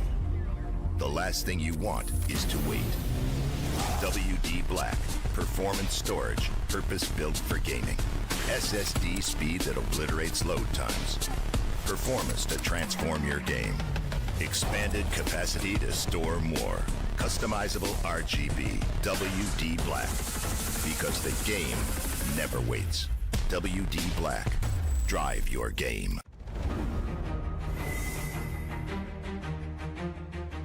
오늘은 어떤 추억을 만들 수 있을까?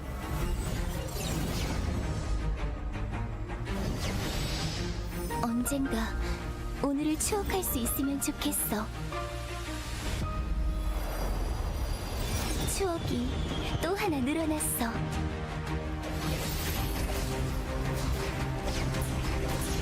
오늘은 즐거운 날이 되었으면 좋겠어.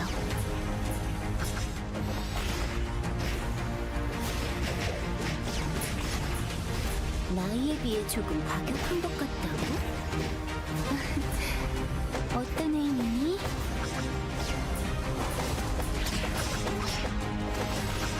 오늘은 꼭 내 마음속에 추억으로 간직해둘게.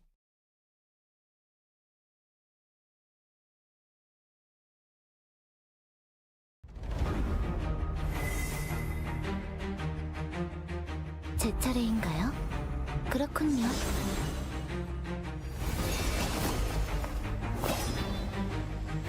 부드럽고 날카롭게.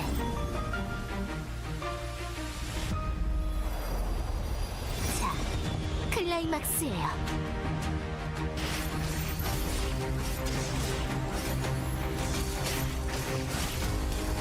여왕의 스텝을 보여드리죠.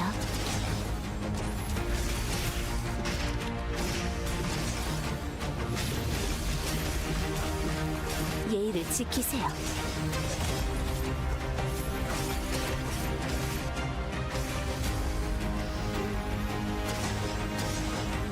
수고하셨어요.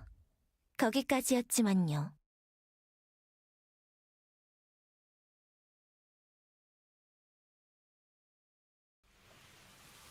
차에도 예법이 있다는 거 아시나요?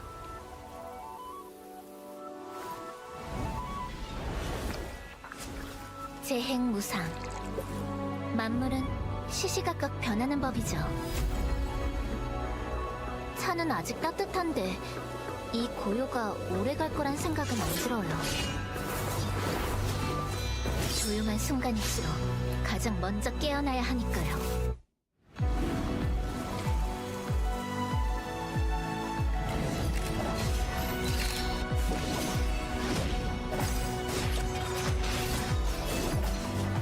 생사결이었으니 미련되지 마시길.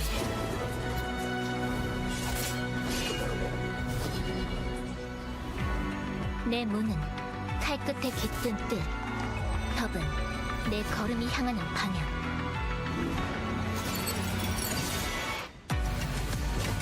이건 휘두른 게 아니라 쌓아온 거예요.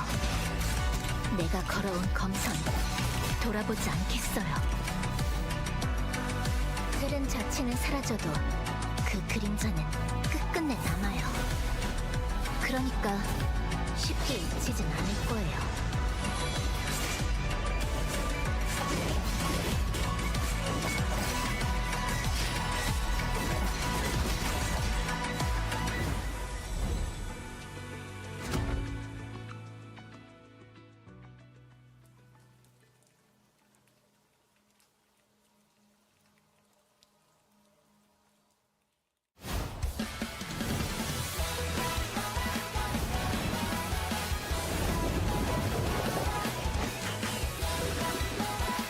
리나, 준비 운동은 해야지.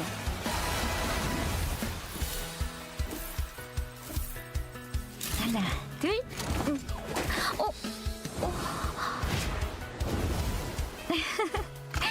괜찮아. 이따 새거 사자. Welcome back from the break, everybody. Hope you guys are still alive and kicking, because we definitely are. We're about to go into game number 7 of Eternal Return Masters Phase number 1 Finals. Didn't realize we would get to this point after how game number 4 and 5 ended up going through. But with it, now we have 4 teams in Checkpoint Super. It is starting to come to the end game of Finals Phase 1. How are you feeling right now? What's your thoughts? Yeah, I mean, half the teams are in Checkpoint, but we have 2 teams, Team Busan Vespa and FN Sejong, 2 really, really good and top teams that aren't in Checkpoint yet. So there's a pretty good chance we still can go to a Game 8 here if they just, bunker down and lock in for the next couple of games. But yeah, it's looking pretty dire for the rest of the lobby that aren't in that Checkpoint Breakpoint here. Half the lobby being in that Checkpoint Breakpoint. And these are the teams that have been doing really well and really consistent for today, so definitely have to watch out for those teams. And we got Mai coming back on the table for the teams here, and Mai is definitely a key pick for some of these teams in this Checkpoint Breakpoint. Absolutely. It's going to be a rough road ahead for the 4 teams that are not in Checkpoint, but we definitely know that the pacing of these teams are also absolutely incredible if they can get something going in their favor. Here we go, folks. Final couple of games that are going to be locked and loaded. We don't know how many there are, so that word couple might even be a caster curse at this point. We could still have a game 9, we could still have a game 10 as long as the teams in the bottom 4 start stepping up to the plate. I'm calling it right now, DS Guardians. There's no way. No way. Yeah, no way. Because here's the thing though. If you've been watching if you've been watching KR tournaments for a very long time, that is an ode to a very, very popular pick that a lot of people wanted G-Work to play a long time ago. Pistol Aya for G-Work was one of the most requested things in the chat. It's almost like everybody, you know how nowadays asks for Lumino to play Shoichi? It was that, but even more for people asking G-Work to play Aya. That is how popular of a requested pick it was. Now, he never really did it except for a few number of times, but he was known for his Aya back in the days. Yeah. He'll swap back over onto the Haze instead, looking for a completely different front-to-back composition for DS Guardians. They're trying to stabilize here when they're in Checkpoint. I'm okay with this. But at the same time, it worries me a little bit because I'm not sure how the dynamics of this is going to work with the rest of the lobby. Yeah, I think G-Work just teasing his fans a little. They're hovering the Aya, but not gonna lock it in. I think they end up wanting to swap into it to maybe get it banned, but I'm surprised they're not just picking their main team comp. There's only one of my team in this lobby, and the Nikki Adela team comp. That's the team comp that's been working out for them so far tonight. And that's what kind of got them into this Checkpoint Breakpoint. So I'm surprised they're not pulling it out for this possibly final game. But if not, then surprised they're not pulling it out for this game 7 when they have this buffer here. Absolutely, guys. Here we go. Game number 7 is now underway. Ever since game number 5, we've had at least one team in Checkpoint. It started out with DS Guardians, and then it walked up to Jecheon Failings as well as Team Daejeon Auto Arms. Now we have Golden Light in the fray as well. Shadow Golden Light is another team that I think hasn't had the extreme greatest amount of performances so far in this phase, and I only say that because in comparison, we've had teams like Daejeon Auto Arms playing near perfect games in some of these games so far. We've had Daejeon Auto Arms, sorry, not Daejeon Auto Arms, but we've also had teams like Yes Guardians also showing us some incredible performances as well. In comparison to that, I don't think I've seen like the little like flavor of Shadow Golden Light like we saw back in Season 7, right? But they're still in checkpoint. They have the chance to win if they can pull it out one more time. Still have trying a to get the world. kill on the Yuki, but it's not going to be enough. Sangnam Rock still playing their signature team comp, and Insider are going to be swapping back to their Tazia, Shukai, and William. Very excited to see if they can bring it back on this team comp here, as you know, the original team comp just hasn't really been working. So definitely have to change it up here. Browser are going to get caught up by the side of Team Rocks here. Curry going to be able to finish them off, as G-Work and the Mai are going to be forced to get themselves on out of their rocks. Though looks like they are wrapping around, maybe going to try looking to get the kills onto the side of Team Guardians there. Oman going to be able to dash themselves on out of there. Going to be able to get the tag the blue-yellow onto one circle. One circle probably going to look for an angle, maybe going to try jumping on in there. Osner is going to use the Hyperloop to get himself safety, but a great dodge out from Taeyong once again, just able to react to these dog yotes on this Sua so perfectly, and doesn't get hit by the knocked up, and looks like the third party is going to be here. This time it's going to be from the side of Team Phalanx, and Taeyong. He was considering going in, but just decided opting out to not take that. Honestly, I think it was fine for him to send it there, because I mean it's just half a point. It doesn't really matter if you go down, and I think he's getting caught out now. On the other side though, it is going to be FN Sejong getting the one up onto, oh no, it's going to be Guardian kill onto Romantic there, and looks like the Mai is actually going to be able to dodge out well. Almost getting the execution, boys. I think if they actually ended up getting that, it would have been able to actually live, but the Ekion going to be able to finish that one up.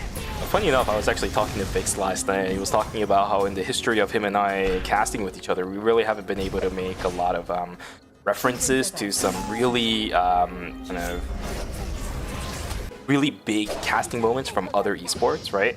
And the thing that he and I were talking about, because Evo's going on nowadays for fighting game case, he was talking about the Happy Feet stuff. I think that's definitely a moment where if he was still here, he'd be yelling, Happy Feet, wombo combo. That was a really nice move from a lot of our minds. We are having a lot of good plays when it comes to just individually dodging out on these skills today across the board from so many of our players. It's those differences that can make it between life and death for these guys. I've already seen it today so far multiple times. Just those little moments in phase one. Because of the Earth. Instantly gonna be used to totem in response, but Seiko just gonna go down. Too much damage from the side of Team Boost on this, but with that Theodore, Signing gonna try jumping on in, but not gonna be able to do really much at all over here. The shields are just gonna be way too much, but a great jump over the pond coming out from the Hyejin to get safety. Yona not gonna be caught by the side of Team Boost on best, but they will get that speed gate to get themselves safety, but the Theodore is gonna be there. The Spark Nade is gonna connect. A great blink coming out from the side of the William. And it will actually get them out there. On the other side, though, will be Team Guardians and lose 2 members. That's Mai and Nadine going down. Really, G-Work going to be on the last one left. Looks like Insider was able to get the one up onto the side of Team Guardians there, and they will be able to get that meteorite up in, I think that is in police station there. There is a free meteorite down in Dock, and it's completely uncontested. I'm surprised none of these teams are going to go for that, but looks like teams are going to start to slowly TP on it, and Bells are getting got out by the side of Team Phalanx. They will end up going down by themselves as the rest of the members split up. I'll be real with you, I think people are contesting for it. Tetra Phalanx, Revolut, by himself. Yeah, no, it was free, but yeah, everyone just teleported on in. Oh, I don't know about this jump pad over. Dina. Yeah, this is a jump pad straight to the hands. He's out. Okay. He's out.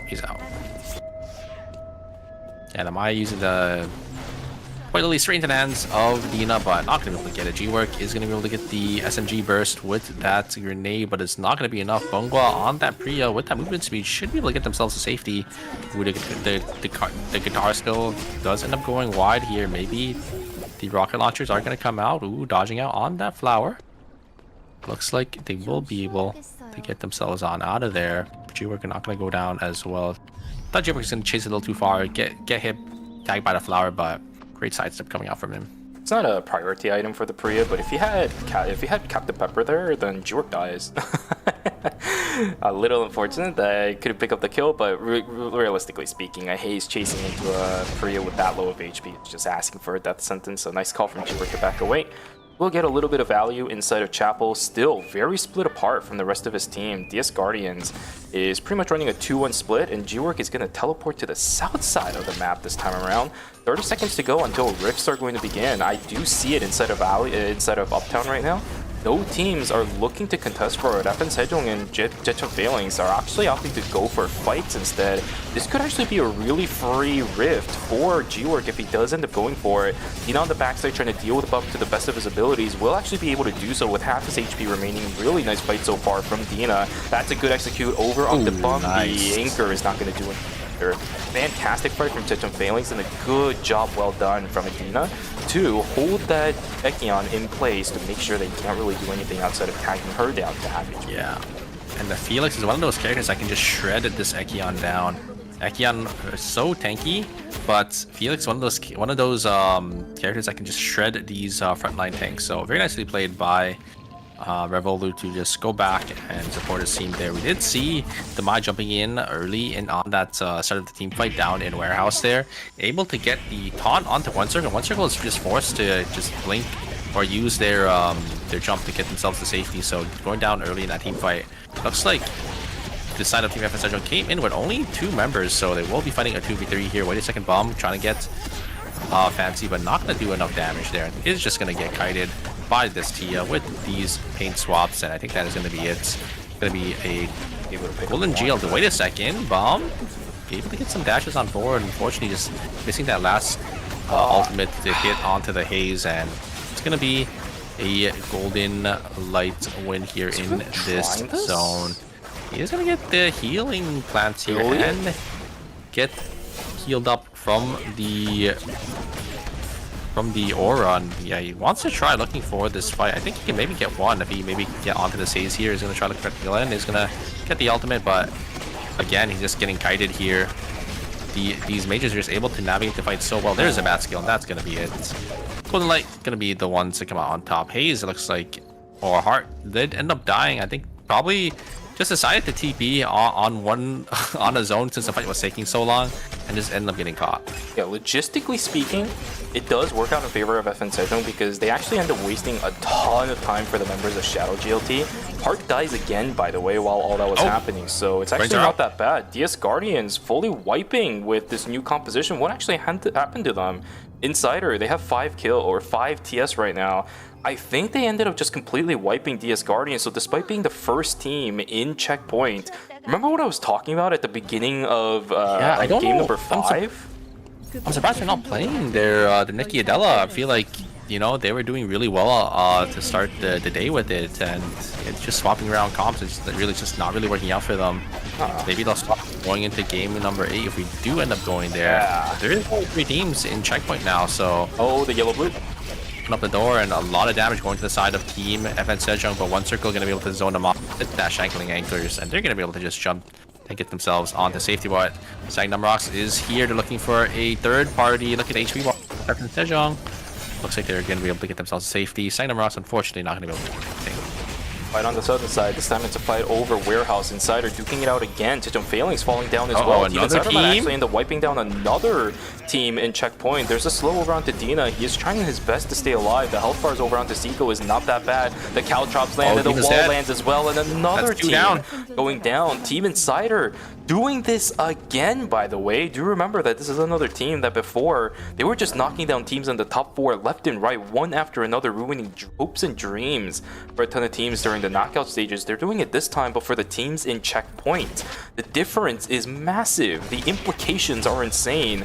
What a play so far from Team Insider. They are snowballing really hard with this composition too. Fight between Team FN Sejong as well as Team Seongnam Rocks. The bomb is going to go in, but he doesn't have a dash reset because he ended up missing. It's a day 3 death, means minus 200, and their timers are just not looking that good. 40 seconds they're going to have inside of Hotel, but do they even have the time to go all the way down, get the res, and start being more proactive? I don't know. They're just standing in place. Yeah, a little too much damage from Bomb there. Like you said, not getting that reset on that dash, so just just has to sit there and just eat all of that damage from that Rio and Hyejin. So a little unfortunate for the Ekion there, as FN Sejong is going to lose. You can see they still need about 11.5 or 10.5 points to get to the checkpoint breakpoint. Busan Vespa, I think, is already there. They're really close. They just need about 2 more points. Insiders having a game of their life. I think they could definitely get into checkpoint as well. So we might actually have maybe even a 7-team checkpoints going to game 8 if it doesn't end up going wait, there. why didn't they res?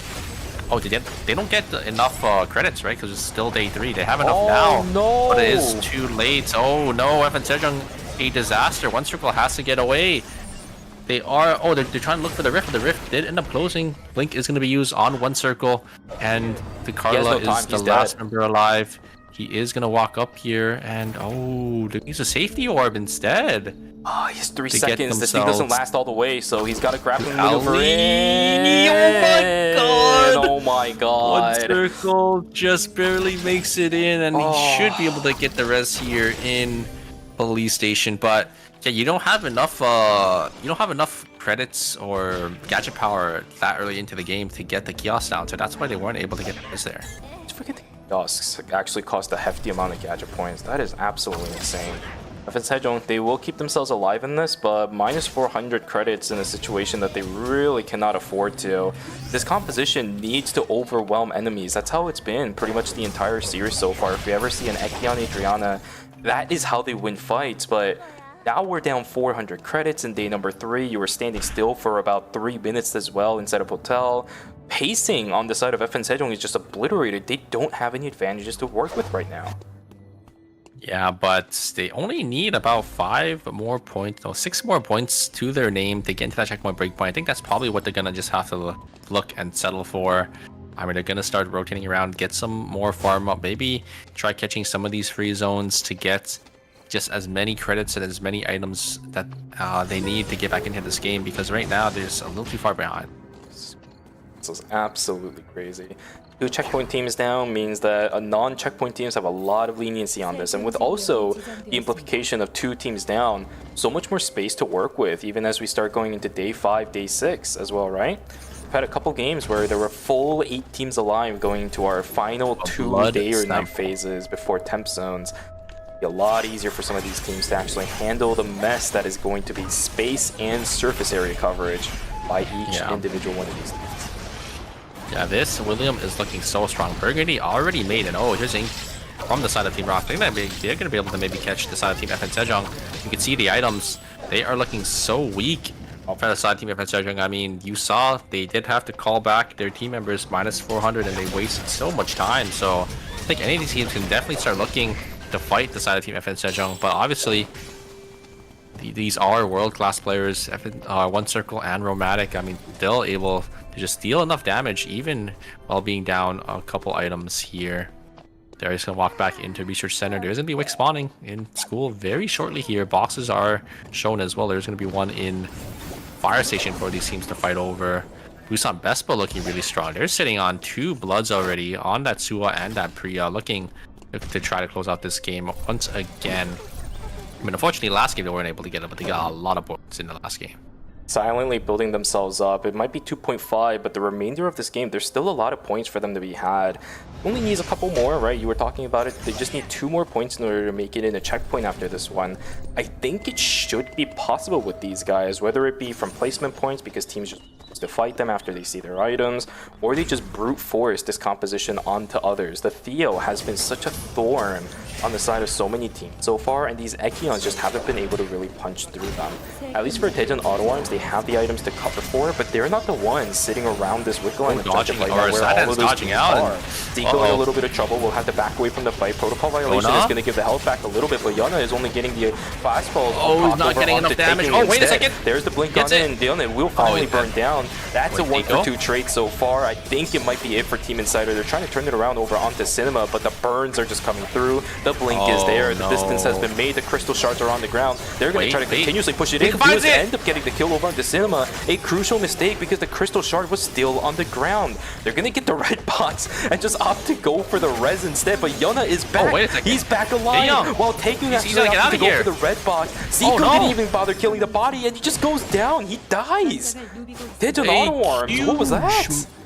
A huge mistake for Team Auto Arms there. Taeyong, why did he go for the box? I mean, that was a little too greedy not there. the He res. wanted that extra item. And yeah, Zico just decided to go for the res and to get their teammates back into this game. You could look at the credit counts for Auto Arms as well. They're sitting on 400 each. Probably saving for the blood to try to cap out, but yeah, just not going to be able to spend it this game as they do end up going down a disaster. Team fight for Team Auto Arms, and now we only have one team that's not in checkpoint here, or that is in checkpoint, Shadow GLT. And Shadow GLT, they got the last win handed to them, so they're gonna have to work for this one if they do want to close out the series. By the way, Super, another checkpoint team down to Team Insider, right? All three teams gone were simply by the Team Insider as hands well. of Team Insider. This team is just knocking down teams left and right. Where was this before? The X Factor up against these checkpoint teams. They're really close to getting to the checkpoint. Oh, this could be another one. Yeah, we might actually have a lot of teams getting to checkpoint breakpoint. FN Sejong just needs about 4 more points. Insider just needs about, I think 4.5 more for themselves as well. Busan basketball only need about 1 more point. Shadow GLT getting out barely with their lives here, but look at their items.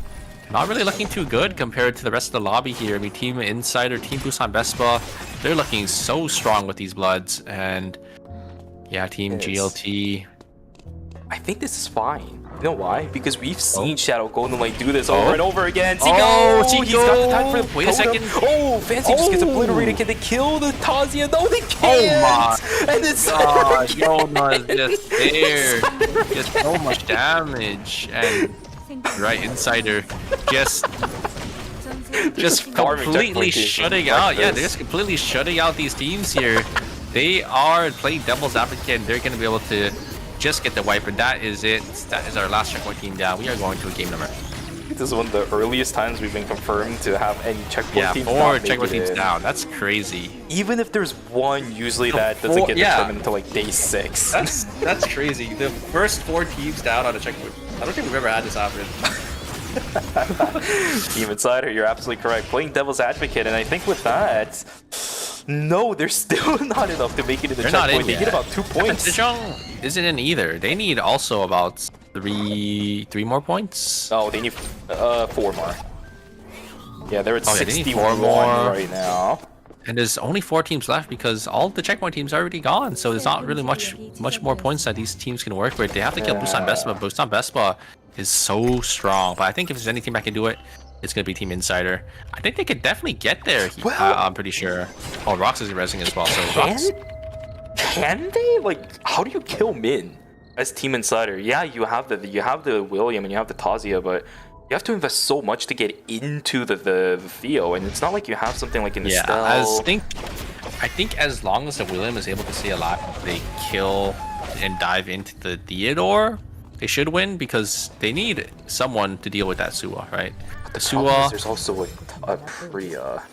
Yeah, the Priya has Echoes of the Earth, so it is going to be a little tough, but a lot of times, usually when teams deal with Priya with initiation compositions like this, is they'll just take their health bars and utilize it to the max. You can see things like Ekion, you can see things like even Felix as well. They just try to brute force as much of that Echoes of the Earth as possible the moment they decide to go in. But the problem for Insider is that, yeah, Byung is there, but I don't think Byung has enough mobility to even catch up with Tazia as well as the William. Remember, they don't have health. Remember, 1 circle is still on 1 second of timer, so... Oh, right. Definitely has to keep that in mind. Cannot jump or ever touch this red zone at the bottom side here. We are going to have both Evan Sejong and Insider going to be taking this zone. Both of our teams that need some extra couple of points here, so... It looks like they're going to slowly start to zone off Team Roxy. Roxy is looking still pretty strong. They have a lot of damage. There is the catch. They're kind of look for Romantic, but is just going to be responded with a fire escape instantly away. 1 circle going to be able to peel back as well on the engage from the Ekion. But here comes the damage. Bomb is going to go down, but the damage in return isn't going to be enough. But a huge parry coming out from Belzer. Evan Sejong is on the back foot now, but wait a second, the damage coming out from I think he's gonna look for an angle in, but is gonna get completely baited away by the jump coming out from Satin, and there's a third party. It's gonna be Insider. They're gonna be the ones who clean this fight up, and I think this should secure their spot in to getting into checkpoint. But Evan Sejong, they're not gonna make it. Wait a second. If they get the kill here, they should be able to get the kill. I don't think it's enough, even if they get the kill, because they're only gonna get one extra placement, and they still need one more point. Oh, okay, there we go. Okay, finally. Let's see, Yeah, 9.5. Oh, yeah, they're 1 point off. Oh, wait, no, they're. Oh, wait, no, they're at 64. They're at 64. 1 point off. Bro, But the Insider- curse is of all teams, it's Evan Sejong. The curse strikes. Oh no, I don't like the possibility of going to a game 9, Ju. Not gonna lie. Yeah, especially with Insider now in. Busan Vespa is probably in now as well. Oh, we are up to 6 teams in checkpoint. Evan Sejong is running out of time, and you have to consider it like this too. Even if Evan Sejong ends up winning game number 8 as well, they have to do it again. That's a That's a -1. We're down to 63 instead. They're gonna have to work an extra point harder in game number 8 and then win it if you want to do it.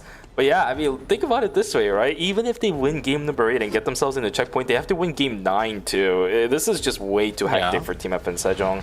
I don't know about it, but I mean, it's possible. I mean, it's remember, it's FN Sejong, right? It's still FN Sejong, and they have not won a game yet today. So I mean, if they just lock in, there's a possibility. And here it comes to engage. They are gonna get the spot on the Theodore, but it's not enough damage. Ultimate is gonna come down from the Tazia, but it's not gonna really connect. But it's gonna zone off the members of the side of Team Busan Vespa. They're looking for an angle in, but a great CP lock from Tazia from the Sua. Rosner. How do you get in? Yeah, Rosner is able to get the Don Quixote knock up into the bat skill. The bat coming out strong for the Sua here, as Rosner is able to get the perfect kill on the Theodore. Yep.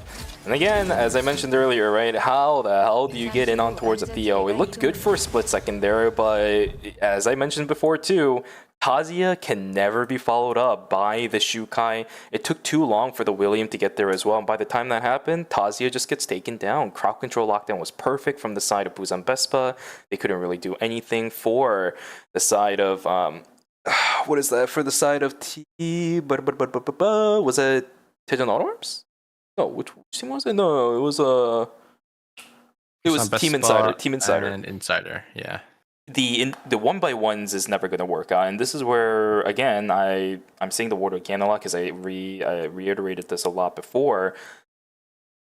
Not that many teams know how to deal with the Theo right now, which is very strange to me because this character has been picked so often in the history of ERM, and all of these teams should have expert level experience with dealing with Theo comps. I'm just not seeing it at all today. Which is why I'm surprised FN Sejong isn't playing their Theodore, you know? Yeah.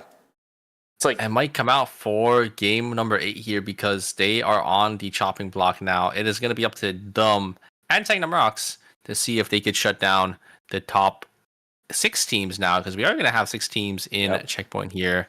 Busan Vespa, Insider, Daeyoung Auto Arms, DS Guardians, Shadow GLT, and Phalanx. All 6 teams going to be in checkpoint here. And FN Sejong, have you ever seen a world where FN Sejong wasn't in checkpoint and there's 6 other teams in checkpoint? Nope. Sorry. But on the flip side as well, for Sangnam Rocks, this is a little bit of a familiar sight, which is really tough to say for me. But another thing I said, I feel like these calls that I make are just so weird, but it's so sad that I have to go to this, at least when it comes to Sangnam Rocks. We're seeing Season 7, Season 6, Season 5, Season 4 Sangnam Rocks again, right? At least in the group stages, it looked like it was going to be a different Sangnam Rocks, but this time around, they're shut down early. They can't do anything in the earlier stages of the game, and even if they do, they just get unlucky, cannot finish out the game.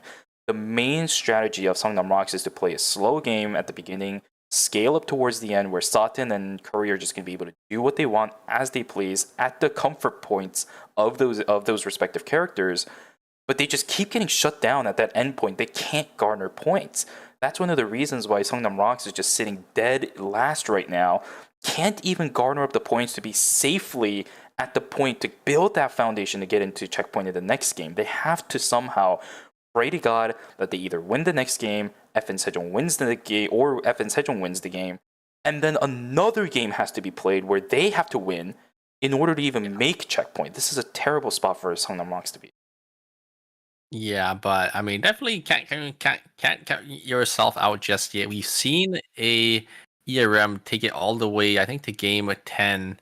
So I mean, it's definitely possible in a golden round as well. So it's definitely possible for Songnam Rocks to come back here. They are definitely a team that can do it.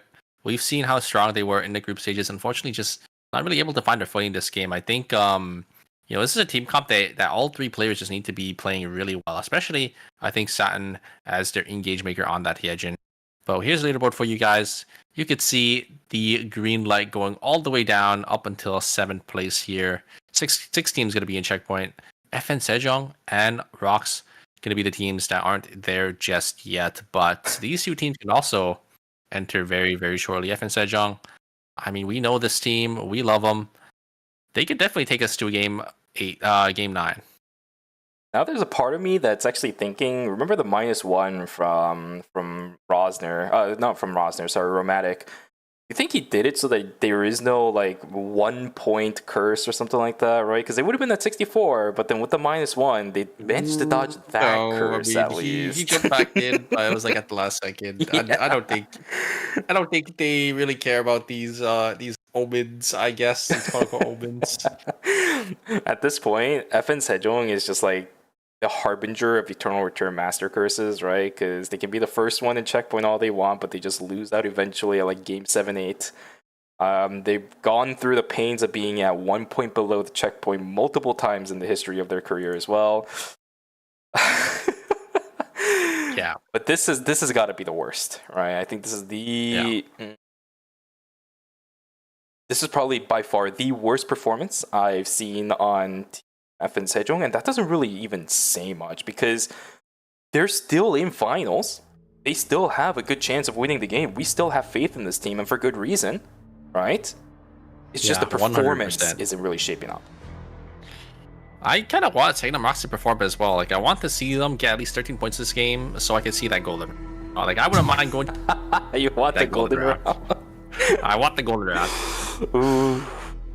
They have a lot to do if they can do that. We've seen the potential of this comp during the group stages, right? It was 20-something plus points. It was one of the first times I've seen Songnam Rocks ever do that in the RM. If they can pull it out again, there is a world in which it can happen. For the FN Sejong, they just need to. As long as it's one of the teams on that 1st and 3rd slots that wins the game, we have a possibility for a golden round in the future. It's just a question of if it can even happen, and how will the other 6 checkpoint teams deny that from happening this time around? And no bans coming out once again. These teams are just playing what they're comfortable with, what they think is strong and the strongest in the meta right now, or what they think is the strongest for them. And I like that. I like that teams are just playing their comfort picks. We see, these interesting team comp dynamics for all these teams. And yes, it is going to be the side of Guardians going back to their signature Nikki Adele. I'm surprised they didn't end up swapping to this from when they first got to the checkpoint. It's been 3 to 4 rounds, I think, since we've seen them last on this comp. But I think they realized that this was the comp that's got them into that checkpoint.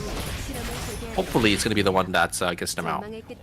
We'll take a look, guys. Game number 8 is now underway. 6 teams in checkpoint. You can see it at the bottom. 2nd slot team, and then everyone else from the 4th team onwards are now in checkpoint. Only 2 remain out of it. FN Sejong, unbelievably enough, if you are joining us now, are still not in checkpoint alongside Team Songnam Rocks. This series has been an absolute fiesta.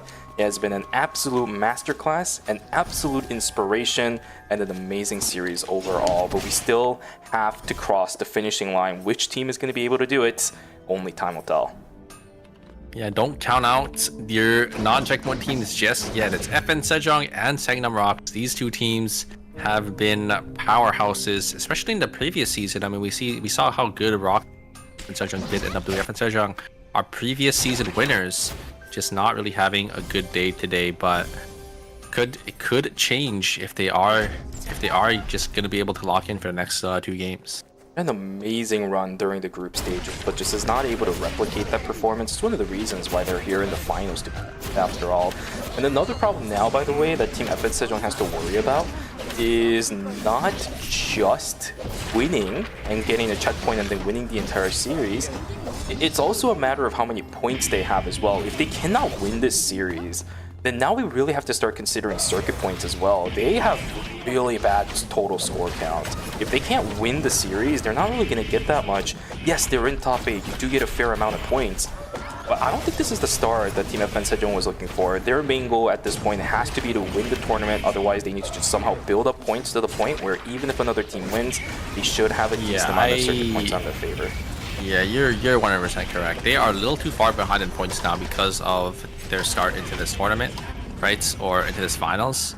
They're still not in checkpoints, so that means they're about like 20-30 points behind first place. You can see the difference. First place and FN Sejong on 7th place. It's the 33-point difference. So even if they do end up getting to the checkpoint and they don't win, they're still going to be on that bottom half of the scoreboard. And you're right, they're just not going to get enough circuit points or enough that they are probably looking for here.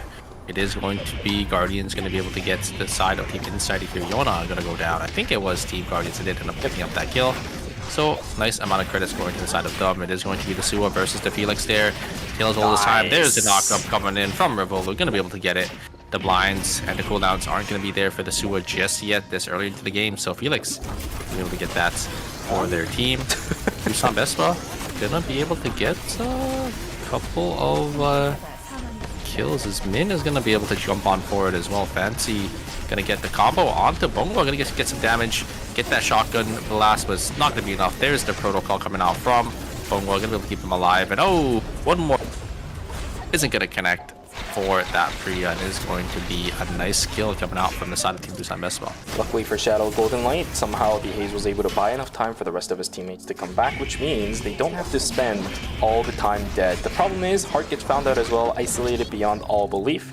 Down she goes. Romantic, also completely isolated, will get taken down by DS Guardians. A lot of picks from the looks of it for a majority of these players right now. They're just trying to get as much credits as possible, right? The snowball potential needs to be there for a majority of these teams, but because a good number of teams are doing that, the ones that are grouped, like Team DS Guardians, are reaping the benefits. Look at them, 2 points. That means they're sitting on 4 kills right now.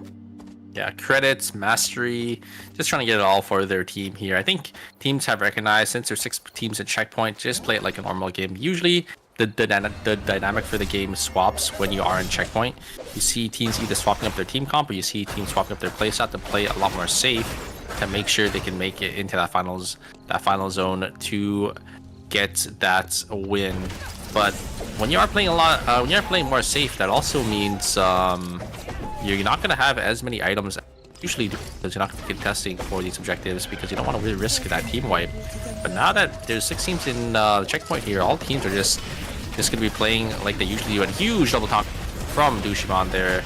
It is going to be the damage coming out from Revolu, but they are going to get chunked down by the side of Team FN Sejong. Romantic is able to pump out so much damage on this Ryu here, and they're going to be able to force them to back away and grab the meteorite for themselves. The vision coverage from that little fence is going to be a bit difficult for Team Tetra Feelings to deal with. They're just going to lose out on some of the objectives, but none of their lives. That is a really big factor, because now their pacing is just completely obliterated. Just a meteorite they're going to be losing out on, which is completely okay.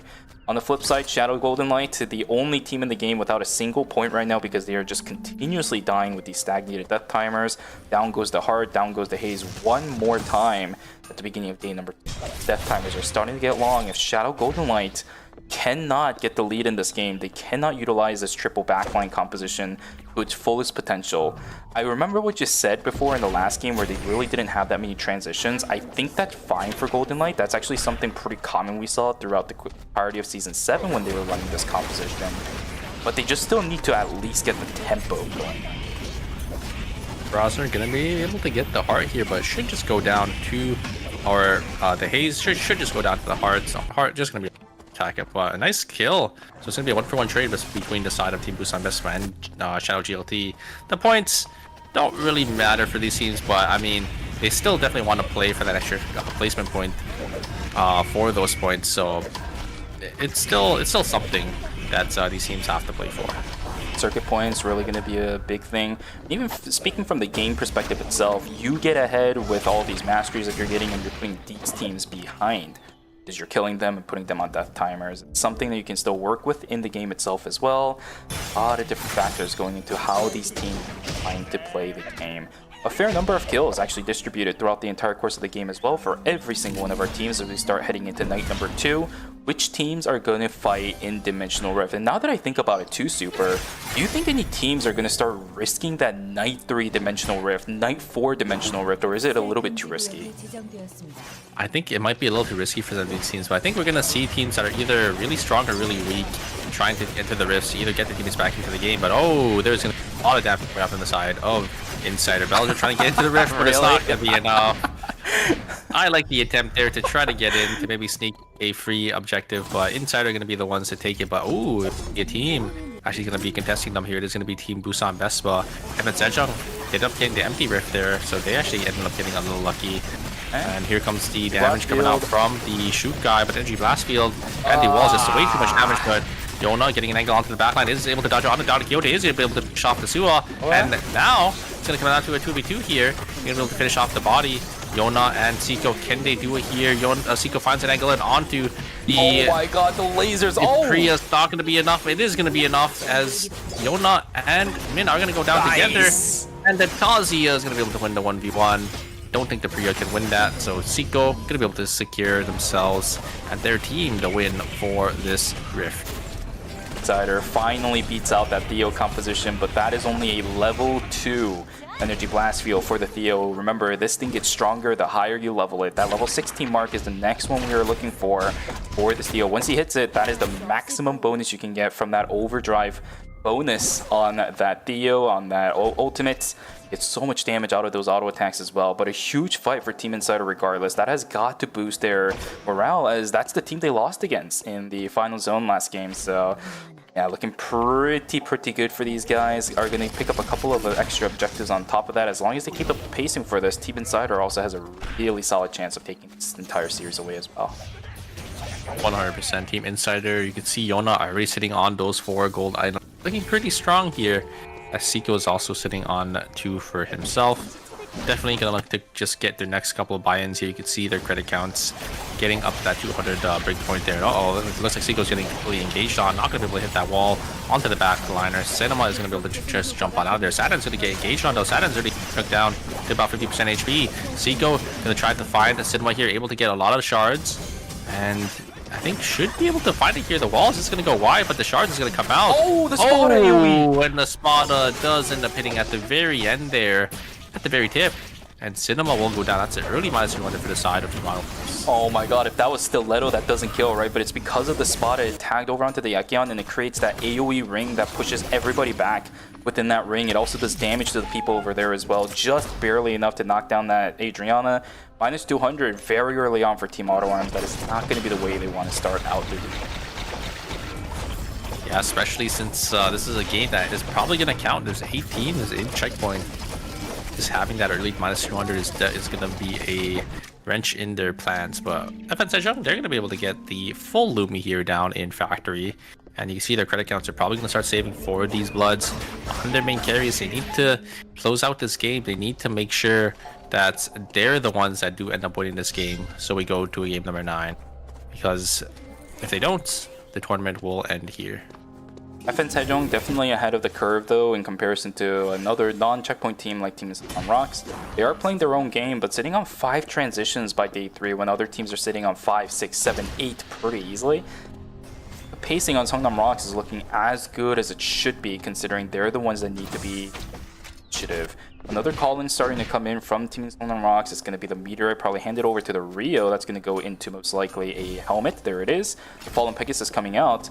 That means they're sitting on, what is that, like 88 to 90% crit chance right now for those 2 items. Here we go. Oh my god, where the hell did Rosner go? He couldn't play the game at all, but Felix just dived straight into the echoes of the earth. And the Min, and the Theo just obliterates the Felix's remaining HP bar. Just when Felix has to run away. I don't think that was the play. I mean, they got the Suwa, they just finished the Suwa body and then looked to turn. Rivolo just diving a little too deep, just not respecting the Theo and immediately getting blown up by that Priya and the Theodore damage. I mean, Rivoli can't really block that spell damage, so Echoes of the Earth coming down and the Theodore burst damage is a little too much for them to really work with there. Looks like they're looking for an angle again. They're going to try pulling the Omega on the top side here. Here's engage. Are they able to get the Suwa once more? They do end up getting a lot of damage. The shields and the healings are coming out. Suwa going to be able to keep themselves alive this time. The protocol is going to be popped. Suwa is going to get tagged with that, but the healing coming out from the Theodore and the shielding. There's a taunt out once again. The damage is going to be there. Suwa getting chunked down to about half HP. They're not really pulling the trigger on this time. I think they don't have an angle to actually kill the Suwa this time because that Dio and that Priya is just providing so much value to keep them alive. Shimon getting this the once again, but this time they're getting a lot of damage. Rosner is going to go in. Rosner getting chunked down to 1 HP, but the damage, the AoE damage from the Theodore is just way too much, and they actually don't pick up the item. So the fourth score is going to go to the side of Team Busan Vespa, but I think the defense buff is going to go to the side of Team Failing, so it's not too bad of a loss there. Each team member is going to have 3 extra defense here in aim at least. The Chum Phalanx made a big oopsie because they almost could have gotten completely wiped out. They didn't grab the loot, obviously, you just saw that. But then they started making their way back in towards the loot. They almost got killed because of that. Jump back over on towards Dina, gets locked down thanks to the Spark Nade. Down goes the Adina, another minus 200 at the very minimum for Chum Phalanx. Lumi is there to provide a little bit of support, but it doesn't do anything other than just be a wall. Down goes the Felix. If the Vi goes down as well, that could theoretically be the end of Chum Phalanx. But Dushiman does end up getting out. Minus 600 for this team in this single game alone. The worst timing for that to happen with Uptown closing. Has to risk the VLS to get themselves on out of here. Chapel is populated. There are teams inside this area. He's gonna get surrounded in a few moments and he has no time to play with. It is very well played from Rosner. They're able to get the knockup onto that priority target, onto the Adina. And once the Adina goes down, that's a lot of Team Phalanx damage gone. And there's not really much Team Phalanx can do. Looks like they get caught out once more. Oh, no. Caught here, and they're going to go down. And Phalanx is going to be our first team wiped. Are we going to get another situation where our checkpoint teams are going to start dropping like flies? Not entirely sure. FN Sejong will be the first ones to knock it out. They're taking the role of Team Insider this time around. And as Team Insider playing a little bit slower in comparison to before, right? 7 points is slower. Yeah, because of that game. They definitely can't do what they did last game because they're in checkpoint this time, so they can't really kill. Yeah. Guardians is gonna pull up into school here. We do have the Wick line spawning here as well, so these teams are definitely gonna wanting to be playing around this. Wickline just such a strong buff to get with that blood sample as well. Team Guardians also going to be here as well. Rox is just going to walk up to Fire Station and they're going to be able to get an item off that wolf. So they're going to be looking pretty strong too. Item Rox, I really want to see them have a good game here.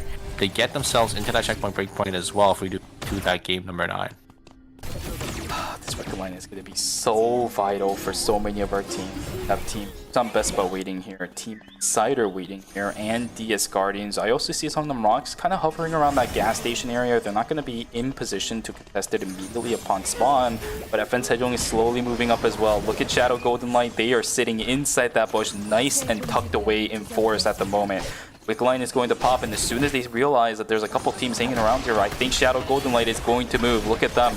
Minimap. I saw that team starting to walk up. If FN Sejong gets caught out by this could be problematic. They still don't know about these teams, but they're getting cut off by the ones inside of school. Insider is going to cut off the members of Golden Light, and now Insiders are the ones that are in a huge amount of trouble. That's not really good. The Wick line taken away by Team DS Guardians. FN Sejong needs to walk away from the fight as well. Blood sample picked up by DS Guardians, and now Golden Light are the ones that have to trail away. Too many teams inside of school for this to be worth it. Oh, this could be weird. Some of the Mox needs to win out on this if they want a chance. No, they're gonna get taken down. Tejan auto arms. If they just execute the rest, they should be safe going into the final couple of zones. About to get taken down, but the executioner bonus comes in clutch. Sandhand still playing this carefully. He doesn't want to give away any advantages over the team's Hungnam Rocks. Down goes one, down goes two. Fate is now in Team FN Sejong's hands. Hey, it's gonna be up to FN Sejong to close out this series. or to win here to extend the series for Sognum Rocks to have another chance here. Oh, Byung again? And oh, look at the damage. Byung a little too far forward there, and the Theodore just completely able to lock up that Shukai, but a great totem coming out from Seiko, able to actually dodge out on the timed bat skill from Rossner, not going to be able to lock up that Tazia there. Here comes the damage, great dodge away from the Sua. Able to get a lot of value, a lot of damage to stick onto the Sua, but the healing and the shielding once again coming out from these backliners on the side of Team Busan Vespa. Team Inside are going to be on the back foot here. I think Seiko not having their ultimate. I think Yona also not having their ultimate. They don't want it to seem for just yet. Is really scaring me with Shukai initiations, man. He should not be going that far away from his teammates if it's in a situation like that. If he does, gets caught out by him. I'm honestly surprised that the Shukai didn't die. Just barely had enough items on himself, as well as the sustain with those foods on his W to maybe keep himself alive. If that wasn't the case, I think Insider could have completely wiped there. It's up against, once again, Team Busan Vespa as well. This Theodore. It's causing problems to so many of our teams, and FN Sejong hasn't picked up on that yet. I am honestly flabbergasted at this point. There's so many things that I think a lot of our teams haven't really been able to take advantage of, which is really unfortunate. This series could have been over by now if they did. And now Busan Vespa in a little bit of trouble. Timers. 2 seconds left and 3 for Rosner and Pungwa. Timers are running low. I mean, Team FN Sejong, they look so strong. They're on 3 bloods here. They could definitely win this one. Oh, another engage. Asua is gonna go completely wide on on that Don Quixote. Look at the damage coming out from Yona. It's just gonna be. They finally get it. Yeah, the William just gonna be there. Unfortunately, the Sua just diving a little too deep, and Yona's just gonna be able to really auto attack them down. Browser is not able to find anything there, and FN Sejong gonna in for that third party. Look at One Circle, has that chaser, has that bikini romantic, has that blood weapon, has that alien shoes. We could possibly be going to a game number 9. It's looking pretty likely here. FN Sejong looking so strong and looking to try to close out this game here, but at DS Guardians, one of those team comps that has been a thorn in FN Sejong's side, as they're able to get these one shots on these party backliners. Yeah, down to 4 more teams. The thing is, for FN Sejong, this is the complete reverse of what they are usually dealing with. Usually they're the ones in checkpoint, they're the ones that has to deny a Paradiso to obliterate Sadhand. Down goes the Tsubame, ran out of mobility tools to get away from the Tazia. Fantastic pickoff from Team Insider, but this only helps Team FN Sejong. Daejeon Auto Arms walking into school. They need to find a little bit of space to work with. That Lumi is going to be used to get the res, but FN Sejong is here right in waiting arms. Can they find a pick over onto Cinema? There's a ton of timer available for these 2 players. I don't think they can get the res back onto sad hands anymore. They just have to pray that something can happen. The third party potential for these 2 are also not that great as well. If it was maybe the Tsubame, there is a chance. But they can act as agents. Shadow GLT gonna be contesting Team FN Sejong though for the zone. I don't know if they're gonna go to the zone once they see their items. FN Sejong looking a little strong. That's Lean sitting on 2 bloods and that heart as well. Cool. Oh, looks like Team Auto Arms? No. Yeah, I don't think they want to go to Seoul. They want FN Sejong to win, or they're gonna try to actually cut off. Oh, they're looking for the Lumi again and get the res. I think they should have some safety orbs to utilize, but the timers is gonna be really close here. They probably need to pop all 3 safety orbs here. They do.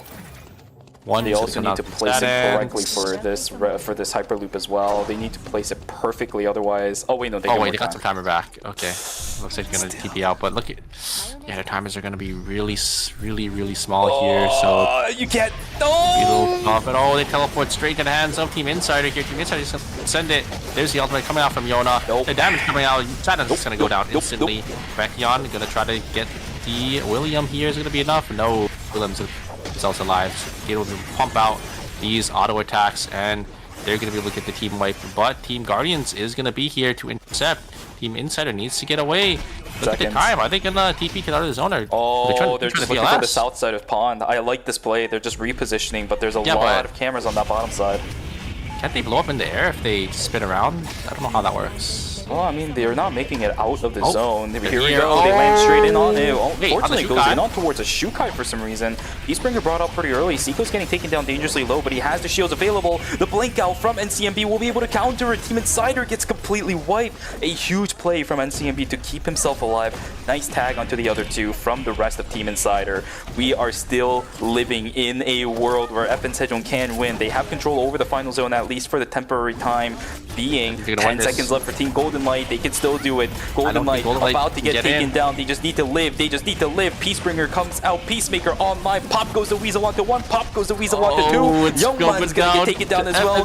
We are down to FN Sejong and DS Guardians. The rematch from game number 1 to determine whether or not we go to game 9 or it's the end of the series, Super. Yeah, but this time FN Sejong are so much stronger. They have the 2 bloods, or actually 4 blood samples in total on their carries here. But I like this flank. It's this is a disgusting. big flank coming out from the Nikki here. If they could get an angle onto the backline without seeing, it should be it. They don't have the. This time FN Sejong doesn't have the Theodore to pull the trigger here. I think they should see. Oh no, I don't think they're gonna see him. I don't think that's gonna see. Yeah, that camera right there just saw him. One circle is running away. He's trying to use the blast wave, but the Queen there's the lands. combo. Can he get the kill over onto One Circle? He Knock lives it for off. the time being. The initial combo is done and dusted, but One One Circle in the Circle. corner. Fury jabbing to the he's dead. uppercut. They get the kill. One Circle is dead. It's all down to Romantic. Look at the He's health not the bars reset. on DS Guardians. The blink away. wait The a second. Peacebringer not there. Romantic gets it. Peacemaker not available. Down goes one player on the side of DS Guardians. Romantic needs to somehow win. He baits out the guard in reverse. Nikki is completely isolated. Same thing for Bomb though. G-Work has the Queen set up. They just need to live. The health bars are so low. Guard in reverse down. Down goes the Nikki. We may have ourselves a game number 9 on our hands. G-Work trying what he can. The pawn and the Queens are set up, but it will not be enough. Romantic turns the fight, and that does it. Game 9 is in the books. FN Sejong coming out when it counts, and they are going to be pushing us to our game 9. We're going to have a 7-team checkpoint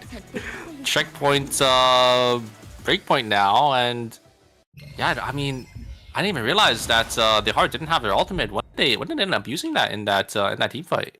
I have absolutely no clue. They honestly could have had it. Maybe they didn't use it. I'll check, actually. Let me double check that while we were waiting for the scores here. Oh, what is cinema? Cinema in the chat, everybody. Like, are you not entertained? What has this series been? Game finals, 7-team finals, 7 teams in checkpoint. Is Sangnam Rocks going to step up to the plate now and send us to a 10-game series? I think 9 has been the longest we've had in a while. Wow. I mean, FN Sejong stepping up when it counts, and it is going to matter. If they could just win the next game, they will be our champions for phase 1, despite, the performance they had, for this finals. It's just how the checkpoint format is structured, right? You just have to get that win when you get into that checkpoint breakpoint to be crowned the champion. Everything can be wiped clean. The scores don't really matter if you win the checkpoint as well. When it comes to the overall arcing theme of getting the circuit points, the only thing that matters, at least for right now, FN Sejong, is that they win. The point differentials don't really matter, because the only thing that point really gets for you is additional prize pool money. And I don't think FN Sejong's eyes are looking at that right now. They want the win. They want the circuit points. They want that glory. Now, one more thing as well, Super. I'm surprised they didn't full reset. Like if they got the kill, they could have just all backed away and full reset there. And then I think they just didn't realize that Romantic had access to that White Lily, and NCMP did end up going down. That is gonna cost them the game, and maybe possibly even the final stage here, because that was definitely a prime opportunity for them to win. 2 things that I want to mention. Prediction event for the KR side. One of the people that won, or one of the Twitch users that won, was WD_Black. I can't tell if that's like an official account or something like that, but that is pretty funny. That's one of the points that I did want to say. The second point, so what ended up happening with the Peacemaker on to NCMB is he got caught in a moment up against Romantic in a 1v1 without the overdrive. So he didn't have the bonus range that you get from that. He got autoed down by the Daikubo, and by the time he was trying to retaliate, it was too late. Was forced to use the Peacemaker. Yeah, there we go. Peacemaker, and then he got flung over the wall. He had to do it. but the follow through with the White Lily from Romantic was just on point. No counter ultimates to bring that to Yeah, a I neutral think position. I mean they just had the full reset there, but they just didn't realize that the White Lily I think was there. I think NCMP just didn't realize he was in range of just getting jumped on. Because if he just all ran away once they got the body and on the kill onto one circle, they could just play the 3v2, and once they play the 3v2, it's just an easy win for them. But yeah, now we're gonna come down to our game 9. You can look at the leaderboards, 103 points for two teams. You know this series has been going on for a little too long. We are going to a game number 9. All 7 teams here are in checkpoint. Will Sangnam Rocks do it? Will they step up to the plate here in the final game to send us to a game 10? That is the question, isn't it? But guys, that was an even number of games, which means we have ourselves yet another break. But this will genuinely be the last one. No matter what ends up happening, if Sangnam Rocks wins, they will get a minimum of 10 points. They're going to be in checkpoint. If we get a game number 10, so be it. If not, we're going to end it out in game 9. But regardless, this is the last break of phase number 1. So grab yourself some water, go grab a snack, and go take a stretch, because all of you better be entertained at this point. We'll see you guys in a bit for game number 9. Take care.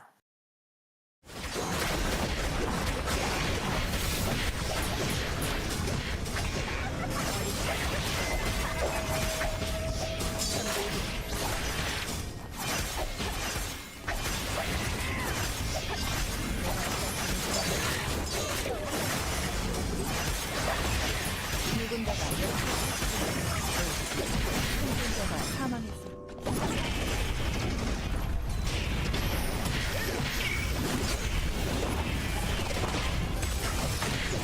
생존자가 탄생하고 있습니다.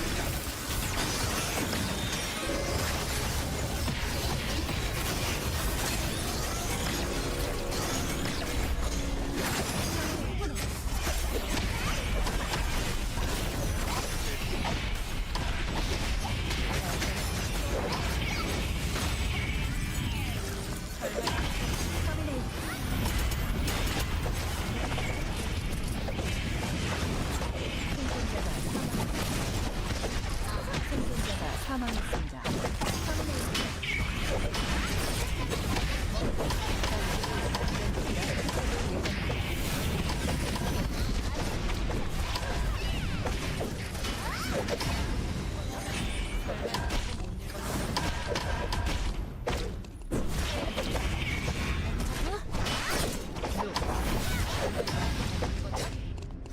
잠시 후 안전지대가 이동합니다.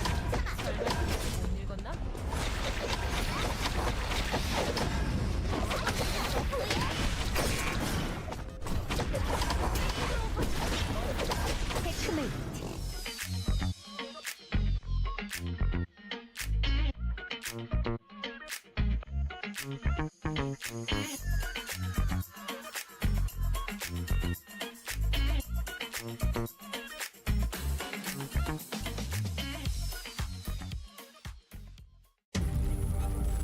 You're ready to get in the game now. The last thing you want is to wait. WD Black, performance storage, purpose-built for gaming. SSD speed that obliterates load times. Performance to transform your game. Expanded capacity to store more. Customizable RGB. WD Black. Because the game never waits. WD Black. Drive your game.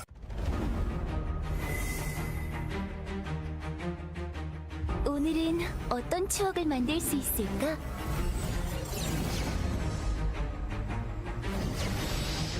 언젠가 오늘을 추억할 수 있으면 좋겠어.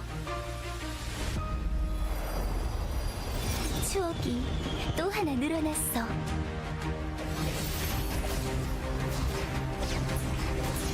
오늘은 즐거운 날이 되었으면 좋겠어.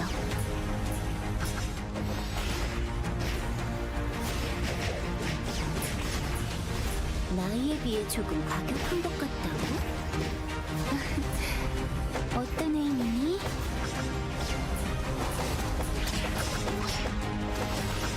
오늘은 꼭 내 마음속에 추억으로 간직해둘게.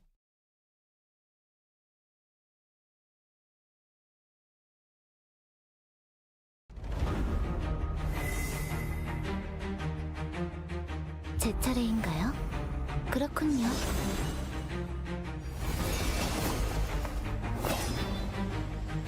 부드럽고 날카롭게.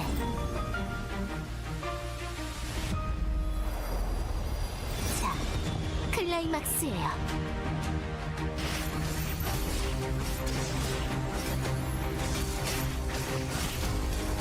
여왕의 스텝을 보여드리죠.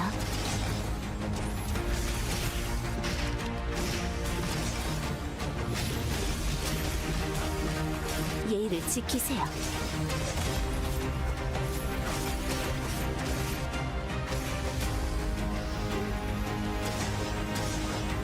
수고하셨어요. 거기까지였지만요.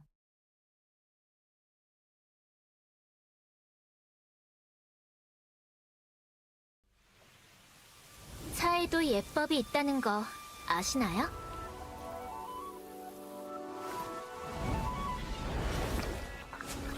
재행무상. 만물은 시시각각 변하는 법이죠. 차는 아직 따뜻한데 이 고요가 오래 갈 거란 생각은 안 들어요. 조용한 순간일수록 가장 먼저 깨어나야 하니까요.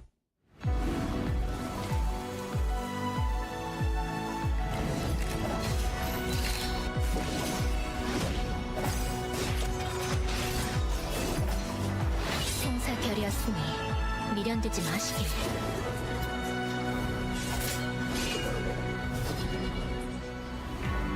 내 문은 칼끝에 깃든 뜻, 법은 내 걸음이 향하는 방향.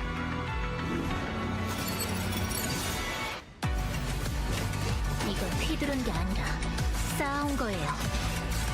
내가 걸어온 검선 돌아보지 않겠어요. 틀은 자체는 사라져도 그 그림자는 끝끝내 남아요. 그러니까 쉽게 잊히진 않을 거예요.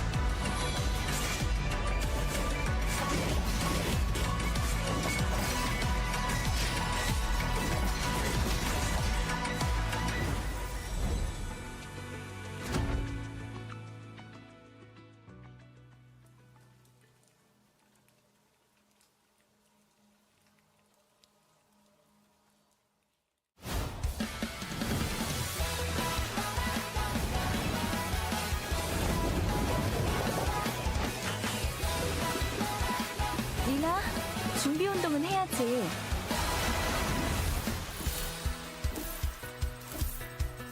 하나, 둘.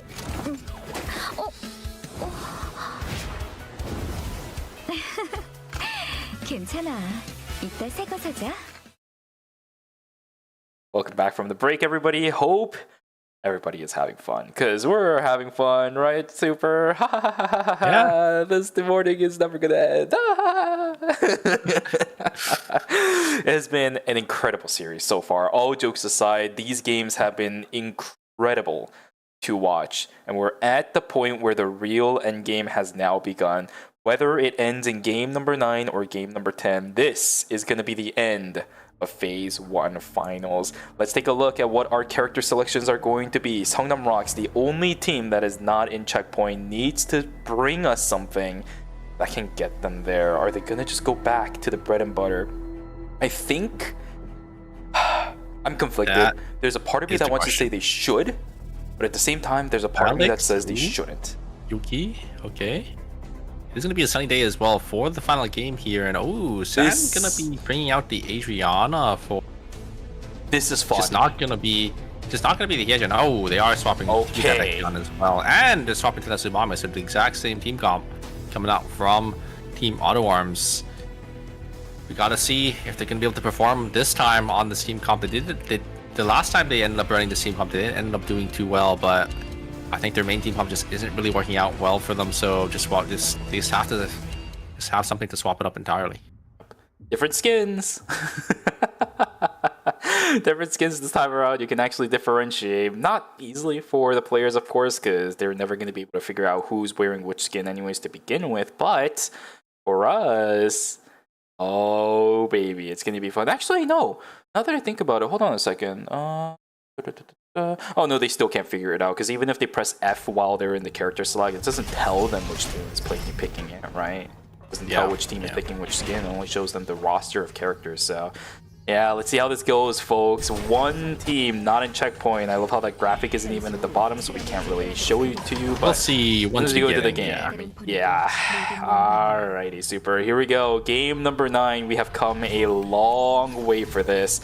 Golden round is on the horizon. It's been a while since we had 7 teams in checkpoint, I think. So it's very exciting to see. I think the last time we saw it was in, I think it was in the LCQ, but LCQ is a double checkpoint, so it's a lot easier to get, a lot of those teams in checkpoint. 7 teams in checkpoint. It's come down to this. It's all up to Sagna Brox here if they will be able to take us to a game 10, or if it is going to end here. You can see that at the bottom, all those 7 teams having that checkpoint little tag except for 1. Oh my goodness. Oh wow, look at me go. If Sangnam Rocks ends up winning this game, then we will have tied our record for the longest Eternal Return Masters match that we have ever seen, with 10 games. The last time that happened, by the way, as well, with the golden round to boot, it's going to be the same scenario that we saw in that past 10-game series. It was a long time ago, back in season like 1 or 2, right? 1, yeah, with Locke. Bubble Man was here for that cast. Yeah, and for some reason. That's funny. I think that was like one of his only casts, and the one time he casted, it's 10 games. Yeah, he's casted less than 5 games for the Eternal Return Master Series, and like 2 of those were 10 games. So I don't know what it is with Locke, but oh my god, that is he's got some luck there. He's got. It's like he calls upon the gods to make these 10 games work or something. Revolut, Thunderstrike in. He gets the shield from Tempest Hydra as well. If he lands another Thunderstrike, there is a possibility if he gets the double auto attack, but the blink away from Cinema, and he doesn't have his own because he tried using it earlier to get away from the flames. Nice attempt from Revolut, but it does force out the blink away from Cinema's Sagna Rocks, 2 kills early on here. That is exactly what they're looking for. It's a good start for the side of Team Sagna Rocks. And here's Engage coming in from Sadans, and Sadans will be able to get a kill, but they will end up going down. And another kill. A good start for this team, and this is the team that's not a checkpoint yet, so the performance they had during group stages, where they had that really domineering performance, right, that I really wanted to see coming out from this team. It started out like this. Their day 1 cycles were absolutely bonkers. I think they were sitting on somewhere like 8 kills or something like that, so... Oh, 1 circle is going to use the last wave to get themselves over the wall, and yeah, the members of Team Insider are going to start to slowly TP on in. Team Guardians is going to get on in as well. All 3 members here. Here's a full that's a fat force stack. 4 bomb on 1 circle is going to hit 4 players here, and is going to try getting the Nikki. The Nikki is going to go down to the ultimate from the heart, just not out in time. The Peacemaker didn't come out to save the heart, or to save the Nikki there, so they will end up falling. And Sejong will be able to pick up a nice 2 kills. Seiko going to try to find an angle onto G-Work, and they will be able to get it with that ultimate to get the slow, and Guardians will end up getting the team up early here. Oh, Taeyong or Sadan's going to jump on forward here, but is going to get locked up by Ozzy, and they will end up going down.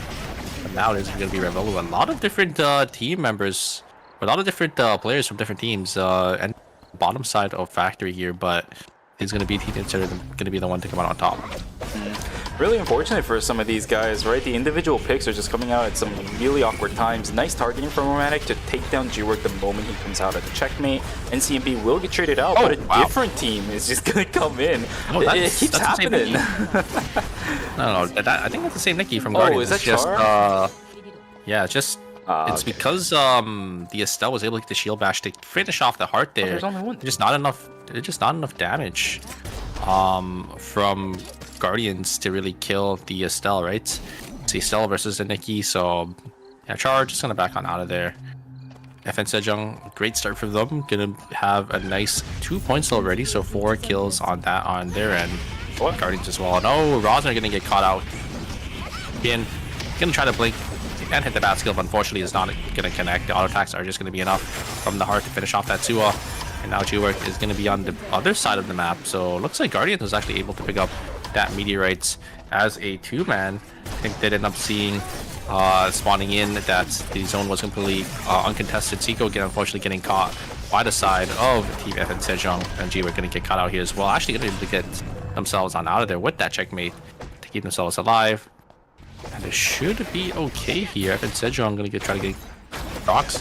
Gonna try pushing into them, but the perfect bait, but the flank is here. It is gonna be Sander Ross gonna be Romantic. The ultimate is gonna come down from Bomb. Can Bomb get Curry? But no, the execution was gonna be to keep themselves alive. And Sander Rocks, another 2 kills. This is exactly what they need.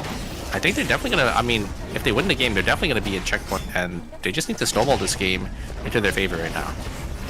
The thing, by the way, as well, pacing check for Songnam Rocks while Byung is slowly getting burned down. He will probably die. Yeah, there we go. He's gonna be dead. Pacing check for Songnam Rocks. They picked up 2 objectives from something. One probably as a pickup from the objectives that ended up dropping at the number 2. I think they got another one from Wolves or something like that. The timing just looked a little bit weird. Now the 4-score buys are starting to come in for this team. We see the Persona being built up by the Adriana. See the Dice of Destiny being built up by the Subami as well. Just one more for the Ekion's going to come through. Probably going to be the Solar System miniature just from the pattern that we've seen so far. Yeah, there it is. Songnam Rocks is accelerated. They just need to win the game, and they're on the counter side too. Every other checkpoint team is so busy dealing with the other ones. It's the complete flip side of being the only one in checkpoint, right? Not everybody is focusing you. You're the one that has complete freedom to do what you want in this game. Yeah, I think most teams will probably give zone control to Songnam Rocks if they can, but the problem is they don't know, right? Because there is 2 teams playing that exact same team comp that you have to keep in mind. So they don't know if it's going to be Songnam Rocks or Team Auto Arms. And teams are probably not going to take that risk. So I think teams are just going to be playing their own game. Just treat it as if it is. Treat it as if every team is in checkpoint here. Insider split apart still. Byung is going to get caught out. Down he goes eventually. There we go. Okay, down goes the Shukai. Tubby is down for the count. Purple box picked up for Checham Phalanx. I guess it was a bit of a split trying to go for multiple objectives at once. If Team Insider was able to find something during night number 2, then it might be worth it. We do have a fight inside of the Rift. It's going to be 2 members, actually, of Team Insider. They're not going to bring the Shukai in.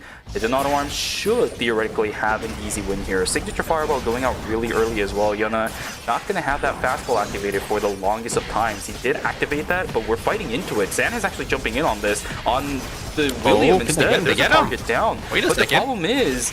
Okay, never mind. Yuna ended up getting taken down. The question is now, can Seiko do it? It is a Kazuya. But the damage just isn't sticking, and the push into the wall just doesn't end up working out. Totem invested as well, surprisingly enough, to buy them even more time. That means Songnam Rocks, sorry, not Songnam Rocks, they did an Auto Arms without the Dimensional Rift for night number 2. And yeah, on the other side though, Songnam Rocks also won on their Dimensional Rift because I think they got a free Rift, so they're looking pretty strong. They are trying to snowball this game into their favor here. PS Guardians is going to be able to find Young once again. Young's getting caught out, and this time they are going to die to the side of Guardians. So a little unfortunate for the side of the Shoot guy. You can see the credit counts. They still haven't got their buy-ins. They were only able to get 1 4-score buy-in in that Rift. So still playing behind a lot of items. You have to kind of wonder then if Seiko had that 4-score, could they have won that 2v3? Maybe. I don't know necessarily if it could have, because Byung got taken. No, not Byung, but Yana ended up getting taken down a little bit too early. Yeah, the trade was there, but you need to do more damage over onto the Ekion if he wants to somehow make it even for the Tazi to fight into it. I don't know if the Force Core in and of itself would have necessarily saved them. Plus, there were some misplays here and there from the Tazi as well. Third party coming in from the flank side. If Busan Vespa loses, they are going to be out. Bungo, the last one alive, and they get tagged by the One Piece. Bungo is so close to dying. He has the White Lily, will be able to get out. And there is nobody on that 12 o'clock direction for Busan Vespa. Lucky, a sigh of relief for this team. If they got knocked out, then that Dio team, oh man, their chances would have been next to nil. They still steal away a Tree of Life. That's a bit risky, but Bungo gets away with murder. Yeah, I mean, the movement speed coming out. Oh, wait a second, SCB can get the kill here. It's gonna be in time. The Dio is up, is gonna get back up just in time, but oh my god, a jump scare for Rongwa. NCMP out of nowhere with the VLS system in and almost just takes Busan Vespa out off the map. It is gonna be a -200 and a tree going to the side of team, I think that is team Guardians there. NCMP is able to get that kill. So close. So close. It was Shadow GOP. I think it was NCMP, right? Hardly sure, actually. I do see a ghost hand being built up for the Tia, so it makes me actually think it is a Golden Light. This Tree of Life builds in. Yeah, you might be correct. I'm actually not too sure which heart it was, but yeah, it was either Guardians or Shadow G. I did read NCMB, so NCMB is on Guardians, but I'm not exactly sure if I read the name. If I read the name right, then there's gonna be Omega spawning down in hospital there as looks like we get their kiosk buy-ins in alley. Who's psychotic enough to risk Rift? Yeah, I don't know. Especially if you are a team in checkpoint here, Evan Sejong is gonna be able to really zone off the hospital Omega here. Definitely want to claim it for themselves. If they got the alpha buff, it's going to be a huge spike for the side team Evan Sejong. Sure. The question now is, will Seongnam Rocks invest themselves into the Dimensional Rift? They are very accelerated, but so are some of the other teams. Look at the items onto FN Sejong and Chechon Phalanx. They've all caught up. The items on Seongnam Rocks. This could be very risky. Opting to go for the Omega instead inside of Hospital, but there is a team waiting for them. Let's see how this goes. Team Insider are a little bit stuck. They were waiting for the Dimensional Rift. Oh, good double dot. Two members of Team Insider, Revolut, getting access towards the backline. There's a signature fireball going down as well, but look on the backside. Yeah, Zico doing pretty good. He gets tagged out by a lot of damage from Dina. They will get knocked down. Down goes the Pazia. Byung just completely isolated and left out in the open. He has the White Lily to get himself out. It's just a 1-for-0 clean. Up on the northern side, Seongnam Rocks, yes, you're right. They lose out on one member. Down goes the Ekion, -200, plus losing out on that Omega value. This is just not good of a start for Seongnam Rocks in Night 3. Yeah, and both the backliners were forced to blink away there. Out would, if one circle was able to hit that combo, they both would have just blown up. But good reaction for the side of Team Seongnam Rocks, but a -200 for that team. That's definitely not what you're looking for, especially since you're that team that's not in checkpoint just yet. So you need any type of advantage for yourself. Oh, Insider is going to do a little spin here. It looks like if you're driving for the side of Team Insider, Seiko going to be able to get the chapel without any worry. You can see the credit counts as well. I think they're just going to maybe get a small buy-in, or they're going to save for that blood on that William. You usually see a lot of teams that, at this point, strong enough to slowly start save for that blood sample to try to cap out higher. Evan Sejong, you see they're already full builds. They're just saving for these bloods on their carries here. Sling gonna have enough probably on the swap, and they're gonna be looking really, really strong to actually finish and close out this game. Okay. For Chechon Phalanx, unfortunately, even if they ended up getting the kill onto Team Insider, the Dimensional Rift disappeared. So I don't actually think there was anybody that ended up going into it, especially with Seongnam Rocks denied the Omega and they didn't go inside the Rift themselves. Everybody else thinking it's too risky for rightful reasons. There's a fight in there that could determine your tournament life unless Seongnam Rocks wins it. They're going to go for a fight up against Team Golden Light. Going to get pretty good damage over onto Fancy. Nice damage return over onto Belzer. He goes in and gets taken down instead. The kiting is way too much, and now Seongnam Rocks on the run. The purple box trying to be attempted by Satin, but little bit too risky. We'll have to back away. Romantic also gets felled by Team F and Sejong. This is not looking good for that team, but Lumi is right there to intercept. Yeah. Techum Phalanx maybe looking for a round number 2. They are in good hands at the moment. NCMB chasing down Byung, who is by themselves. Oh no, again. Insider. Team Insider, not in a lost good two members spot. They need to run, but where can the Shukai go? Young is going to be able to get themselves on out of there, and they're going to have to go into Research Center to the red. Maybe drop a kiosk. I don't know if they have any gadget power to get that off, but yeah, it's not looking too good for Team Insider. Minus 400 this early into the game as well, or you know, at this point into the game, you can see their items only sitting on 5 golds so far. It is not looking good for Insider. But Team F and Sejong, they're looking so strong. They have enough for this blood buy from this lane. They have the Alpha Omega buff. So not only do they get that extra 3 adaptive force and 3 defense, but they do get that swirling buff that is going to be extra skill damage every time they do end up hitting an ability, which is a lot of damage. It actually adds up a lot during proc, maybe 2-3 times if it goes really long, but 2 times, and just having that initial poke damage, you know, from like a Celine or a Rio can be really big. 10 seconds to go with what may be the last wick line of Season 8 Phase number 1. Seongnam Rock still has a lot of pressure on them. They're in position to contest for this as well. A lot of teams in this area, Golden Knight might be a little bit conflicted on whether or not they want to contest for this objective. There is a team right up above too. Rift is going to be taken by one of our teams. Not sure if there's going to be another one taken. And Seongnam Rock is fully sending it right now immediately. We do see Busan Vespa slowly making their way on through. There is the sniper skill being utilized. Roger on the backside, not going to be able to get taken by that. Adriana picks up the items and the buff. Nicely done by Seongnam Rock. This is good. This is good for Team Seongnam Rocks. They need this wick line. They need to act like they're strong, and they need to try to shut down some of these other teams. And F and Sejong gonna be able to use the VLS system to get themselves on out of here, completely abandoning their tank. Bomb just gonna go down as a sacrifice.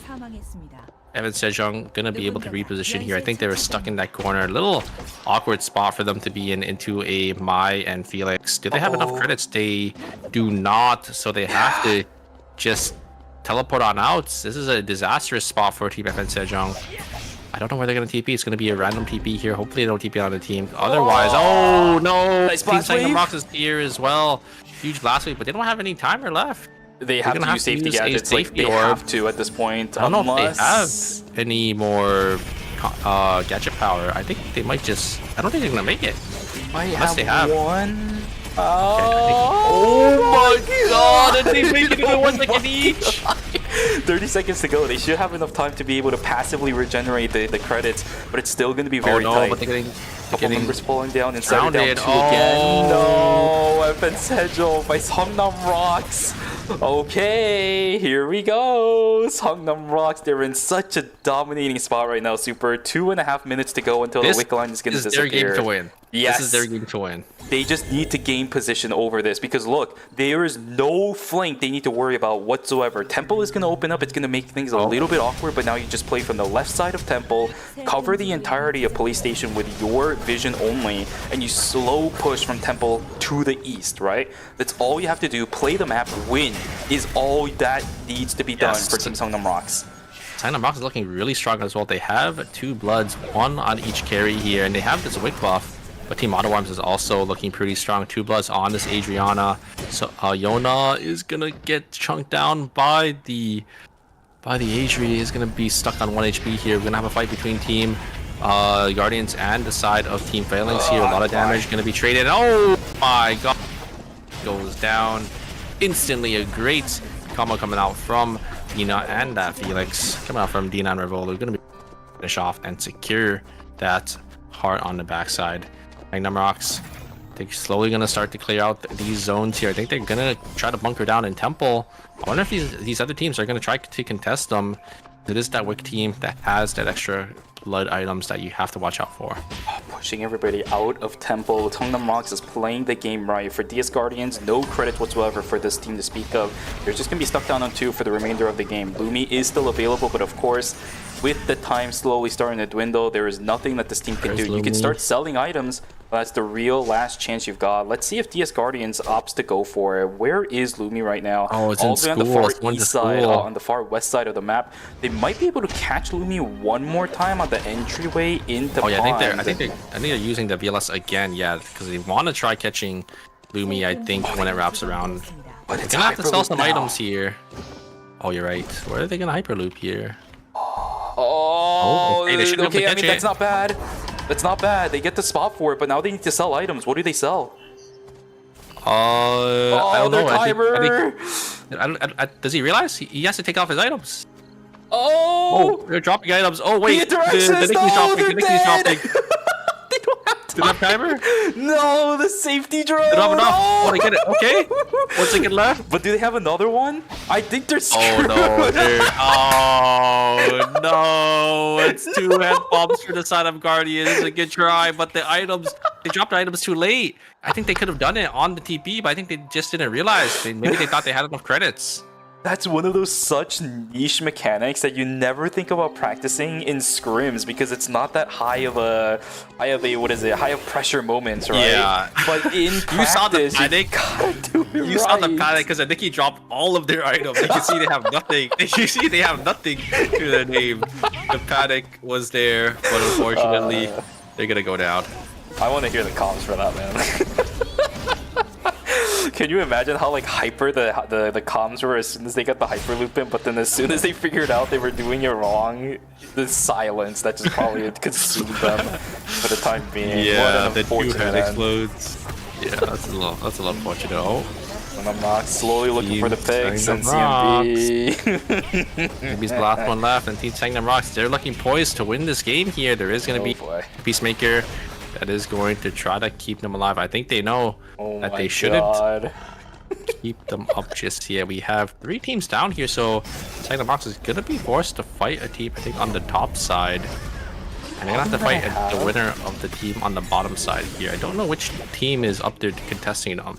Nobody. All 4 teams are down here, save for just Sangnam Rocks up on the north. Never mind. Oh, They have there's- one that is yeah, yeah. going to be a Oh, the other one. contest. Oh, it's gonna be a mirror. Alarms. Yep, the Who's mirror gonna come on match. top? Who's They got have to better play it better. items? They have to play it better. I think they're about equal items, so they just have to play better here. Satan's able to Oh, just they're go targeting on the the wrong backside. people But look down, at the I think. damage. Cinema getting so much value on the backside. Oh, Satan is gonna get down, but Taeyong is gonna go in. Look at the damage. Cinema Nice trying to blink. find it. There's a blink from Curry to get into the safe, get into the safety. But look at the HP bars. HP bars aren't gonna swing this side of team. Auto arms here, San on 1 HP. This team needs to heal up. Oh no, Cinema gets tagged by the fire there. Not gonna be able to reset for quite a while. San is gonna get tagged as well. Gonna have to rest up.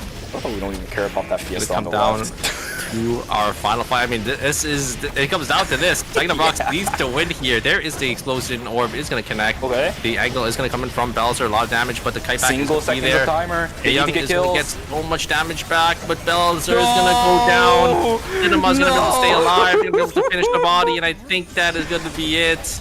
I think Auto Arms is gonna be the ones to stop the series here as they're gonna wait a second. Oh wait! No! Curry is gonna go down. He tried to look for an angle in, and that is it. We're ending on the game 9 here. Which 2 teams are gonna be our final team for the fight here? Uh-oh, the timer is gonna explode. They're gonna explode. They need to get a kill here. They need to get a knock. Oh, Felix is gonna go down. It's gonna be Shadow GLT versus Team Auto Orbs for the final zone, and oh, it's gonna be Team Shadow GLT that get zone control first, and they're playing this triple backline team, so Team Auto Arms are gonna have a mountain decline, but the item difference is definitely gonna go to the side of Team Auto Arms. Cinema on this double blood is doing so much damage on this Adriano. You know what is so ironic? It is poetic that it's a final zone in stream as well. Remember what happened in the group stages? Tejan Auto Arms I do remember. rolled teams over with this final zone. Oh. If they're able to do it one more time, it might be a possibility. Oh a my different God, angle that is taken from one- Golden Light. That is one Molotov Cocktail party, from the yeah. Adriana, and the heart is half HP. They're opting to go for the thin corridor up against an Adriana. Like, okay, I see what the angle is, because there's only one way that this drone can go. It is either going to be towards the top or the right. If it goes to the right, then yes, Golden Light will be an advantage, but they have to fight into and Adriana. I don't think this was the right call. How do you find an angle in? There is no more White Lily at the spot anymore. They're trying to go up. I think. Oh, I like this because it's a 50-50. Either goes down or it goes up because it is screen here. Corridors. So if it comes down to them, they might be in a good spot. I think they're just waiting for where it's gonna go. It is gonna go to the right. So now it's gonna be on the bridge as well. This is the exact same spot where Team Auto Arms did end up losing. So we're gonna have to see if they make the same mistake here. Taeyong gonna get in, gonna get a lot of damage, but he's gonna get chunked down. Timer for here. The Fancy timers are ticking. starting They're gonna be forced to go in. Fancy only sitting on shoot. 5 seconds left. They're looking for something here. A lot of damage. Silence is gonna be able to kite back Taking here. just The needs to Peacemaker live. is gonna go down. Oh Taeyong my is just God. so tanky on this Ekion, and I think that is gonna be it. It's gonna be Team Auto Arms coming out as our winners for Phase 1, Season 8 of Eternal Return Master. Yes, Daejeon Auto Arms, a victory rightfully deserved after a grueling marathon of a series. After 9 games in total, Daejeon Auto Arms, our 3rd team to make it into Checkpoint, will be able to take away the trophy and declare themselves the best in KR for phase number 1. Congratulations to this team. What an amazing run we had throughout this week and the past Super. It is finally over. I can go train my horses after this and then go to sleep after this. My God. I gotta catch some sleep. You know, I was up I was up starting from ERCS. Actually starting from scrims, so starting from like 3 p.m. and I've just been here and I'm tired. Yeah, you guys have to understand for Super, he had a long day yesterday. He has not slept yet. So after this, he is just knocking out. Unfortunately, for people who are joining us a little bit late, I'm not going to stay for the interview. We're not going to stay for the interview just to let Super sleep a little bit early. But what a phase. What a phase. I mean, how do you even begin to describe what happened and what concurred throughout the entire phase in and of itself? We can probably use an infinite number of words to describe what happened in the finals, but to describe the whole thing, I think it's impossible. I think got a word. I think it was just pure cinema. Pure cinema. Cinema in the chat. I mean, hey, we did have cinema winning as well, so it lines up. It lines up, right? Absolutely amazing. Once again, congratulations to Team Daejeon Auto Arms. They have poised themselves so well. We should almost guarantee seeing them in the season finals now, by the way. It is a pretty common pattern where the first place team, even if they don't place too well in phase number 2, typically teams won't have enough points to push them even out of day number 1, I apologize. So I think with this series finale, we should be able to see Daejeon Auto Arms punching their tickets already into the season finals. That's going to be a fun story to see. Yeah. I mean, getting that first place spot, I think it's about 500 circuit points, and when you get that much amount of circuit points, I mean, even if Auto Arms just has a bad phase 2, I think they're still secured for that finals. Yeah, I think they're definitely still secured for that top 4 spot. No matter how they do, I think they just need to not place last, or they just need to get some circuit points, in the next phase. Yeah, right. And it's Daejeon Auto Arms after all. They're not going to just lay down and take nothing from phase number 2. We know this team is going to come back in phase 2 stronger than ever. But I don't even know how they're going to trump their performance in phase 1. Because I talked about this. There's somebody in chat right now that I was actually talking about this as well. Actually, was Amir there? I don't think he was. I was talking about this with some people with Vixerious, that I think the games yesterday from Daejeon Auto Arms were probably by far like the most picture-perfect Eternal Return games I've ever seen in my life. During, what is it? I think it was Knockout Stage 6 Game 1, if I remember correctly. Just like a flawless game almost. It was Game 1 and Game 3 from Knockout Stage 6, but a near flawless game from Daejeon Auto Arms. I don't know how they're going to trump that kind of performance in phase number 2. But this kind of a result really just gets me pumped up to see what the future of this season holds for Eternal Return Masters. Yeah, I mean, I love the characters that they did end up winning on, right? Ekion, Adriana, Tsubame. I mean, Ekion and Adriana, or Ekion and Tsubame are 2 characters that we usually see, in Eternal Masters a little bit from, some teams every now and then. We have seen win take the crown before. But Adriana, I think one of those characters that doesn't really get as much love as she deserves. A great backline mage who's able to deal so much damage and able to just wreak havoc on these other backliners, the other squishy characters, and provide so much value for her team. If anything, actually, funnily enough, Cinema actually made his name on the Adriana before he started making his name on the Justina, right? So going back to a little bit of an ode to the past for this team to take away that first place spot, 121.5 points to trump every other team. DS Guardians coming in close, but despite the performance they had at the beginning of the series, they will not be able to round it out, feeling the exact same pain as One Circle. I guess there is a cosmic entity that just connects One Circle and G-Work always, perpetually, no matter how long they play in Eternal Return Masters away from each other. I really wonder if they stuck with their Nikki Adela team comp, if they would have been able to, close out the series earlier, because they had a lot of chances, but they ended up just swapping around, maybe deciding that it's not a team comp that is good for the Checkpoint series. But I think because of their performance they had in the first couple of games, I think they should have stuck with that. I'm going to give them game number 5, right? They got corralled. They got reined in. They were basically just fed at that point to Team Insider. Team Insider did really good. Touch of Failings played it flawlessly as well. But starting from there, you really cannot excuse it anymore, right? There were multiple teams in Checkpoint. You have to understand what your power plays are. But I think for Team DS Guardians, they just missed it by a hair. A couple of games were really close, especially in game number 8, right? They were the final 2 teams, but then whiffed a couple of skills by a hair, allowed Romantic to turn that 2v3. They had that. That is true. They had the opportunity in the previous game to actually close out the series there, but unfortunately, this didn't recognize and didn't really play around that White Lily, because they got the really early. If they just played around the 2v3, they definitely would have had that. Yep. Well, ladies and gentlemen, that for us is going to do it in terms of phase number 1. I am seeing one of the funniest posts already. This was made, an hour ago, by the way. Super, you see it on my screen.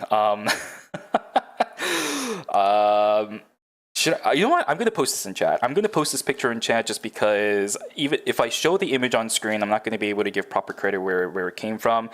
I think another thing that we've been talking about throughout the entire course of this phase in and of itself is how Dina has improved a lot on his Adina play as well. There's some failings, really bringing out the potential of that player, was able to 1v1 Bungwa a lot and win out on a lot of those battles. It's a comeback for Dina. It might be the golden age for him one more time too.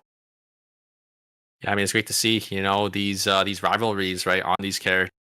Dina and Bungwa, these two have been going at it on the Adina time and time again, season after season. This time, it is going to be Dina getting the one up on Bungwa. Ladies and gentlemen, just one last thing before we go. We have drops one more time. This time, it's not a drop from Twitch, but it's a code. If you guys haven't been here for the past few days, then, well, we've been giving out common season fragment vouchers, so make sure you guys go type this in before it disappears. I believe you have about somewhere along the lines of maybe 6-7 hours before it expires. So if you need some of these season fragments, make sure you guys go type it in. 0803RJTPG. If somebody can type it into chat, I would very much appreciate it. Last but not least, for phase number 2, we still have one more thing left, right? We got to figure out when it is. It's going to be on the 22nd of August. So towards the end, we will be able to start seeing group stage A and B. No qualifiers here, unfortunately, but we will be able to see that during that week. So make sure you guys show up. It's going to be at 6 a.m. Eastern Time. I'm not going to give you like a timer on that because I'm not calculating anything at this point. My brain is too fried. It is going to be 3 weeks from now, and I think it's always just going to be at 6 a.m. EST, so it will be 2 hours earlier than today, than when we started today, like usual. And yeah, I mean, also, don't forget, we are going to have an ERCS this, or tonight at 7 p.m. EST. It is going to be, I think, groups B and D that are going to be playing. So if you guys are interested in the NA scene, there is still going to be that. There are going to be drops for that as well, I think. Yep. 100%. Make sure you guys show up. I know a lot of you guys are here for the drops. Too bad for you guys who couldn't get all three. We have been here for nearly 5.5 hours. So if you guys haven't been here for all the drops, well, sucks to suck. Be here earlier. We're at point. But for those of you guys who have been here since the beginning, thank you so much for joining us in phase number 1. We really appreciate all of you guys who show up constantly, giving us interaction in chat as well. I'm always reading it. You guys know I'm always typing things in there as well. Thank you for keeping me entertained during these grueling days of Eternal Return Masters. But other than that, Super, anything else from you, my friend? 9 games. I mean, I was just happy to watch, some fantastic Eternal Return, like always. And yeah, it's just a treat to be here to cast with you.